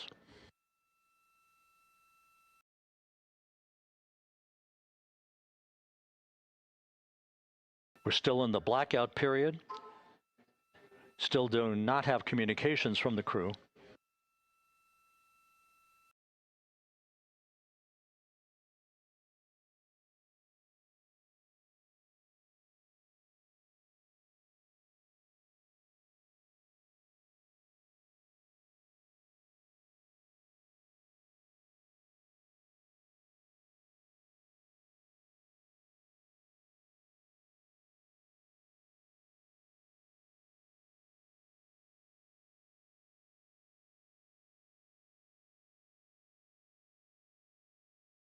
We're standing by for communications from the crew. We should be out of the blackout period less than a minute from now.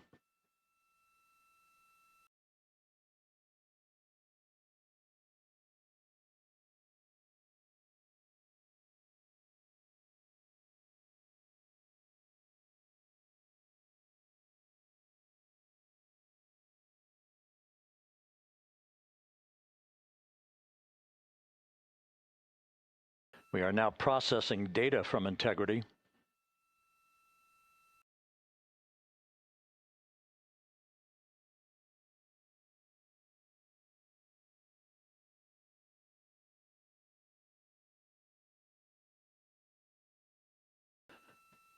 Landing and support officer reports the small boats are en route to the splashdown target zone.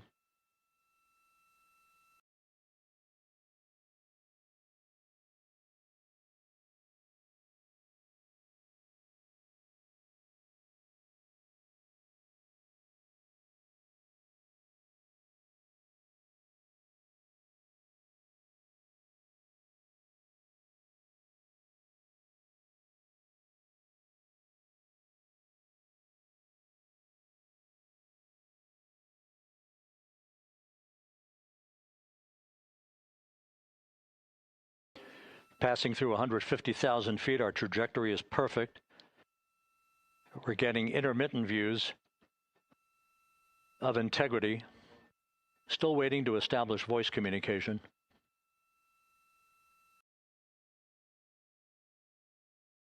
Integrity, Houston, comm check, post-blackout. Houston, Integrity, we have you loud and clear. Your trajectory is nominal, and your recovery teams have visual. Guidance looks good. No action for the enabled internal camera controller fail. Big cheers from the viewing room here in Mission Control as voice communication reestablished with Commander Reid Wiseman. For America and a waiting world, Integrity is 5.5 minutes away from coming home.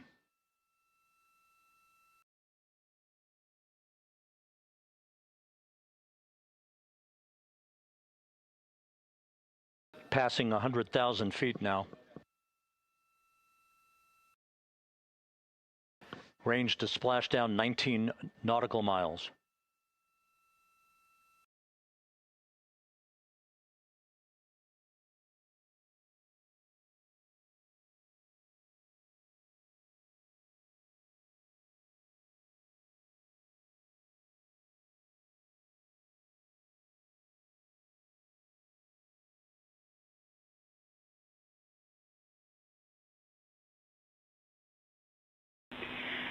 Integrity, impact to the camera controller fail is no Cab 1 views of the chutes.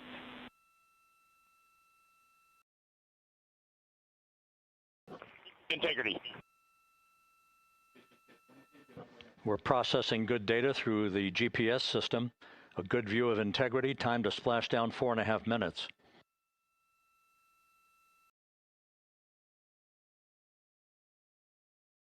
And a view of Integrity from the WB-57.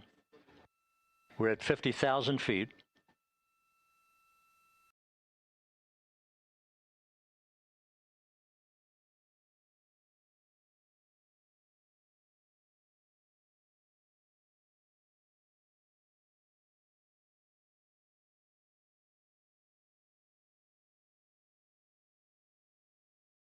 The pyros are armed for forward bay cover jettison.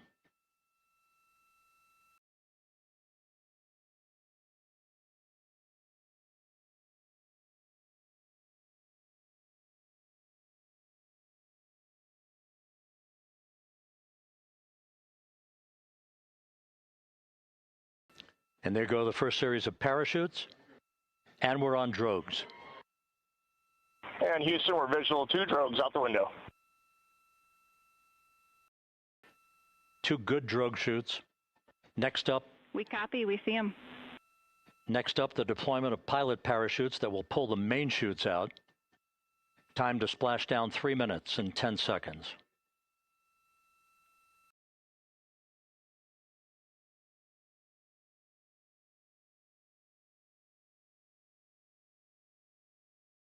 Perfect descent rate according to flight dynamics. Good rates on 2 drogues. We see the same on board.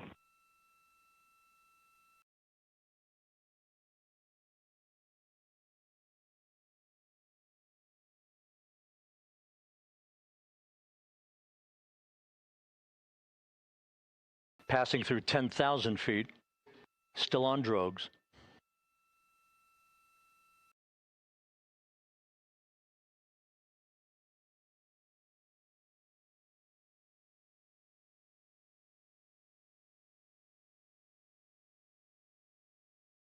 Main chute deploy. We're at 5,000 feet.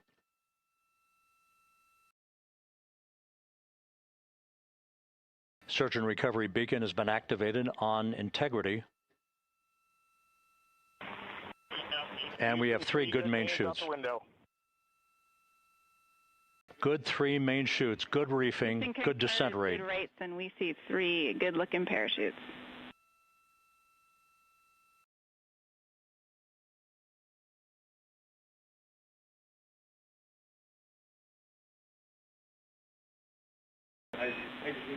Integrity, cabin pressure indicates no need for hydrazine checks. Integrity copies. This is a perfect descent for Integrity.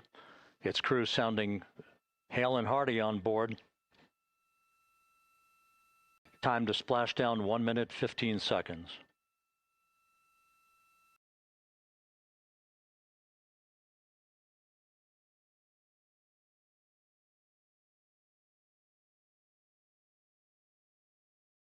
Integrity about to complete a journey spanning 694,481 miles from its launch from the Kennedy Space Center back on April 1st, and a trip around the moon.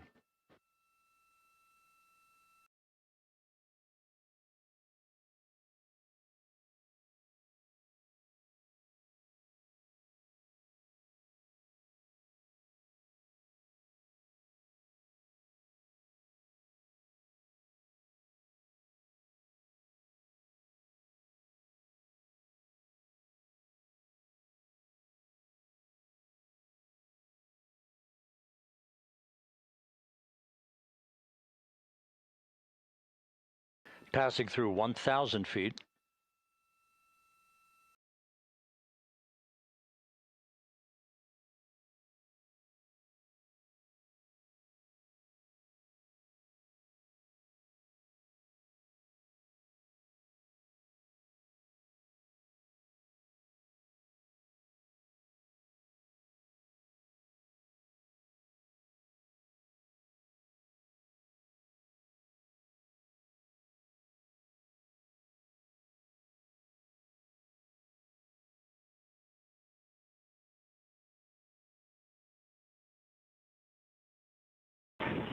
Integrity, splashdown, sending post-landing command now.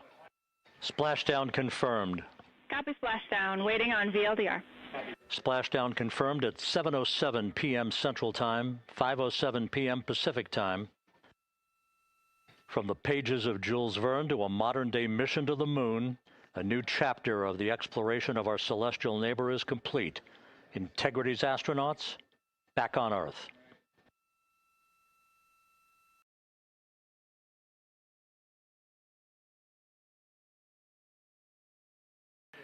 And the landing and support officer reports the vehicle is stable 1. We still will be deploying the crew module uprighting system to maintain that orientation. A perfect bullseye splashdown for Integrity and its 4 astronauts.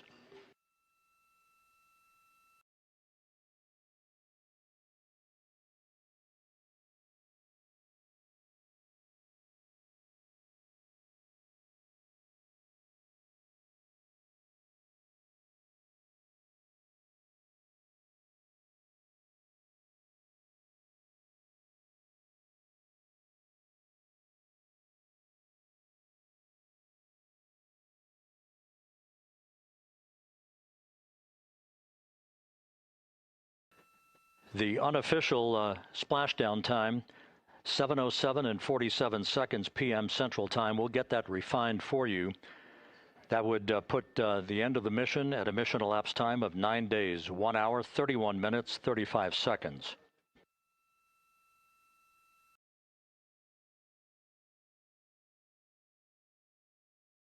And we're configuring for very low data rate.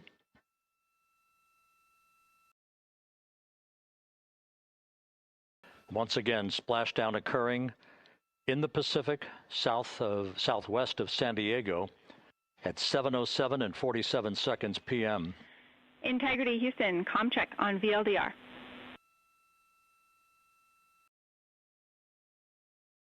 Houston, we have you loud and clear on VLDR. How else? We have you the same. We'll meet you over in post-landing. Perfect communications established. What a journey. We are stable 1, 4 green crew members. Houston copies all. Reid Wiseman reporting 4 green crew members. That is not their complexion. That is the fact that they're in great condition. That's what that means. So stable 1, upright. The crew module uprighting system is being deployed. The 5 airbags being inflated through helium to maintain the upright configuration for the vehicle. This was a textbook entry and a textbook touchdown for Integrity. Reid Wiseman, Victor Glover, Christina Koch, and Jeremy Hansen back on Earth after a journey around the moon.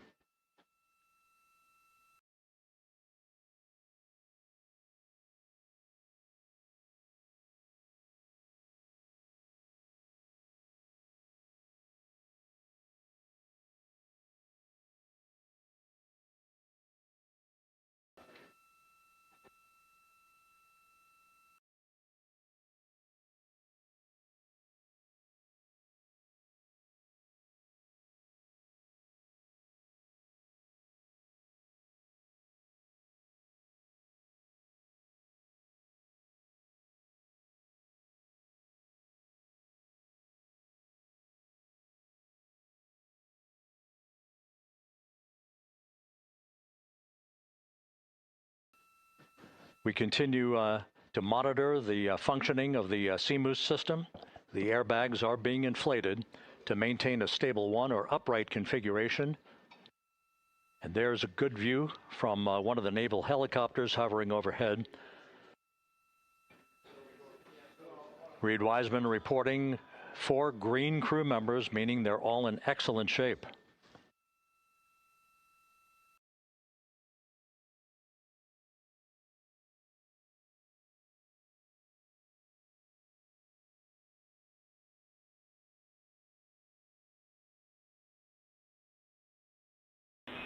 Integrity Houston for SAR beacon and radio.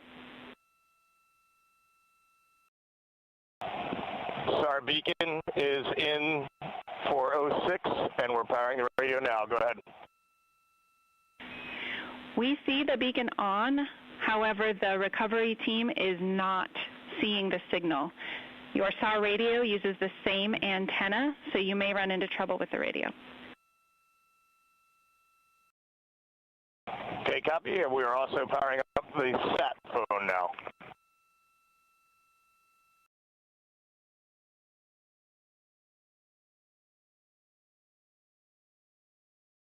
So Integrity is in great shape, and as the crew continues its post-splashdown timelined activities on board, Reid Wiseman once again reporting that all 4 crew members are in excellent shape.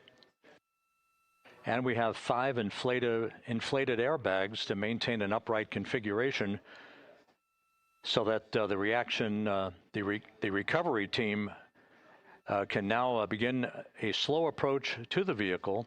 Meanwhile, here in the flight control room, Entry Flight Director Rick Henfling is polling his team of flight controllers for the start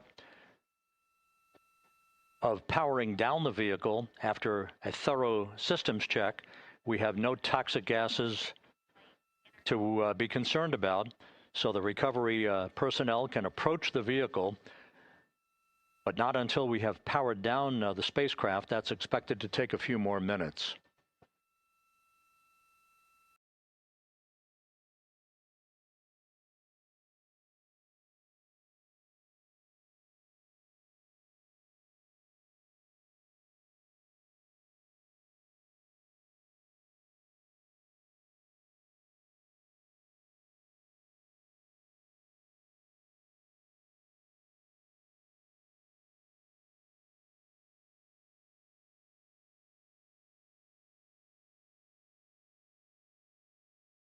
Integrity back on Earth following its historic flyby of the moon. It was, for all intents and purposes, a textbook mission. On 2828, but I'll remain on this frequency. We copy.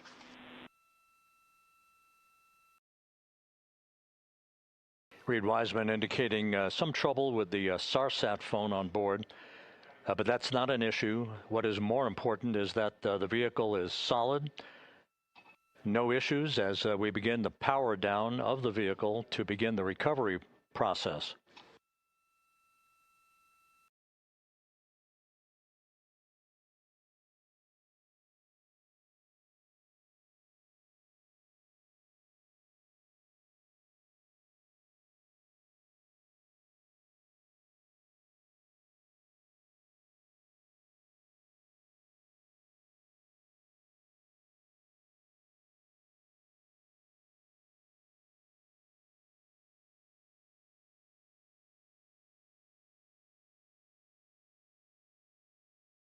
The propulsion officer here in Mission Control reports that we have safed the prop system on Integrity. Can you say again? That was very weak and broken. Integrity, Houston did not call.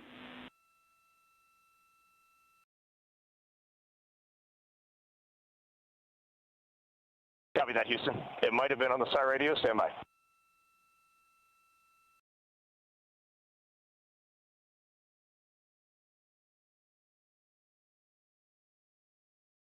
All of the milestones were executed in perfect fashion.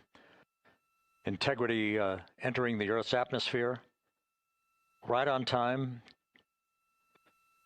reaching its peak speed shortly after a blackout period began. We emerged from the blackout period, but the recovery imagery airborne assets were able to pick up Integrity's descent almost immediately through entry interface, tracking the vehicle all the way down. And finally, you saw the sequence of chute deployments. First, the forward bay cover being pulled off the top of the vehicle by a series of 3 parachutes. Then the drogue chutes were deployed, followed by the 3 main chutes that slowed the splashdown velocity of Integrity to just 19 miles an hour.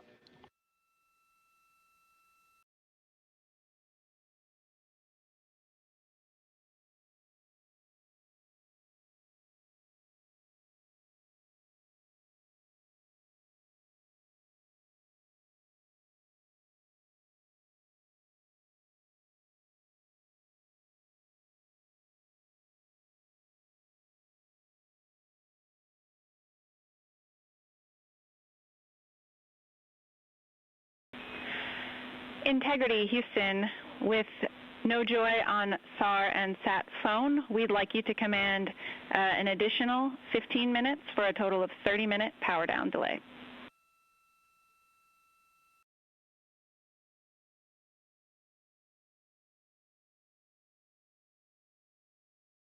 All right, Jackie, we have selected T/D+30. No joy on SAR radio or SAT phone. And stand by, we have the master diver on SAR radio. Please hold comms. Hey, Lily. Excuse me. Hey, Jackie, we just got the master diver on SAR.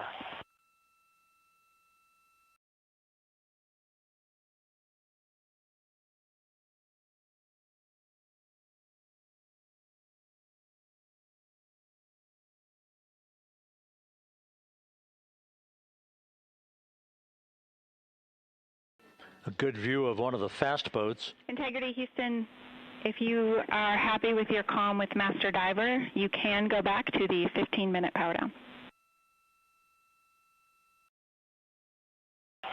Okay, stand by. Yeah, we'll confirm here in a second. The crew on board Integrity coordinating with the flight control team in Houston here in Mission Control on the timing of the power down of the vehicle, which will be the precursor to the recovery teams approaching the spacecraft. There are no issues with integrity.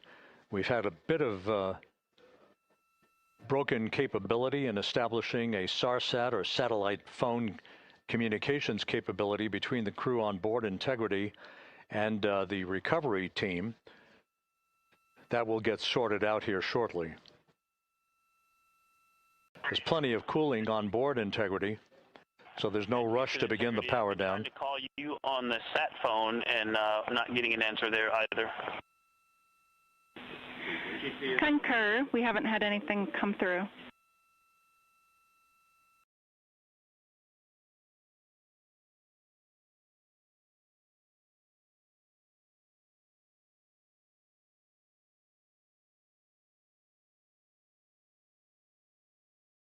And Houston, if you could relay to recovery that we hear them, but it does not appear as though they are hearing us.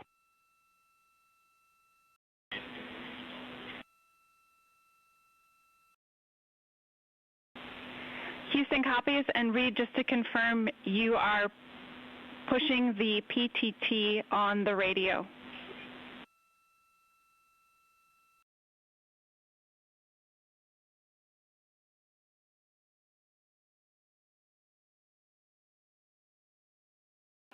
So as we continue to sort out the communications between Integrity and the recovery teams, we are standing by for the initiation of the power down procedures that, as you see, the recovery teams are moving towards the side of the capsule.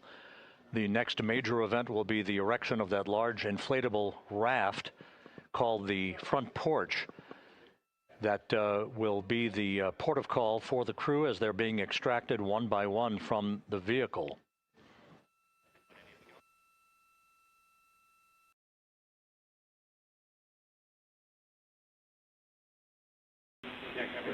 Integrity, Houston, for sat phone, we are going to attempt to call you.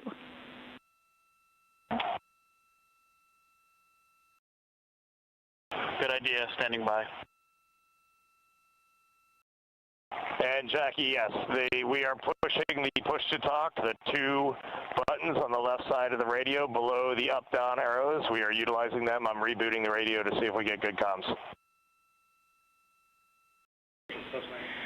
Okay, we copy all, and just to confirm, you are seeing that you are touchdown plus 3030 for power, correct? That's affirmative.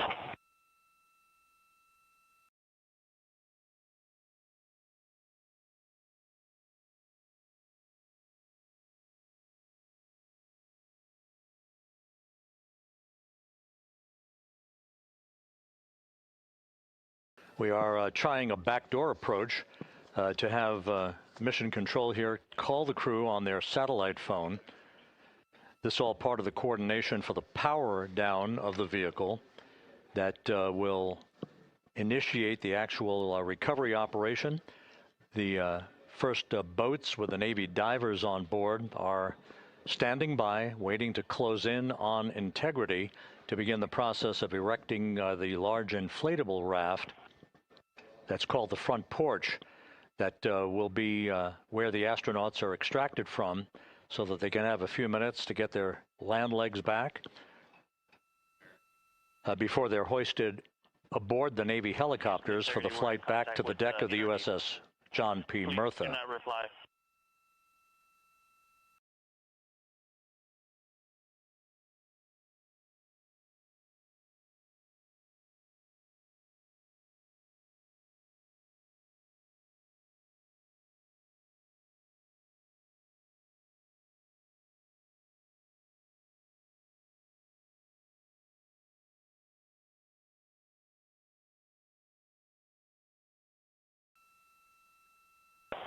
And Houston, please don't reply. NRD, very weak,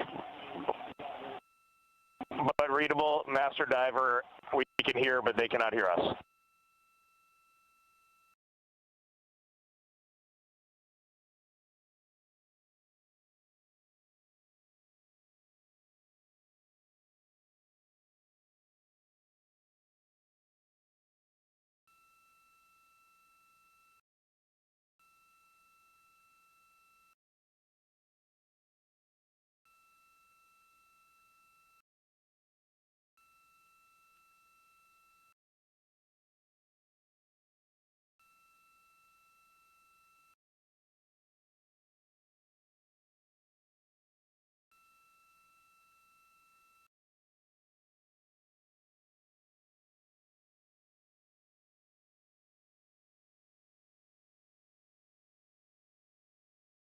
And Houston on OE1, is there any chance to tie us into NRD?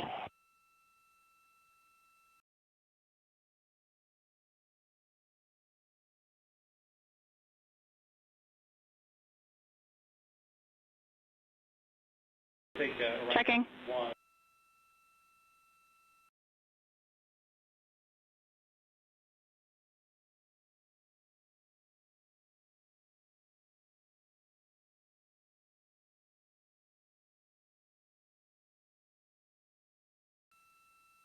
This is Mission Control, Houston.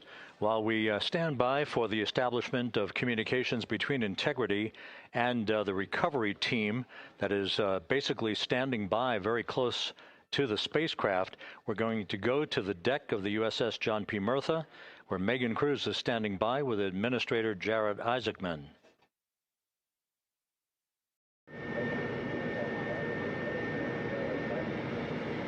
Hey, Rob, yeah, just such an honor to be able to be here on the ship, to be able to share and experience this moment with everyone together. And of course, as you just said, yes, here with NASA Administrator Jeremy Hansen. Administrator, how did you feel getting to witness this and seeing NASA at its best?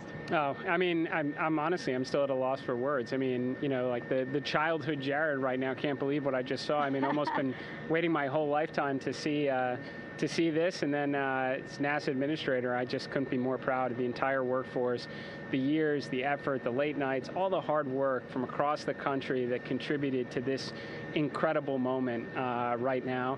And yeah, incredibly grateful too for our teams here on the John P. Murtha right now. Yeah, look at them behind us here. We got everybody. Hey, what do you guys think? We just brought some astronauts back from the moon, huh? Unbelievable. Thank you. Yeah, so grateful to the Navy, the sailors that are here, the NASA teams. I mean, this is a joint effort that's on their way right now. These recovery forces are getting out to our Orion spacecraft, to Integrity, to get our astronauts back on the ship safely. Yeah, and this is not just an accomplishment for NASA. This is an accomplishment for humanity. Again, a historic mission to the moon and back. How does this make you feel, and what do you hope people take away from this? Well, I'll tell you, I think about the crew members that we've all had an opportunity to observe over the last 10 days, right? I mean, they're absolutely professional astronauts. I mean, wonderful communicators, almost poets. But then I think these were the ambassadors from humanity to the stars that we sent out there right now. And I can't imagine a better crew than the Artemis II crew that just completed a perfect mission right now. So yes, it's a huge moment for everybody, right? I mean, we are back in the business of sending astronauts to the moon, bringing them back safely, and to set up for a series more. I mean, this is not a once in a lifetime, which you hear sometimes around here. It's like, this was a once in a lifetime. No, it's not. This is just the beginning. We are going to get back into doing this with frequency, sending missions to the moon until we land on it in 2028 and start building our base. Yeah, are we going to build on the momentum for Artemis III? I mean, it's just around the corner. Absolutely. So, I mean, that's, part of me too. Like, I can't wait to get the crew off of Integrity right now, but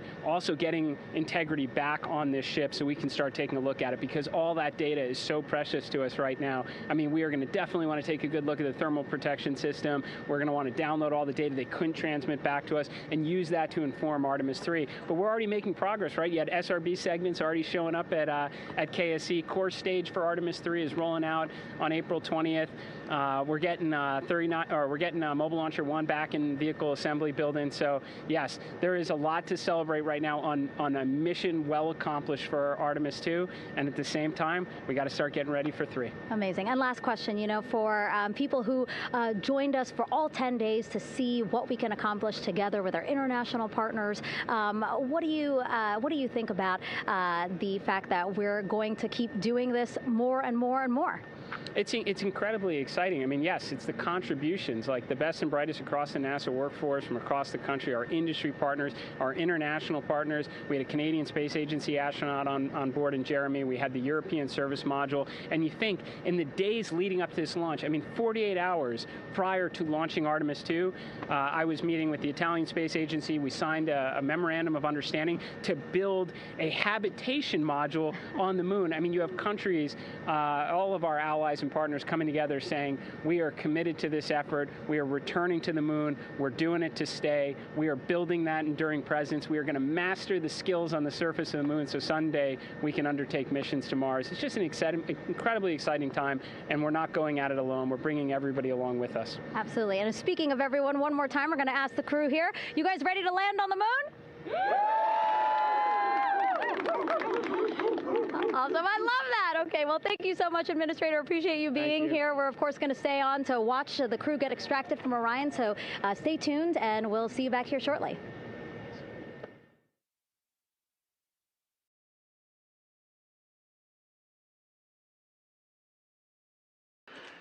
Thank you, Megan, and thank you, Administrator Isaacman.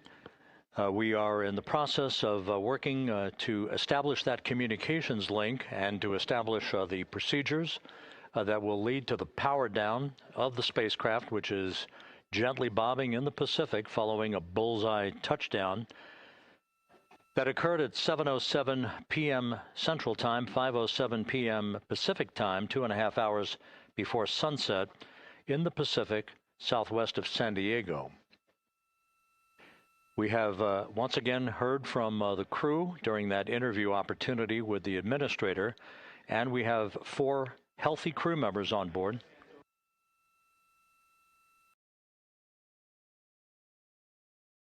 We now have confirmation that the vehicle has been powered down as per the procedures. So we have vehicle powered down, and the flight control team here in Houston, Flight Director Rick Henfling, has handed over mission authority to the Exploration Ground Systems team out in the Pacific. Now, we will physically not get off console with this team until the crew has been extracted into the front porch, that inflatable raft that will be erected along the side hatch of Integrity. So we're standing by for that in the next step in the recovery procedures. But everything is in great shape, and we have 4 healthy crew members on board the vehicle.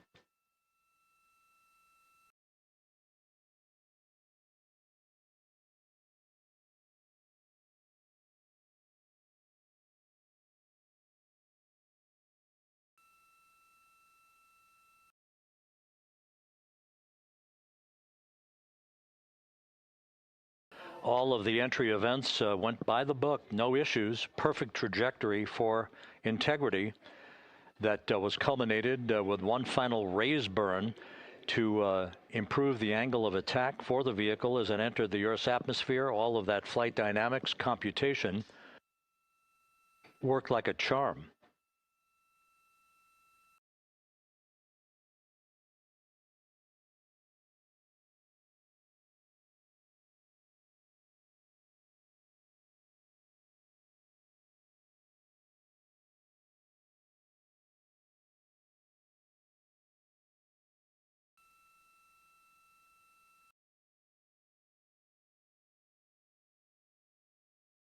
So we are standing by for the recovery team to approach Integrity and begin the process of erecting that inflatable raft called the front porch, which will see the crew members be extracted from the hatch of Orion into that inflatable raft before they're hoisted aboard 2 Navy helicopters in a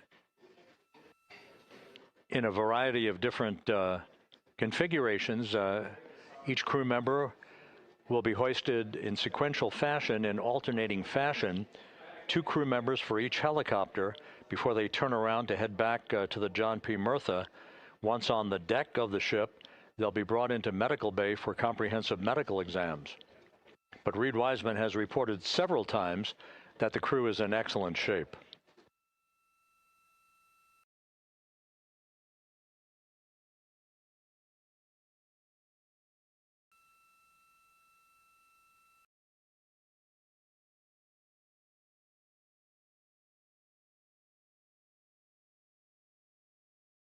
So just to recap, it has been some 26.5 minutes since the splashdown of Integrity in the Pacific. The vehicle is in excellent shape. It performed like a champ all the way down through the Earth's atmosphere. All of the vehicle functions were checked off in excellent trip hammer fashion. The parachutes all deployed as planned. Splashdown occurring at 7:07 p.m. Central Time, 5:07 p.m. Pacific Time.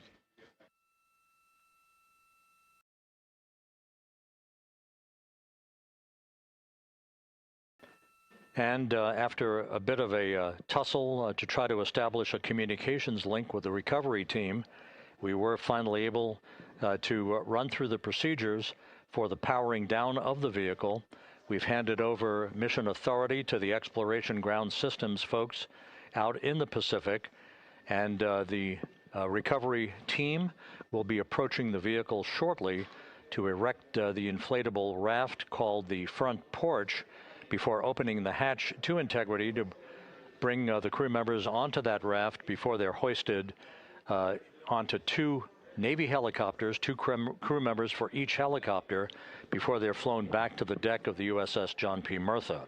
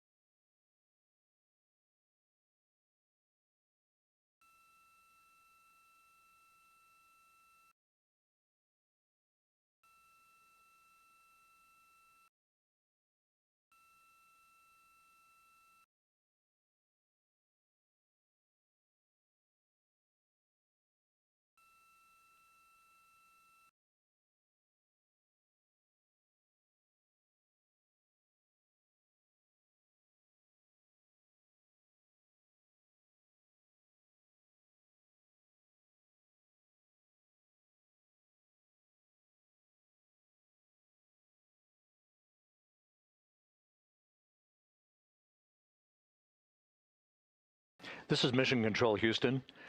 After talking to the flight dynamics folks, we have a bit of a refinement on the splashdown time for you. Their computation shows a splashdown time of 7:07 and 27 seconds p.m. Central Time, 7:07 and 27 seconds p.m. Central Time.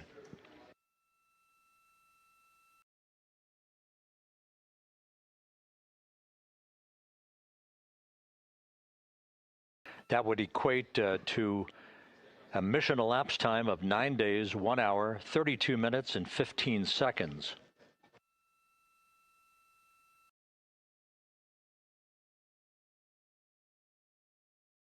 Once again, from Flight Dynamics, a splashdown time of 7:07 and 27 seconds p.m. Central Time. That would equate to a mission elapsed time of 9 days, 1 hour, 32 minutes, and 15 seconds.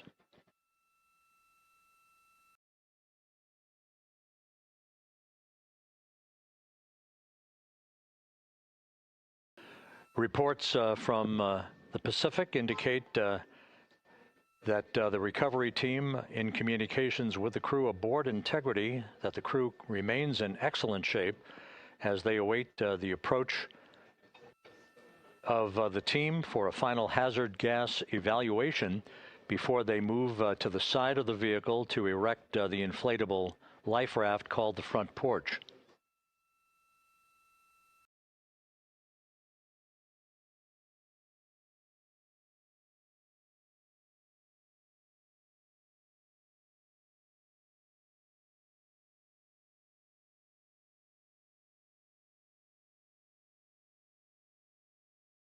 Again, no issues with Integrity. The vehicle is powered down. All of its systems are now safed. We have handed over mission authority to the Exploration Ground Systems folks in the Pacific, but we will not stand down and have the entry flight control team depart its positions until that inflatable raft, the front porch, is erected, the hatch open, and the crew having exited the vehicle. So that's the next step in the recovery process that will lead to the hoisting of the crew members.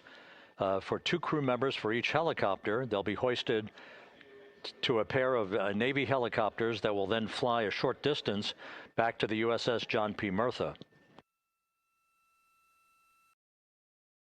What you're looking at is one of the fast boats circling the vehicle to make a hazard assessment.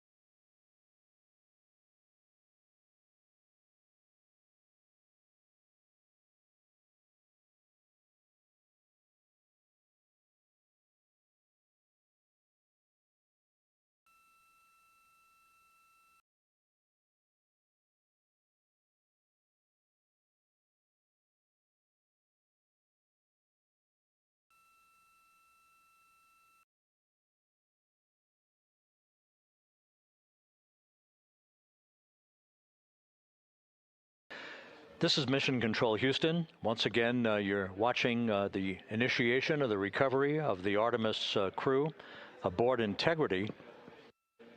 All of the Navy divers and the fast boats are now approaching the spacecraft after conducting a hazard assessment. The vehicle has been powered down. Entry Flight Director Rick Henfling now waiting for the life raft, the front porch, to be erected along the side of the vehicle so that the hatch can be opened and the crew members extracted from Integrity, soon to be hoisted one by one into a pair of Navy helicopters for a short flight back to the deck of the USS John P. Murtha. If you missed it earlier, we talked to Flight Dynamics and received a more official touchdown time or splashdown time, as it were, of 7:07 and 27 seconds p.m. Central Time, 5:07 and 27 seconds p.m. Pacific Time.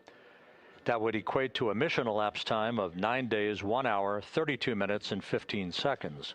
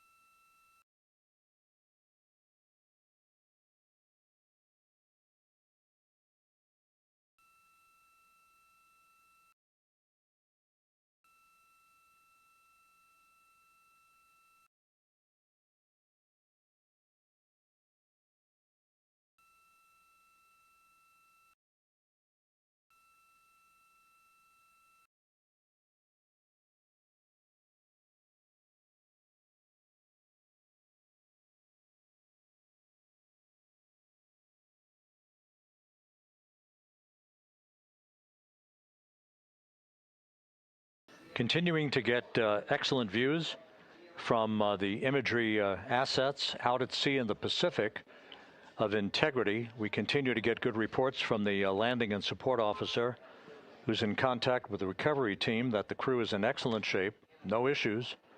They're just currently biding their time, waiting for the front porch to be erected. We have no hazardous hazard gases and no hazardous situation with the vehicle. It performed perfectly all the way down from entry interface to its splashdown in the Pacific at 7:07 and 27 seconds p.m. Central Time. And as you can see, the first phalanx of recovery personnel now pulling up alongside of Integrity.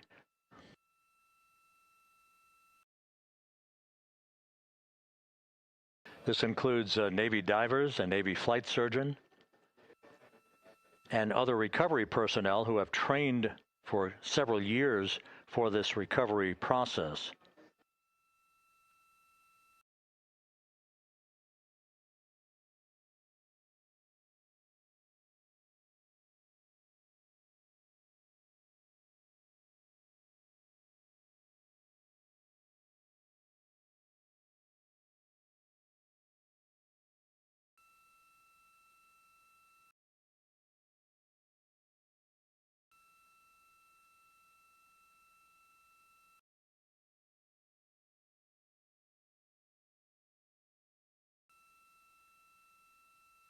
At this hour, some 41 minutes following splashdown, The vehicle has been powered down. There's no hazardous gas emanating from the vehicle. That's why the first team of recovery personnel has been able to pull alongside Integrity. And the reports continue to come in that the 4 astronauts are in excellent shape.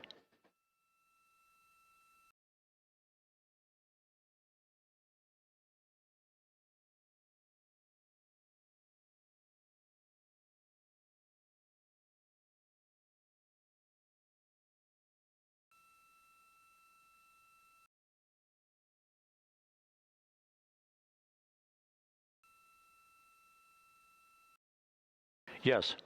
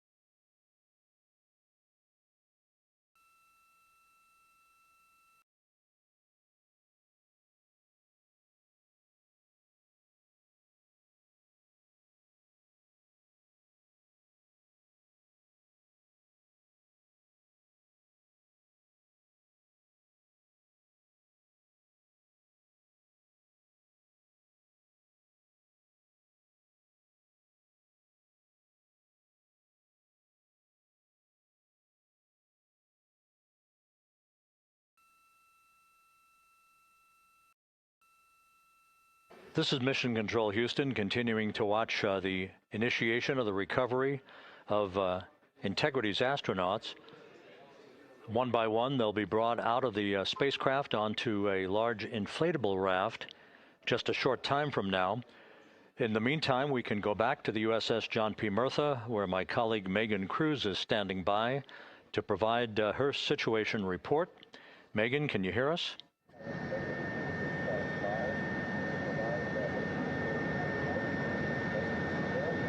Hey, Rob. Yes, I can hear you. Thank you. Yeah, we're back here on the bow of the recovery ship where there are still plenty of people peering out into the water. We are not very far from the action everyone is seeing on their screen now. The Orion spacecraft Integrity in the ocean, surrounded by a number of recovery boats.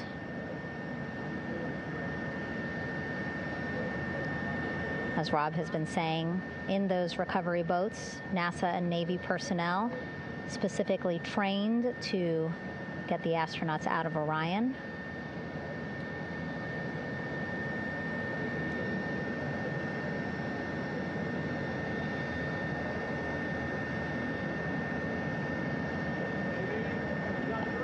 In some of our wide shots, you can probably see that there are 6 boats out in the water. More than 40 people out in the water right now on those boats.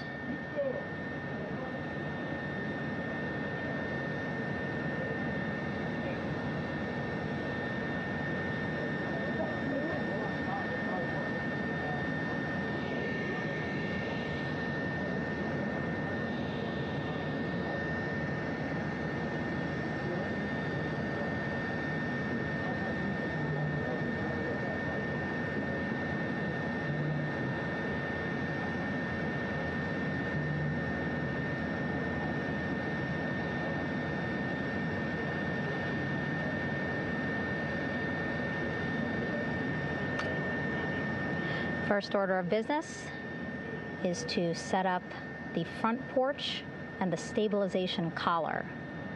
You might also hear it referred to as a stab collar. Basically just to make sure that Orion stays upright, doesn't sway in the water too much, again, to make it easier for recovery forces to get the astronauts out.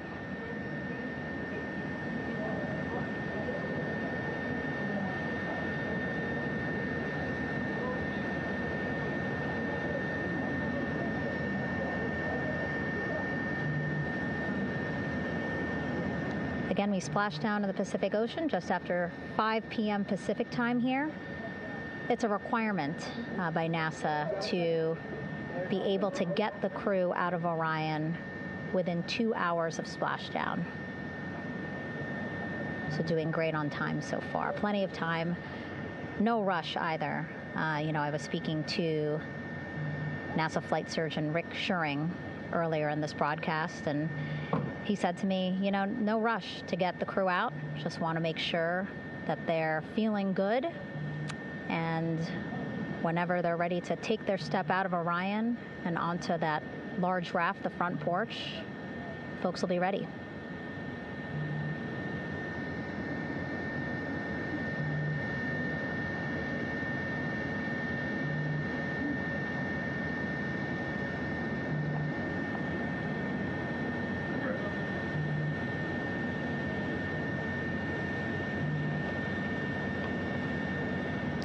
And as there are mission audio loops in Mission Control in Houston, there is a mission audio loop here on the ship, and it was just reported out that the side hatch is open. Side hatch of Integrity is open. You're getting these beautiful shots from our aerial assets. The ship itself, where I'm on, just 3,000 yards away. Again, plenty of people on the boat here, glued to the side closest to where they can see all this action. And again, with just 3,000 yards separating us, great views from the bow here. You can see now that side hatch is open.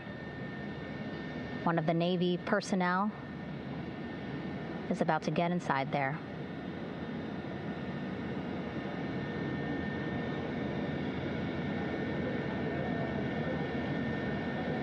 In they go. In total, 4 will go into Orion. So it'll be a little bit of a tight squeeze, but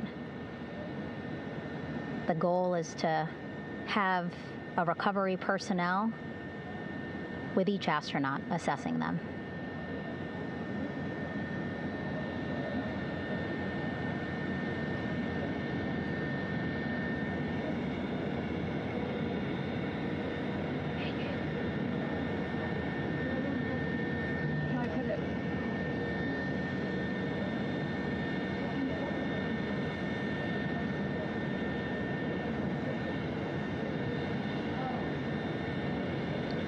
Boats getting closer now. Again, that one that's right up against Orion, those are the divers that will go in to the spacecraft to check on each of the astronauts. These other boats will begin doing a number of things, putting on that stabilization collar onto Orion, building that front porch. Eventually, they will retrieve the parachutes, as well as tow Orion back to the well deck of the recovery ship here.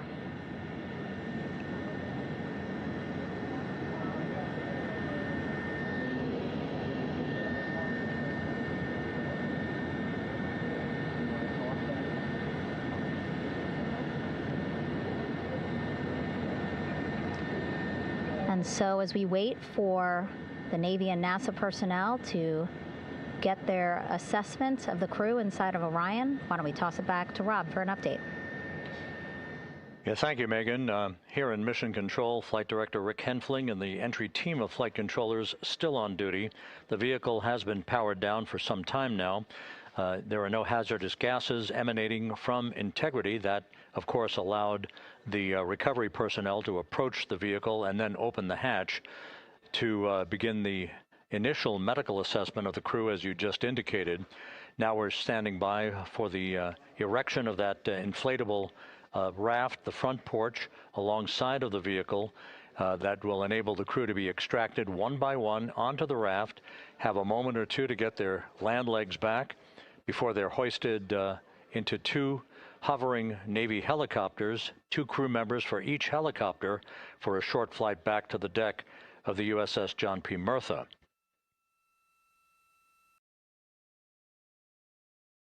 All of Integrity's systems operated flawlessly throughout the course of the approach to the Earth, the entry into the Earth's atmosphere, and all of the key milestones that followed in this high-speed return to Earth for Integrity, a mission that spanned more than 694,000 miles from the vehicle's launch from the Kennedy Space Center atop the Space Launch System back on April 1st.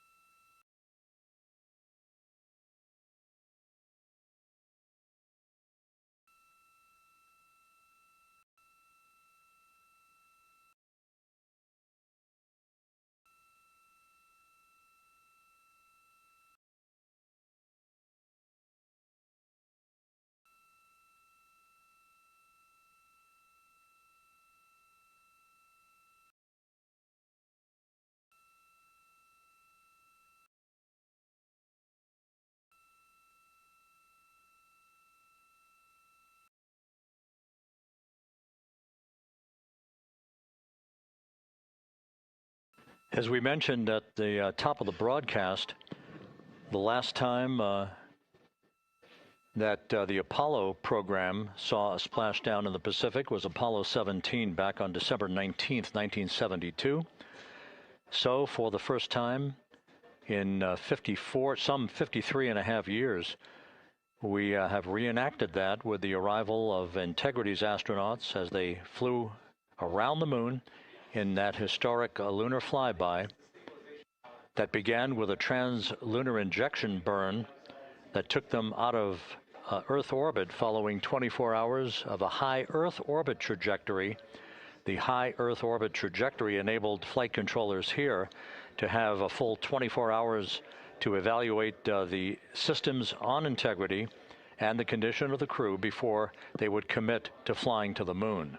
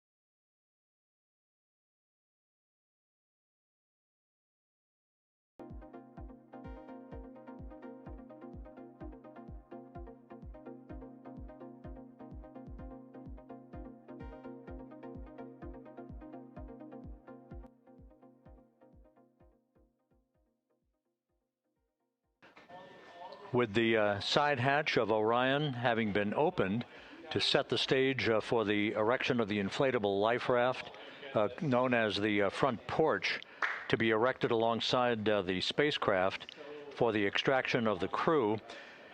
Let's play for you an interview that my colleague Megan Cruz conducted on the USS John P. Murtha with Navy diver First Class David McMahon that explains how this process is unfolding.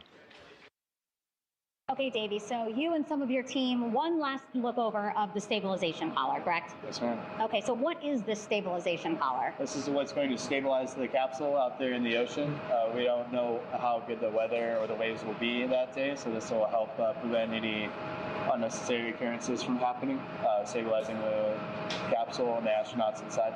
So basically this is a float that will go around Orion. I'm assuming that what they're doing right now, these are the lines that will attach the collar onto Orion? That is correct.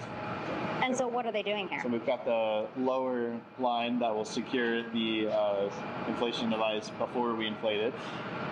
That gives us the go-ahead that it's secure in its space, and then we'll inflate it. And then once that is done, we'll undo all the carabiners and get this orange line on top tied in the same fashion.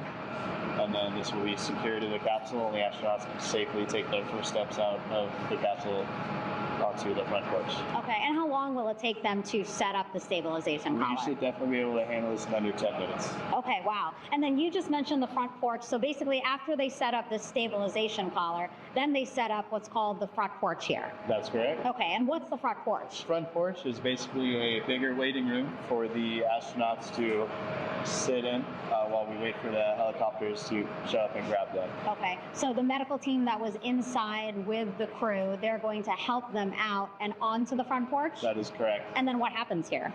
We have higher trained medical personnel also on board the front porch that will give them lookovers and just make sure they're okay while we wait for the helicopters to show up. Okay. How does it feel, I mean, your team, you, to be part of a mission that's returning astronauts from the moon in more than 50 years? We all feel extremely honored to be a part of this, as well as a bigger mission for the Navy and joining up with NASA to do great things. Mm-hmm. And do you feel like you and your team are ready? Yes, very ready. Cool. All right, thank you so much. Thank you.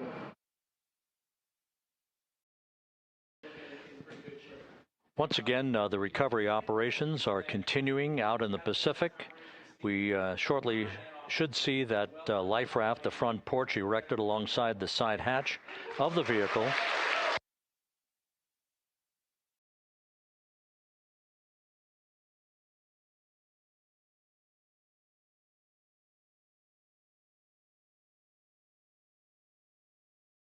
A number of flight controllers have come into the flight control room to receive congratulations from Entry Flight Director Rick Henfling. But we're going to stick with our operations out in the Pacific as we await the extraction of the 4 crew members who are reported to be in excellent condition.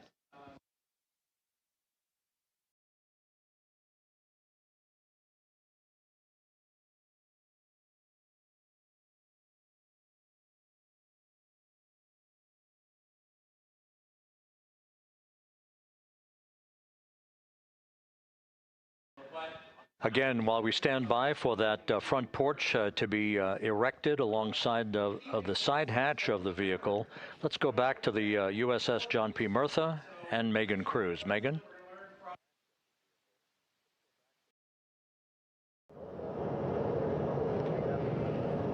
Hey, Rob. Pausing now to listen to some internal audio loops. Again, the operations team here on the ship communicating with everyone out on the water. It seems like currents are hindering them a little bit from unfurling and inflating the stabilization collar as well as the front porch. But again, the requirement to get the crew out within 2 hours of splashdown, plenty of time. So no concerns just yet. But as calm as the water looks, yeah, it looks like it's hindering the teams just a tad.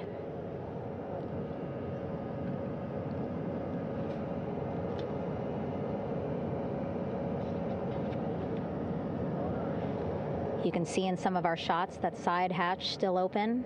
Again, inside there are now 8 people inside. 4 divers, Navy divers, all with medical training, each assigned to an astronaut each. Making sure that they're comfortable, feeling good.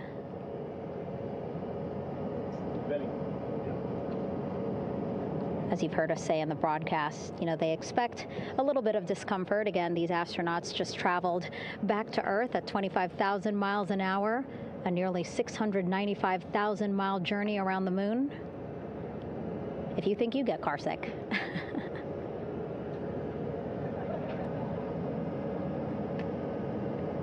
Again, 6 boats out there, lots of gear with them, just in case, right?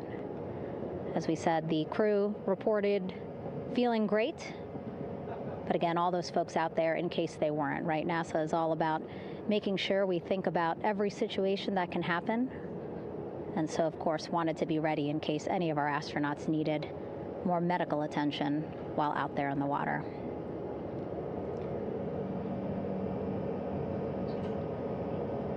You see now teams, again, trying to set up the stabilization collar and front porch for the crew to get out of Orion. They need both, right? The stabilization collar will keep Orion from swaying as you see it is doing now.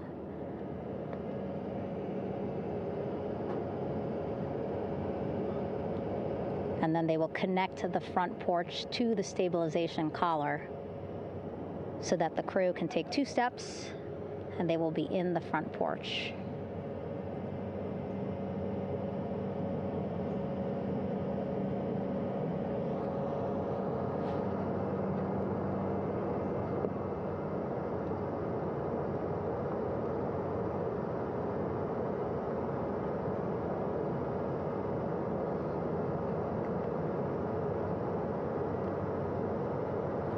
Not a lot of chatter on the mission audio loops. That's a good thing. Again, things proceeding pretty nominally,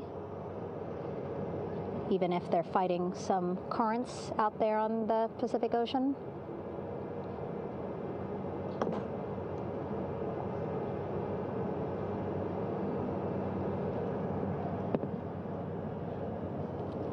Again, the goal, setting up the stabilization collar and the front porch so that the crew can rest comfortably in the front porch, get placed into harnesses so that 2 helicopters can lift them off the front porch and onto the USS John Murtha here.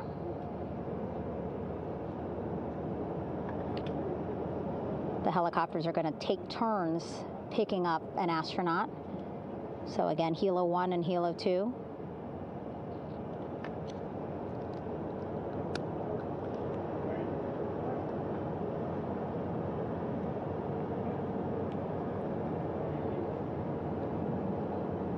Okay, and the recovery team here on the ship just got a report from the undersea medical officer who is inside the capsule with the crew. He is reporting all 4 members are green. All of our 4 astronauts, Reid, Victor, Christina, Jeremy, green, meaning they are feeling great, not the complexion of their skin. They are feeling great, happy to be home, and ready to be extracted as soon as possible.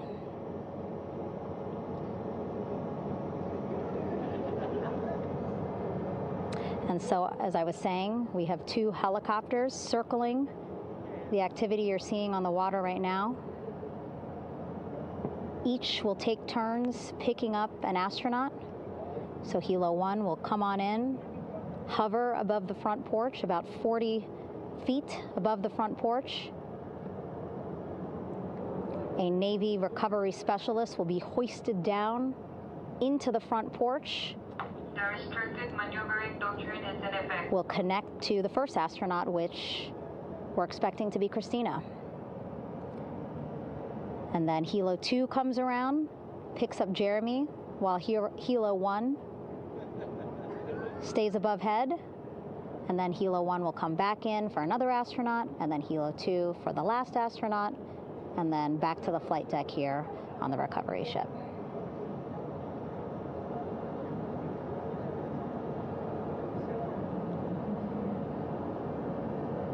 I was talking to Assistant Artemis Recovery Director Paul Sierpinski. He said helos are a much quicker, safer way to get on board. They did actually consider boats, but then if you think about it, longer time, the crew would have to move through more of the ship. This way the helos will give a more direct, quicker route to the medical bay for our 4 astronauts.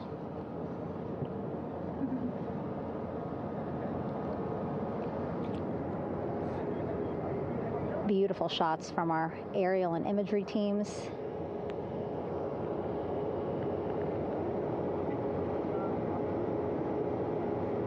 Clouds have dissipated for a clear view from the bow of the recovery ship here.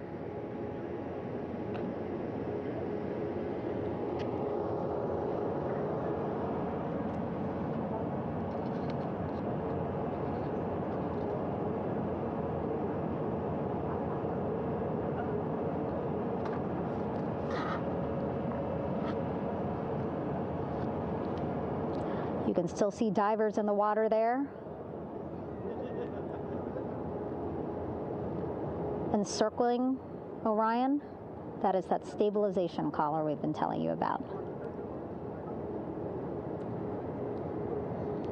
As you saw in that interview just a few minutes ago, they have to first connect it to Orion, and then once it's secured onto Orion, they can inflate it, and then they'll further secure it with other harnesses and lines.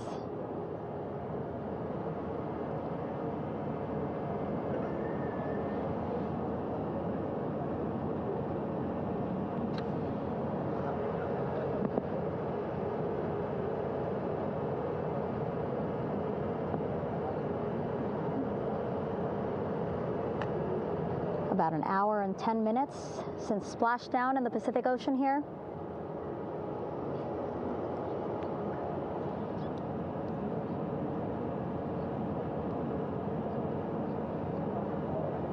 Reid, Victor, Christina, and Jeremy back home after a history-making mission to the moon and back.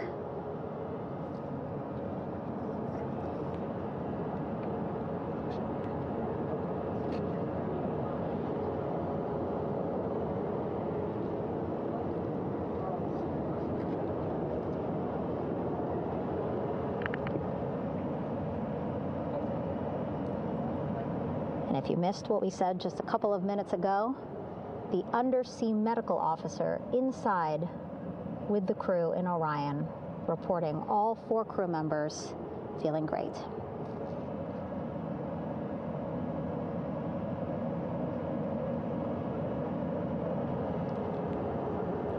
Progress being made there on the stabilization collar. It looks like they are beginning to inflate it.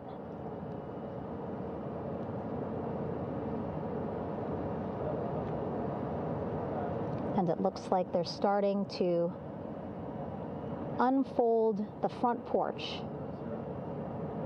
in order to get that into the water here shortly and inflate that as well.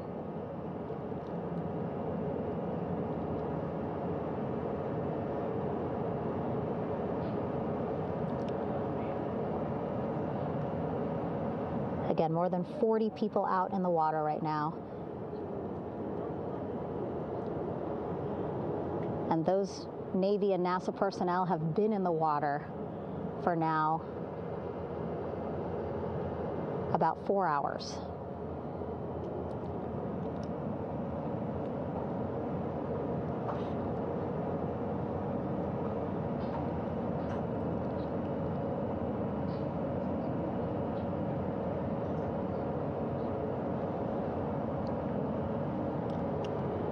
The reason why they had to get out so early is just to stage everything.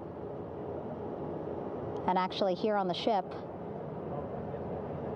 when there are flight operations happening, you can't have anything else, right? Just because the flight deck can be a dangerous place, so they just want to focus on planes coming and going from the ship, so that's why they wanted to get the boats in the water to make sure that they have all the time they needed for the flight ops. And then the same crew here out in the water, they will stay out in the water for a number of hours after we recover the crew and get them back on the ship, because then they have to recover Orion.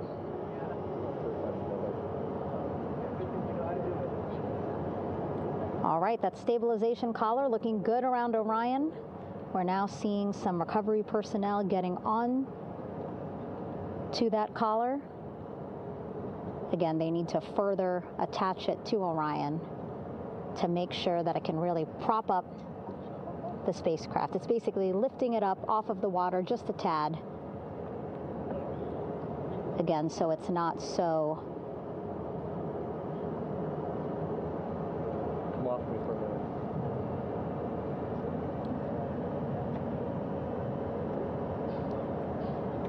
so it doesn't sway so much in the water there.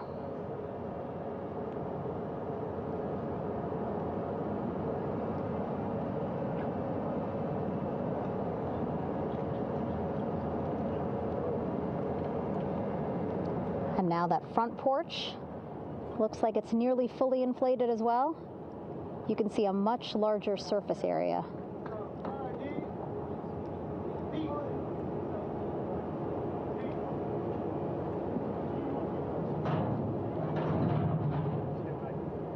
And so once the crew get out of Orion, they can stretch their legs a little bit on this front porch, get some fresh air.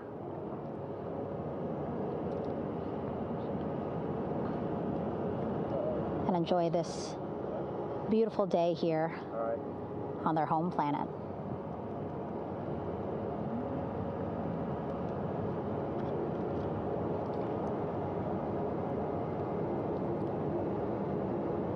It appears teams now are about to connect the front porch to the stabilization collar.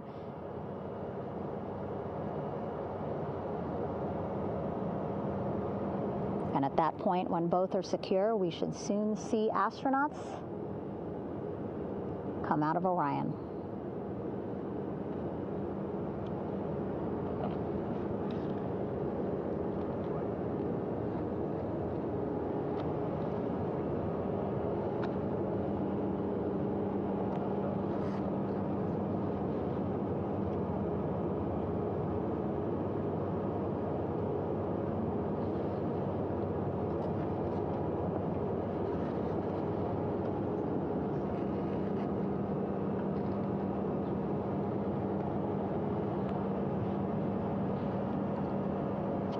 All these views you see also being fed to the Landing Force Operations Center here on the ship.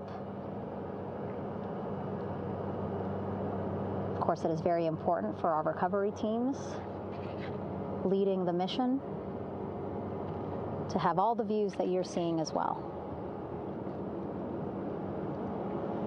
Again, listening to their communication loop here on the ship. Very quiet, which is a good thing. It means things are going pretty nominally, meaning as expected.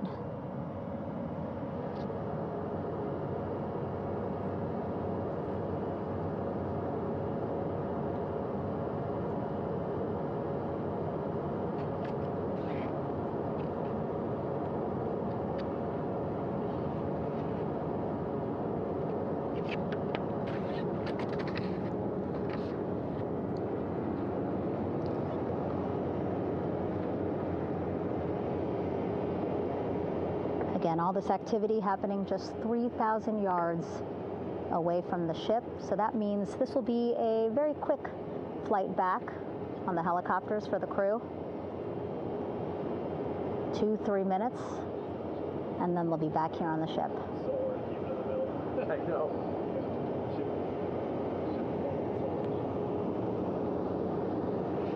Okay, saw a thumbs up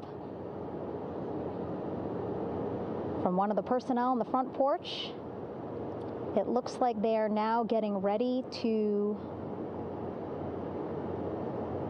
deploy what they call the Air Rescue Vest, ARV. And so this is the harness that each crew member will get into in order to be hoisted into the helicopters. Again, those helicopters hovering just about 40 feet above the front porch when they're ready to pick up each crew member.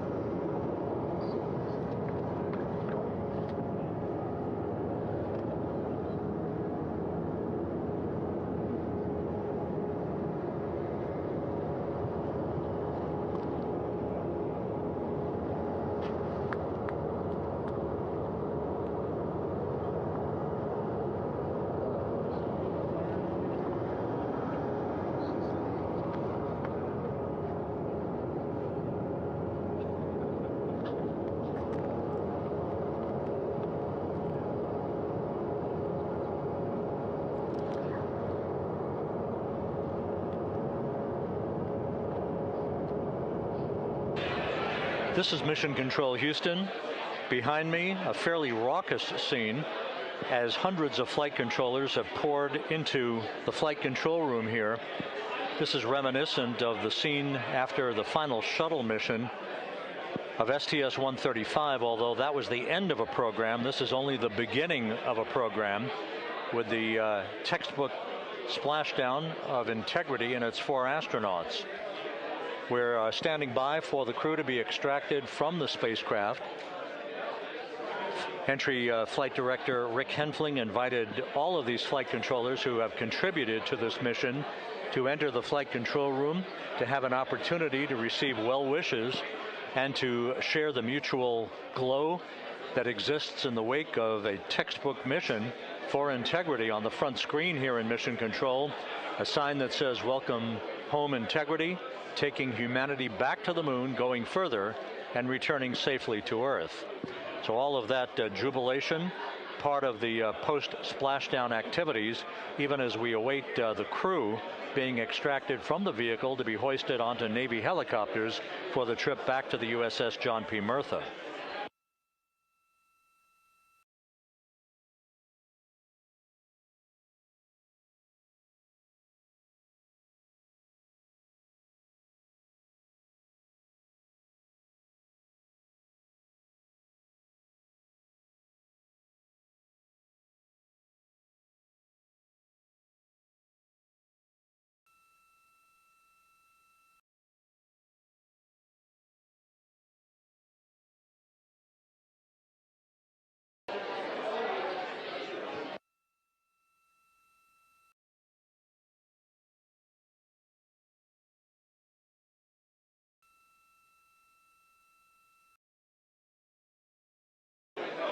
Once again here in Mission Control, this view of the Artemis flight control room, known as the White Flight Control Room. This is the old shuttle flight control room, and now is the home of Artemis missions to the moon and beyond. Once again, quite a few flight controllers were invited in by Entry Flight Director Rick Henfling to share in the jubilation following the successful splashdown of Integrity. That splashdown occurring an hour and 22 minutes ago, as we stand by for the completion of the extraction of the crew, and ultimately they're hoisting onto Navy helicopters for a short flight back to the USS John P. Murtha. Splashdown occurred at 7:07 and 27 seconds p.m. Central Time. I had an opportunity to talk to the head of flight dynamics, Jeff Birch, a moment or two ago. He said the trajectory of Integrity coming through the Earth's atmosphere was so precise, they've never seen anything line up on a ground track like today's entry by Integrity for its splashdown southwest of San Diego.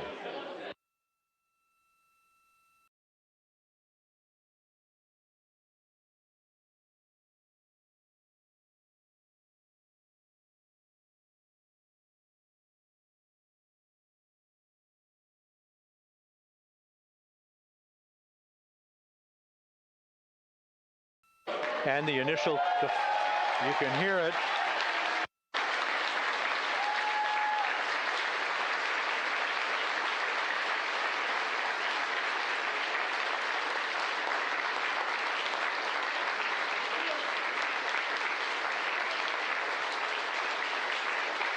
Jubilation here in the flight control room. The first crew member is out of Integrity.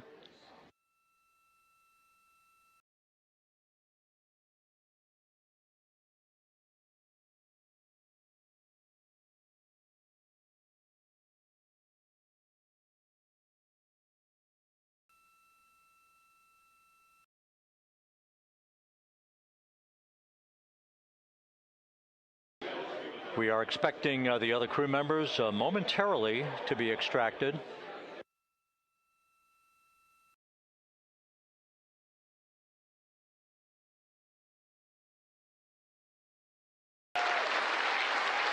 We now have 2 crew members out.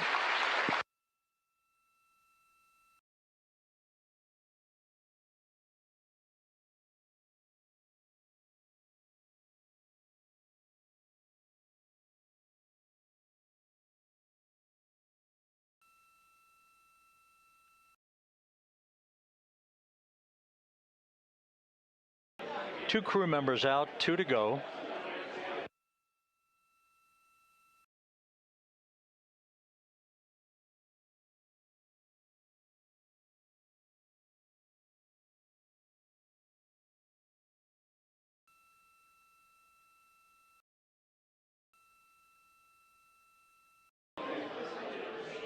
We're about 1 hour from sunset out in the Pacific. Everything continues to go well.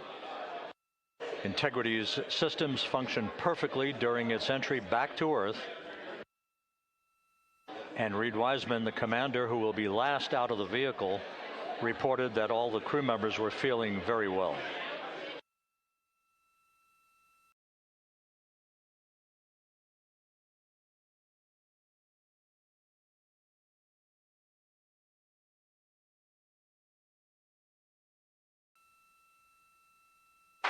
Crew member number 3 now out.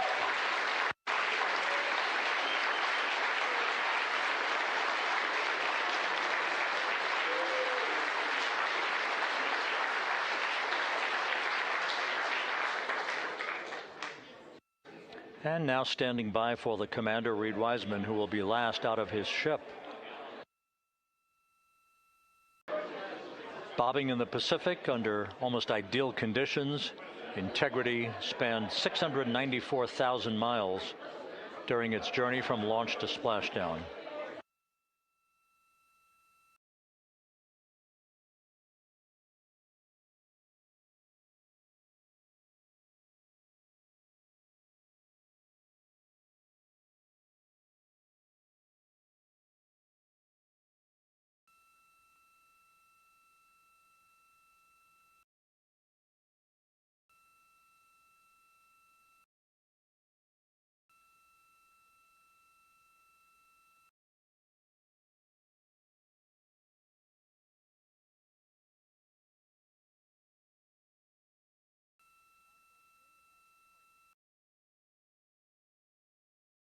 And we now have Reid Wiseman out of the vehicle, all 4 crew members now out of Integrity.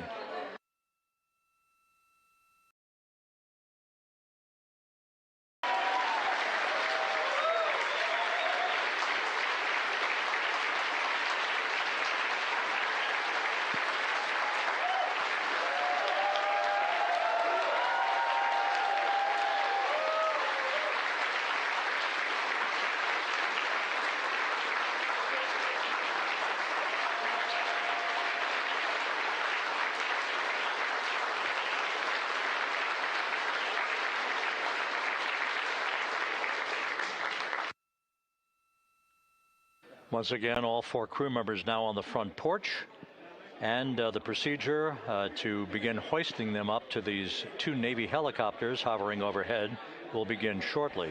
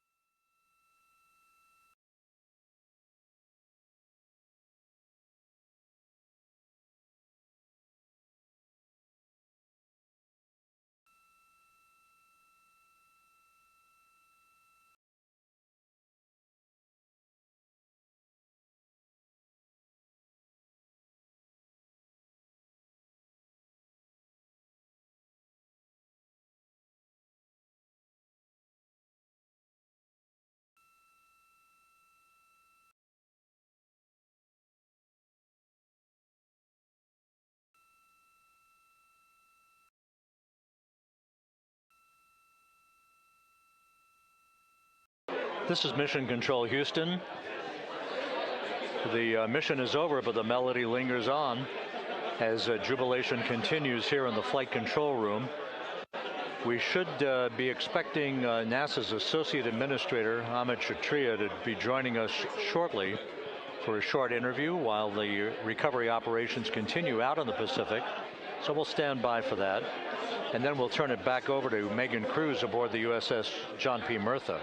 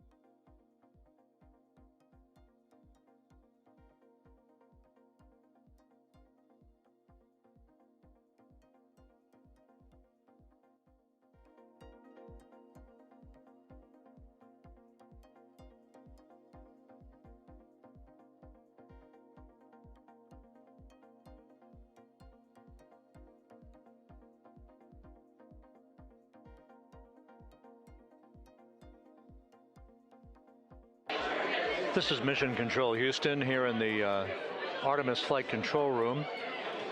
A number of flight controllers basking in the glory of the successful end of this mission that carried 4 astronauts around the moon on a lunar flyby, and the first test flight of Orion with crew members on board.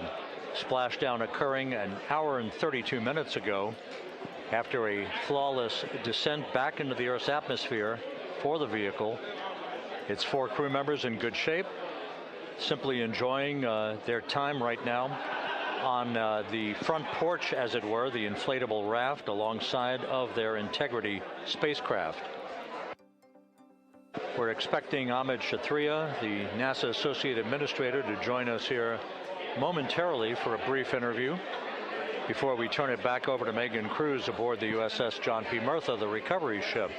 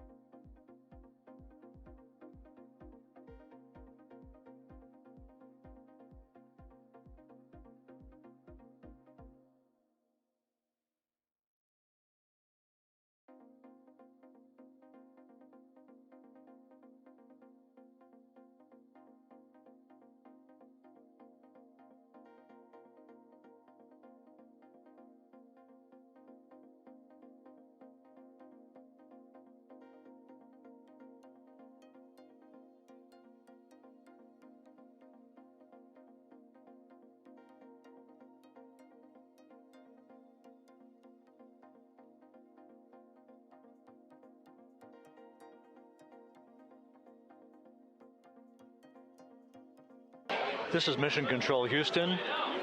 We're about an hour and 34 minutes since the textbook splashdown of Integrity in the Pacific to bring home our astronauts. And with us now is Amit Kshatriya, the NASA Associate Administrator. Amit, a little bit of history made tonight, a little bit of history made over the past few weeks. Your thoughts as this team here basks in the glow of what they just accomplished? Yeah, Rob, we're here in the control center, and it's kind of overrun with jubilant folks in the Mission Control Houston, as well as engineering, and folks that just want to be here, part of it, as we watch our crew get extracted from the vehicle. And, you know, my thought is always about these teams, the team that's in the water right now, pulling the crew out, the team here in Houston that worked so hard over the last 10 days, no sleep to get this done. You know, we still have some work to do to get the crew to the med bay here on the ship. They all look great coming out, so hopefully that won't be too long. You know, I think we saw the administrator on the boat too, giving his thanks to the Navy team on the Mirtha, which they're just an incredible group of sailors. I was able to visit with them a couple weeks ago. And then if you pull it all the way back to the workers and the folks that joined the rocket at Misson, that made the heat shield tiles, that held together tonight, that stacked the vehicle in Florida, that integrated the vehicle in Denver, that fired the engines in Stennis, that fired the boosters in Promontory. I mean, this is the entire team, you know, coming together and being tested by the environment that this machine went through, and they did it right. The work was good. They did it right. You've said in a number of briefings, of course, and in other forums that this is just the first step. The cadence has to step up, as the administrator has indicated. Now, it's a little early for the full report card on how Integrity did, but did this mission ultimately, from your eyes view, exceed expectations? It absolutely did. I mean, I was waiting to talk about this until we were in the water, and, you know, I think we still have, again, work to do to bring it in and really kind of go through it bolt by bolt and see what we learned. But, I mean, so far, given what we learned during the mission and given how we performed on ascent, on entry, you know, I always think about energy in terms of the states that you worry about the most, and every time we put these machines through these incredibly energetic states that came through. So I'm fairly confident that we made a big step tonight to get us on the path towards the surface. I think the path to the surface is open now. You know, we do have to do all the work, and we'll make sure we talk about that as cleanly as we can. We learned a few things during the mission, but I have to tell you, this was an incredible test of an incredible machine. From an American psyche standpoint, the Empire State Building was lit up red, white, and blue tonight. Our coverage was seen on baseball stadiums around the major leagues. How captivating was this experience for the American people, for the world, in fact, as we returned to the moon?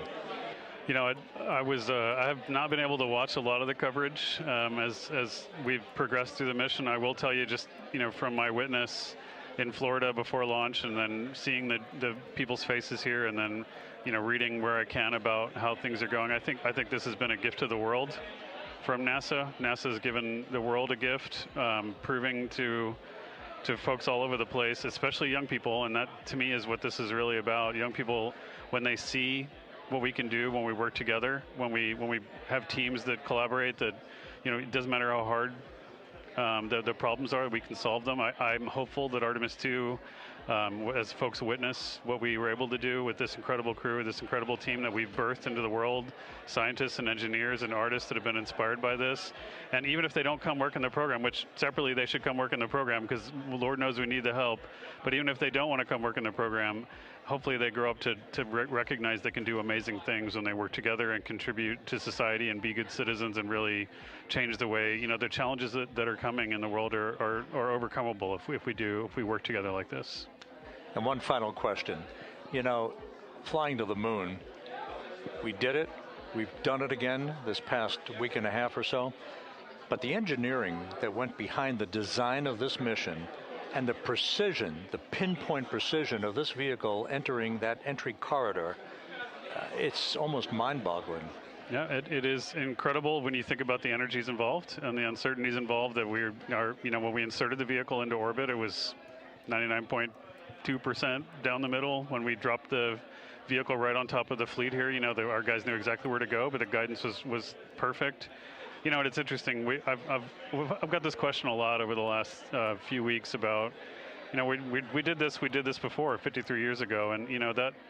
I think, I mean, it is a reasonable thing to contemplate, like what's gone on since then. And what I'd tell you is, you know, when we did Apollo, which again, the more we learn about what they did, the more magical it seems what they were able to accomplish given the technology and the learnings that they had. But when we did Apollo, the architects of Apollo, you know, Gilbert, Seaman, von Braun, Mueller, what they really wanted to do, you know, as they were contemplating what it meant to expand our range of action to the lunar surface, what they wanted to do was learn how to live and work in space for a long time. They wanted to do that first before they were confident they could expand their range of action to the moon. Now, of course, the politics of the time and the mission at the time was different, and so they had to go straight to the moon and bring people home. And then after that, the program kind of lost its momentum. But you know, after that, NASA kept moving along those paths, right? So we recognized during Apollo that reusability was going to be important. We spent a lot of money on those machines, and you know, we spent a lot of money on these machines here, even though, but we recognized that reusability was important, which is why we built a winged space plane called Space Shuttle, and then we used that reusable machine to build a space station. And we learned for 25 years how to live and work in space, and have been able to develop technologies that can enable exploration. So really, what I think is now, 53 years later, we're at the point where the architects of Apollo would have been pleased that we're now ready to actually go back to the moon and go back to stay, because we've learned all the things we needed to learn. There's a lot of people pleased here tonight, and we really thank you for joining us. Amit Kshatriya, NASA's Associate Administrator, as we begin to hoist the crew onto the helicopters to head back to the recovery ship. Thank you very much, and congratulations, Amit.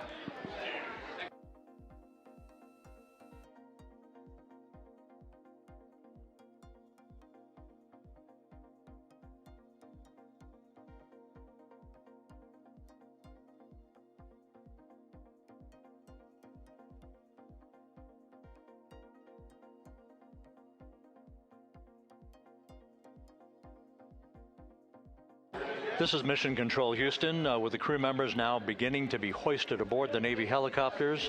Let's go to Megan Cruz aboard the USS John P. Murtha, who will take it from here.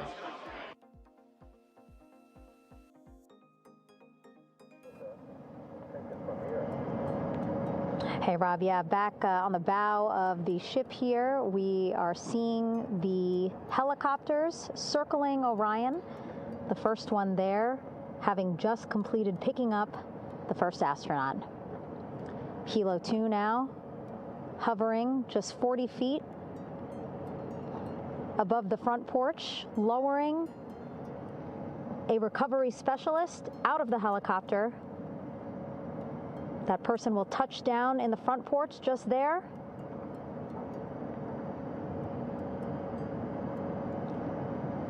The crew members already outfitted with a harness that will allow them to quickly attach to the hoisting device.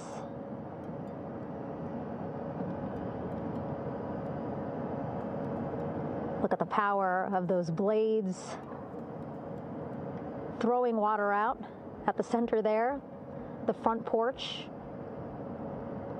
with now 3 astronauts and the recovery specialists. Again, crews already outfitted with a harness vest. And here we go. Second astronaut now off the front porch, getting hoisted into the second helicopter.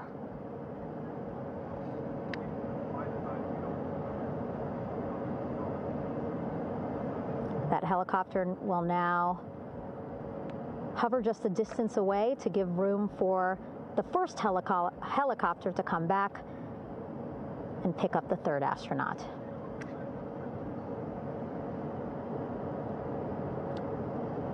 As we wait for that helicopter to come back, make its way back around, just want to mention that the President of the United States called our NASA administrator today while he was on the ship, just minutes after we interviewed him live on our coverage, and congratulated him and NASA on this history-making moment tonight.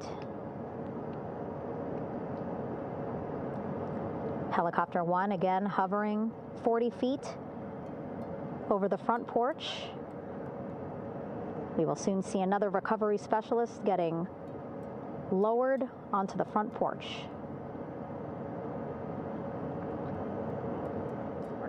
Wow, imagine sitting on that front porch, the wind, the water. But again, the recovery team determined that a helicopter flight back to the ship here would be safer, faster, and more comfortable for our crew who just completed a 10-day mission around the moon.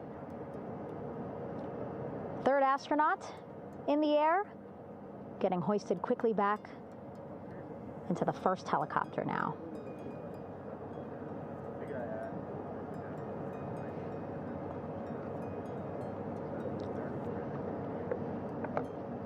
That first helicopter now on its way back to the ship here. We will soon see it land in just a few minutes. Again, all this action happening just 3,000 yards away from us, so a very quick flight back to the flight deck. And now the only person left on the front porch, Commander Reid Wiseman.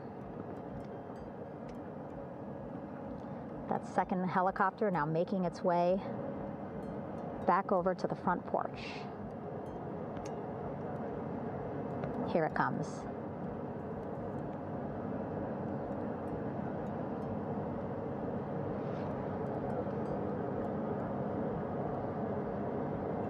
Making its final approach here.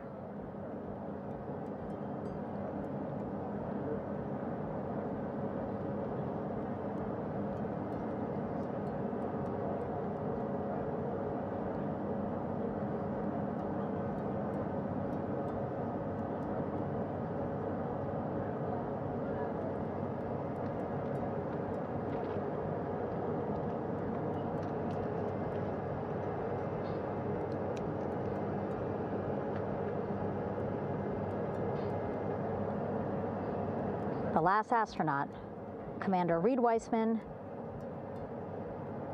now off the front porch and almost into the second helicopter.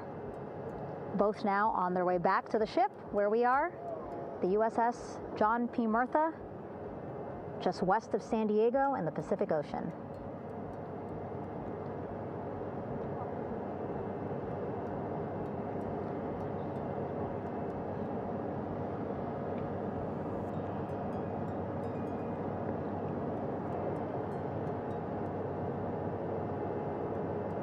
Exciting to see our 4 crew members minutes away from landing on the flight deck here on the recovery ship.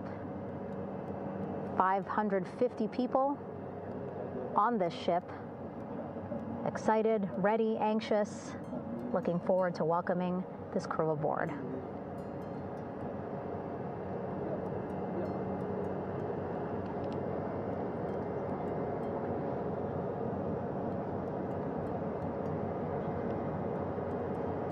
Watching them now with our own eyes. Close to the ship here. Hearing them begin to hover on the flight deck, which is just across from us, here on the bow.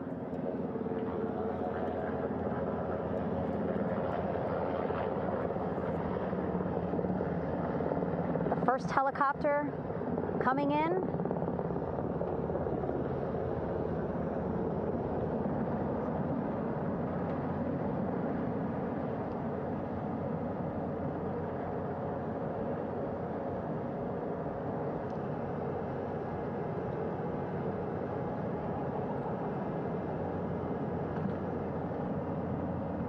And wheels down. Wheels down of the first helicopter carrying 2 of our Artemis II crew. Pilot Victor Glover and mission specialist Christina Koch.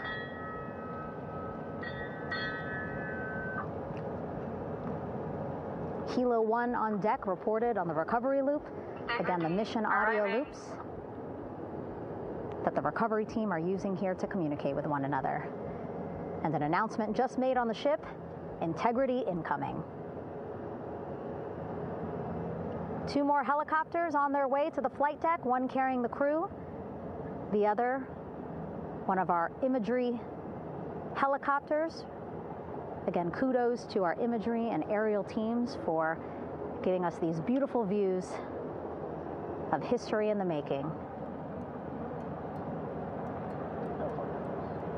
Set amid a gorgeous, soon-to-be sunset here in the Pacific Ocean.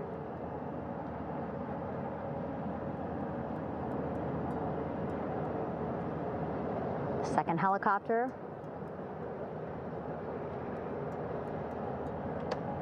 making its approach of the flight deck.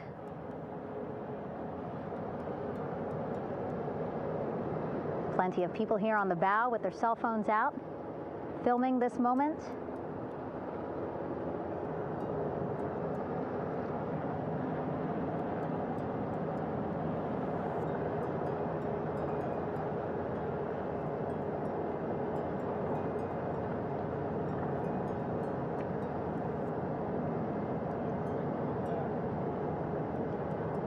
Some impressive flying here by the Navy, as we are seconds away from wheels down.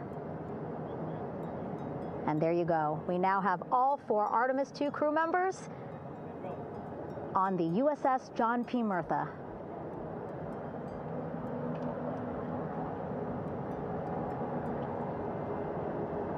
I'm sure they're happy to be out of the water and on this recovery ship with, again, 550 people on board, ready to welcome them home. But first, as we've been saying throughout the broadcast, just making sure the crew feel good. We reported that they were feeling good when they were in Orion, but those were just initial, quick, verbal assessments of how they're feeling.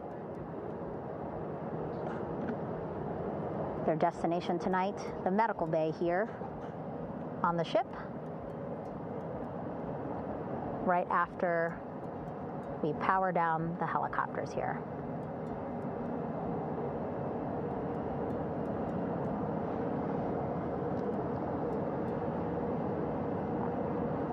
The team on the flight deck working quickly but methodically.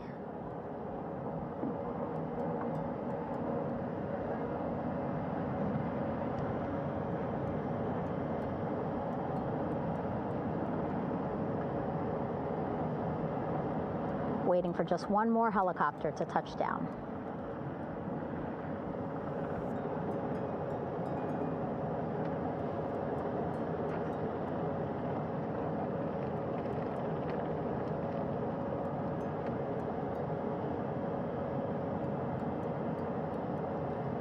Very limited personnel here on the flight deck. Restricted maneuvering doctrine is in effect. As that third helicopter touches down.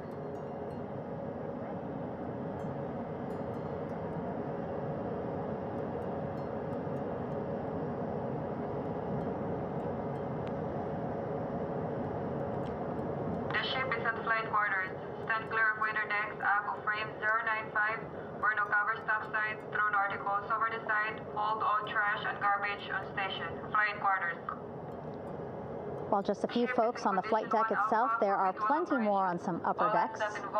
I see in some of our views a very packed crowd overhead. Announcements being made over the ship's loudspeaker system, reminding folks to stay clear of operational areas like the flight deck, so that teams can work quickly to get the crew off of the helicopters and into the medical bay.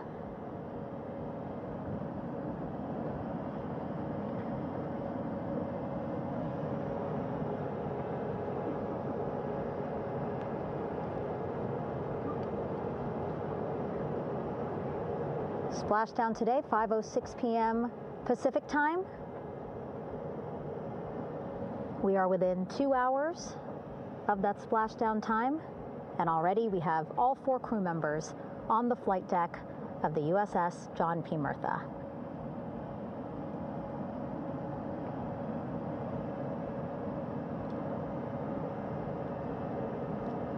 Again, crew waiting before getting out for the helicopters to completely shut down.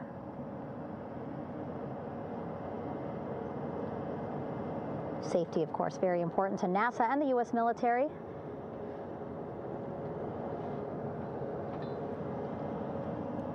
So we'll wait just a couple of minutes here before we start seeing crew members walk off the helicopters one by one.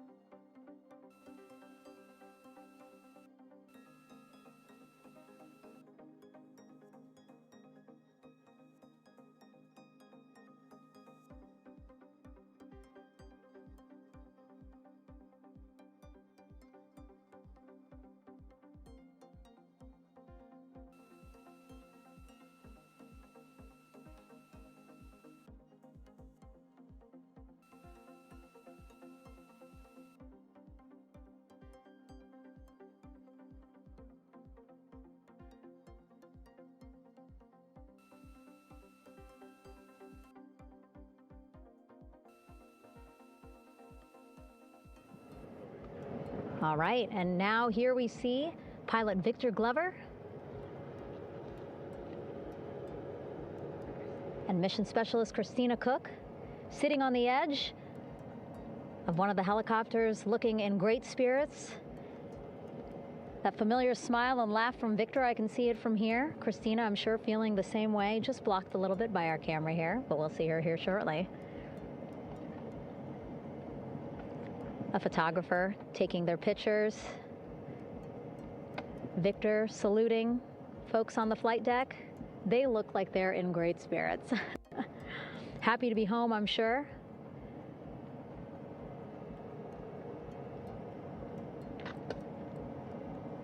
If you're sitting at home, I hope you too are wondering, what would you want to ask them if you got a chance to talk to them? Because that is what I'm thinking about. Getting the opportunity to talk to or ask questions of these 4 astronauts who just made history as the first crew to return to the moon since 1972.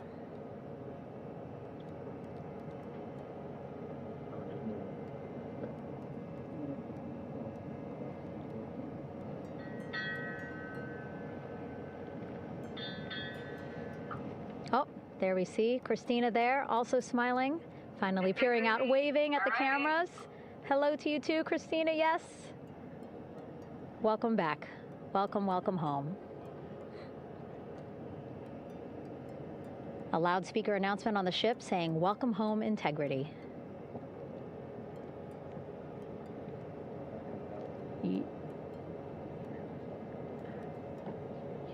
Victor in great spirits. I can't see who he's talking to, but I kind of think that he might be talking to his other 2 crew members.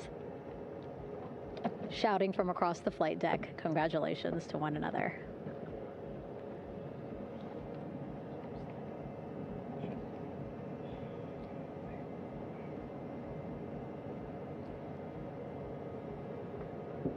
And so now we see some Navy personnel walking up to the helicopter. This is again the first helicopter carrying pilot Victor Glover and mission specialist Christina Koch. Both have taken off their helmets now.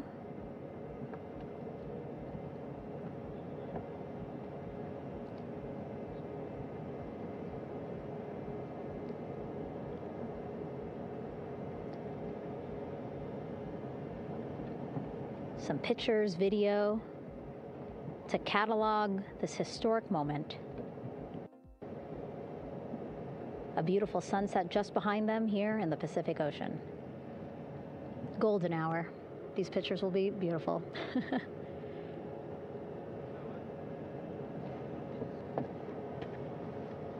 Now we see NASA Administrator Jared Isaacman. He is on the flight deck, as well as Flight Surgeon Rick Schuring walking over to Victor and Christina first. We saw the administrator walk over to the other helicopter, which is carrying Commander Reid Wiseman and Mission Specialist Jeremy Hansen. We heard from Rick earlier in the broadcast. Again, he said he's going to be out there on the flight deck to do another initial assessment of the crew, ask them how they're feeling, anything bothering them. But again, from what I'm seeing, they look like they're in great spirits and feeling pretty good for folks who just traveled 695,000 miles from Florida to the moon and now here to the Pacific Ocean.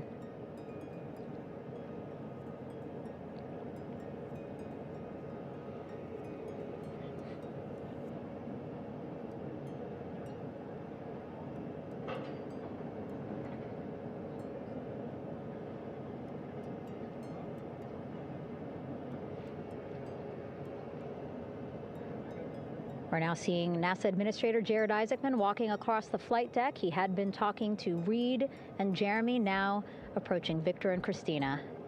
A hug from Victor, a hug from Christina. What a moment that we're getting to experience together.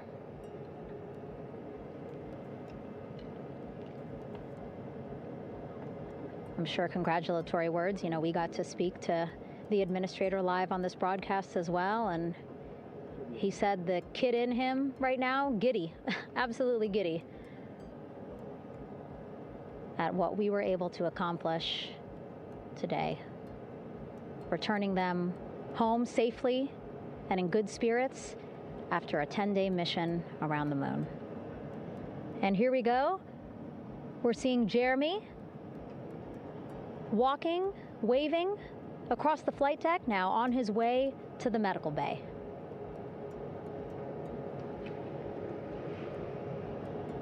It's a short walk, less than a minute.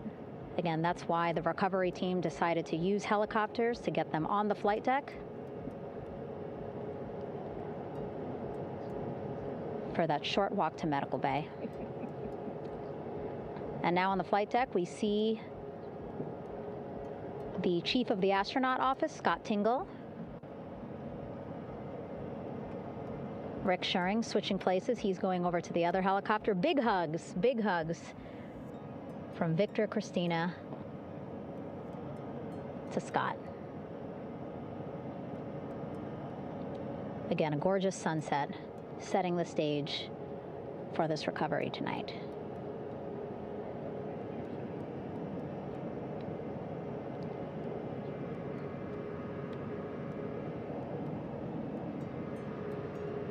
All right, and now here we are, Christina, making her way, looking thankful, grateful, happy to be home.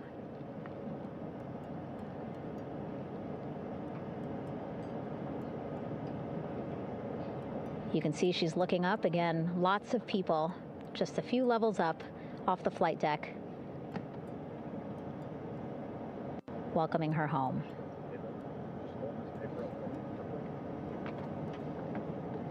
Scott holding the door like a gentleman, but back on his way to the other crew still on the flight deck.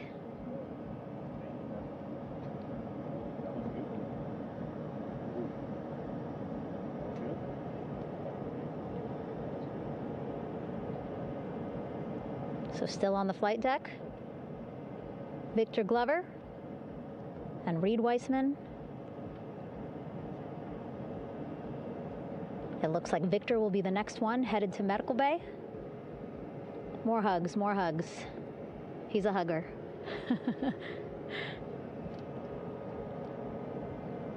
Victor looking good as he walks across the flight deck. NASA Administrator applauding. Victor applauding for all the folks on the ship with him who played a role in their safe return today.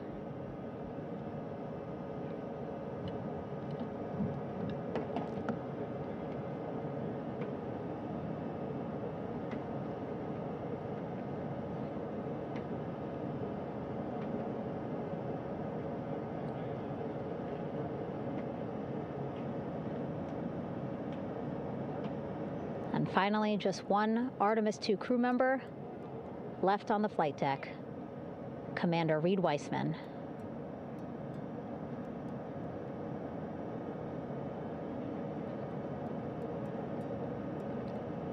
Applause from the group there on the flight deck, I'm sure, as well as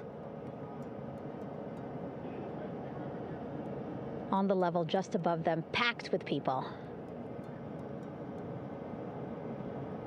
Reid looking good as he takes his steps towards the medical bay.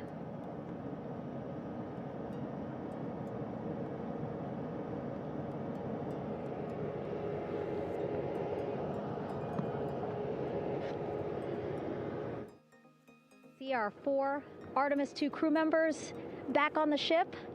Again, now they will head into medical bay, where they will be assessed by flight surgeons from both NASA as well as the Canadian Space Agency. A more in-depth assessment. When they get to medical bay, they will each have their own nurse. They will be helped out of their suits. And then again, we'll check to see that they're feeling good. Make sure it's not just adrenaline, but that they are feeling good from their long journey back from the moon. Beautiful shot of that sunset, illuminating our flight deck.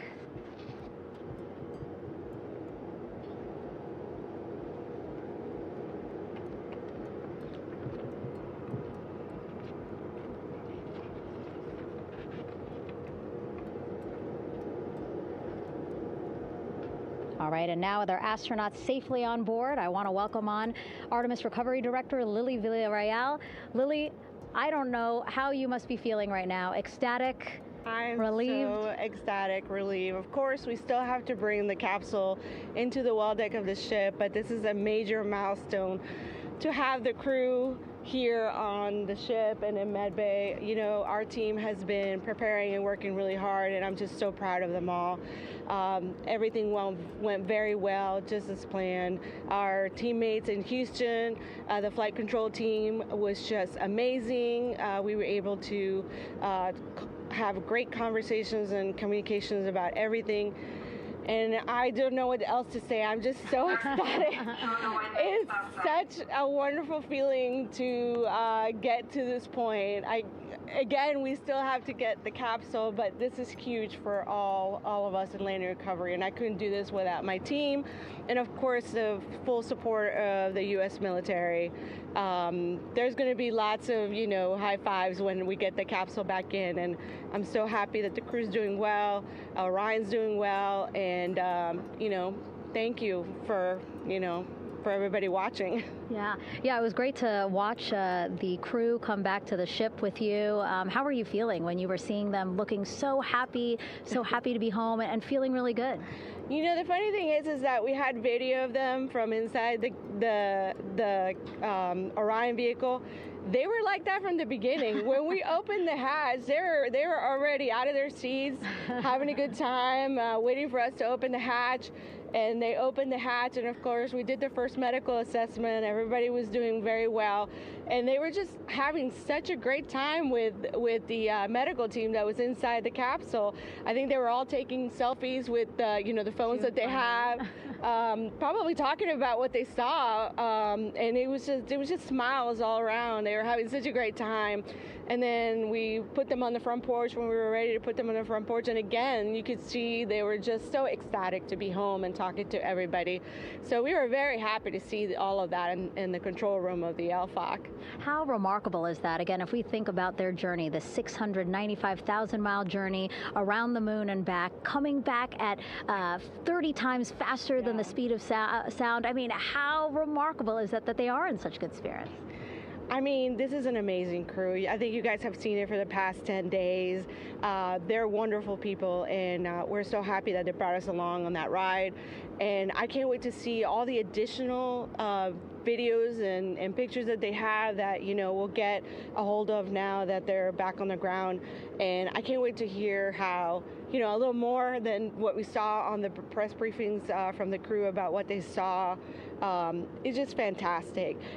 Some of my favorite people around this 10 days was the science team and how excited they were.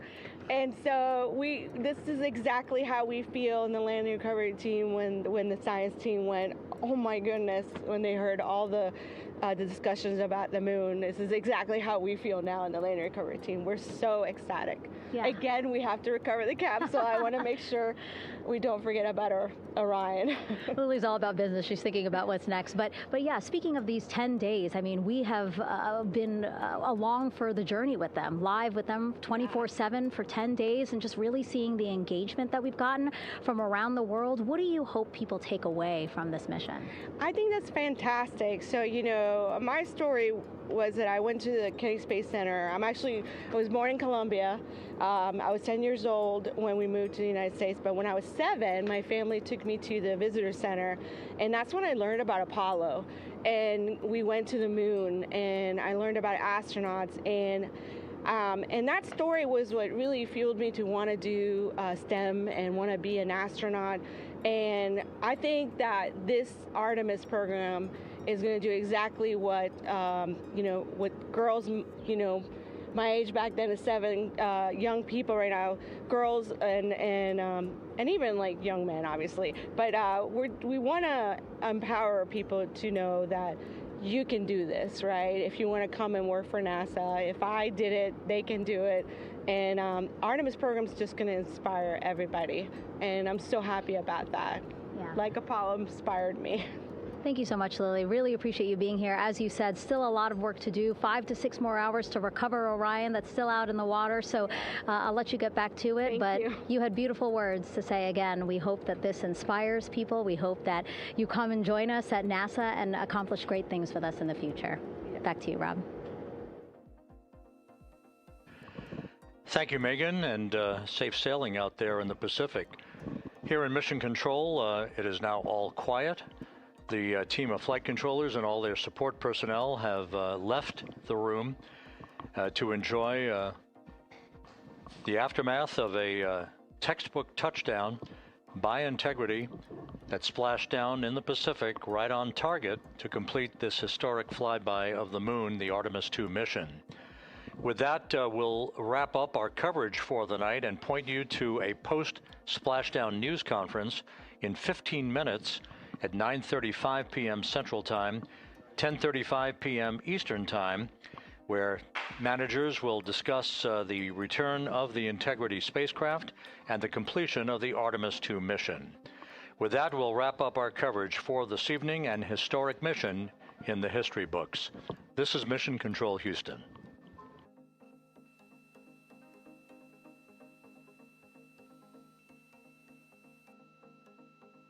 Main chute deploy.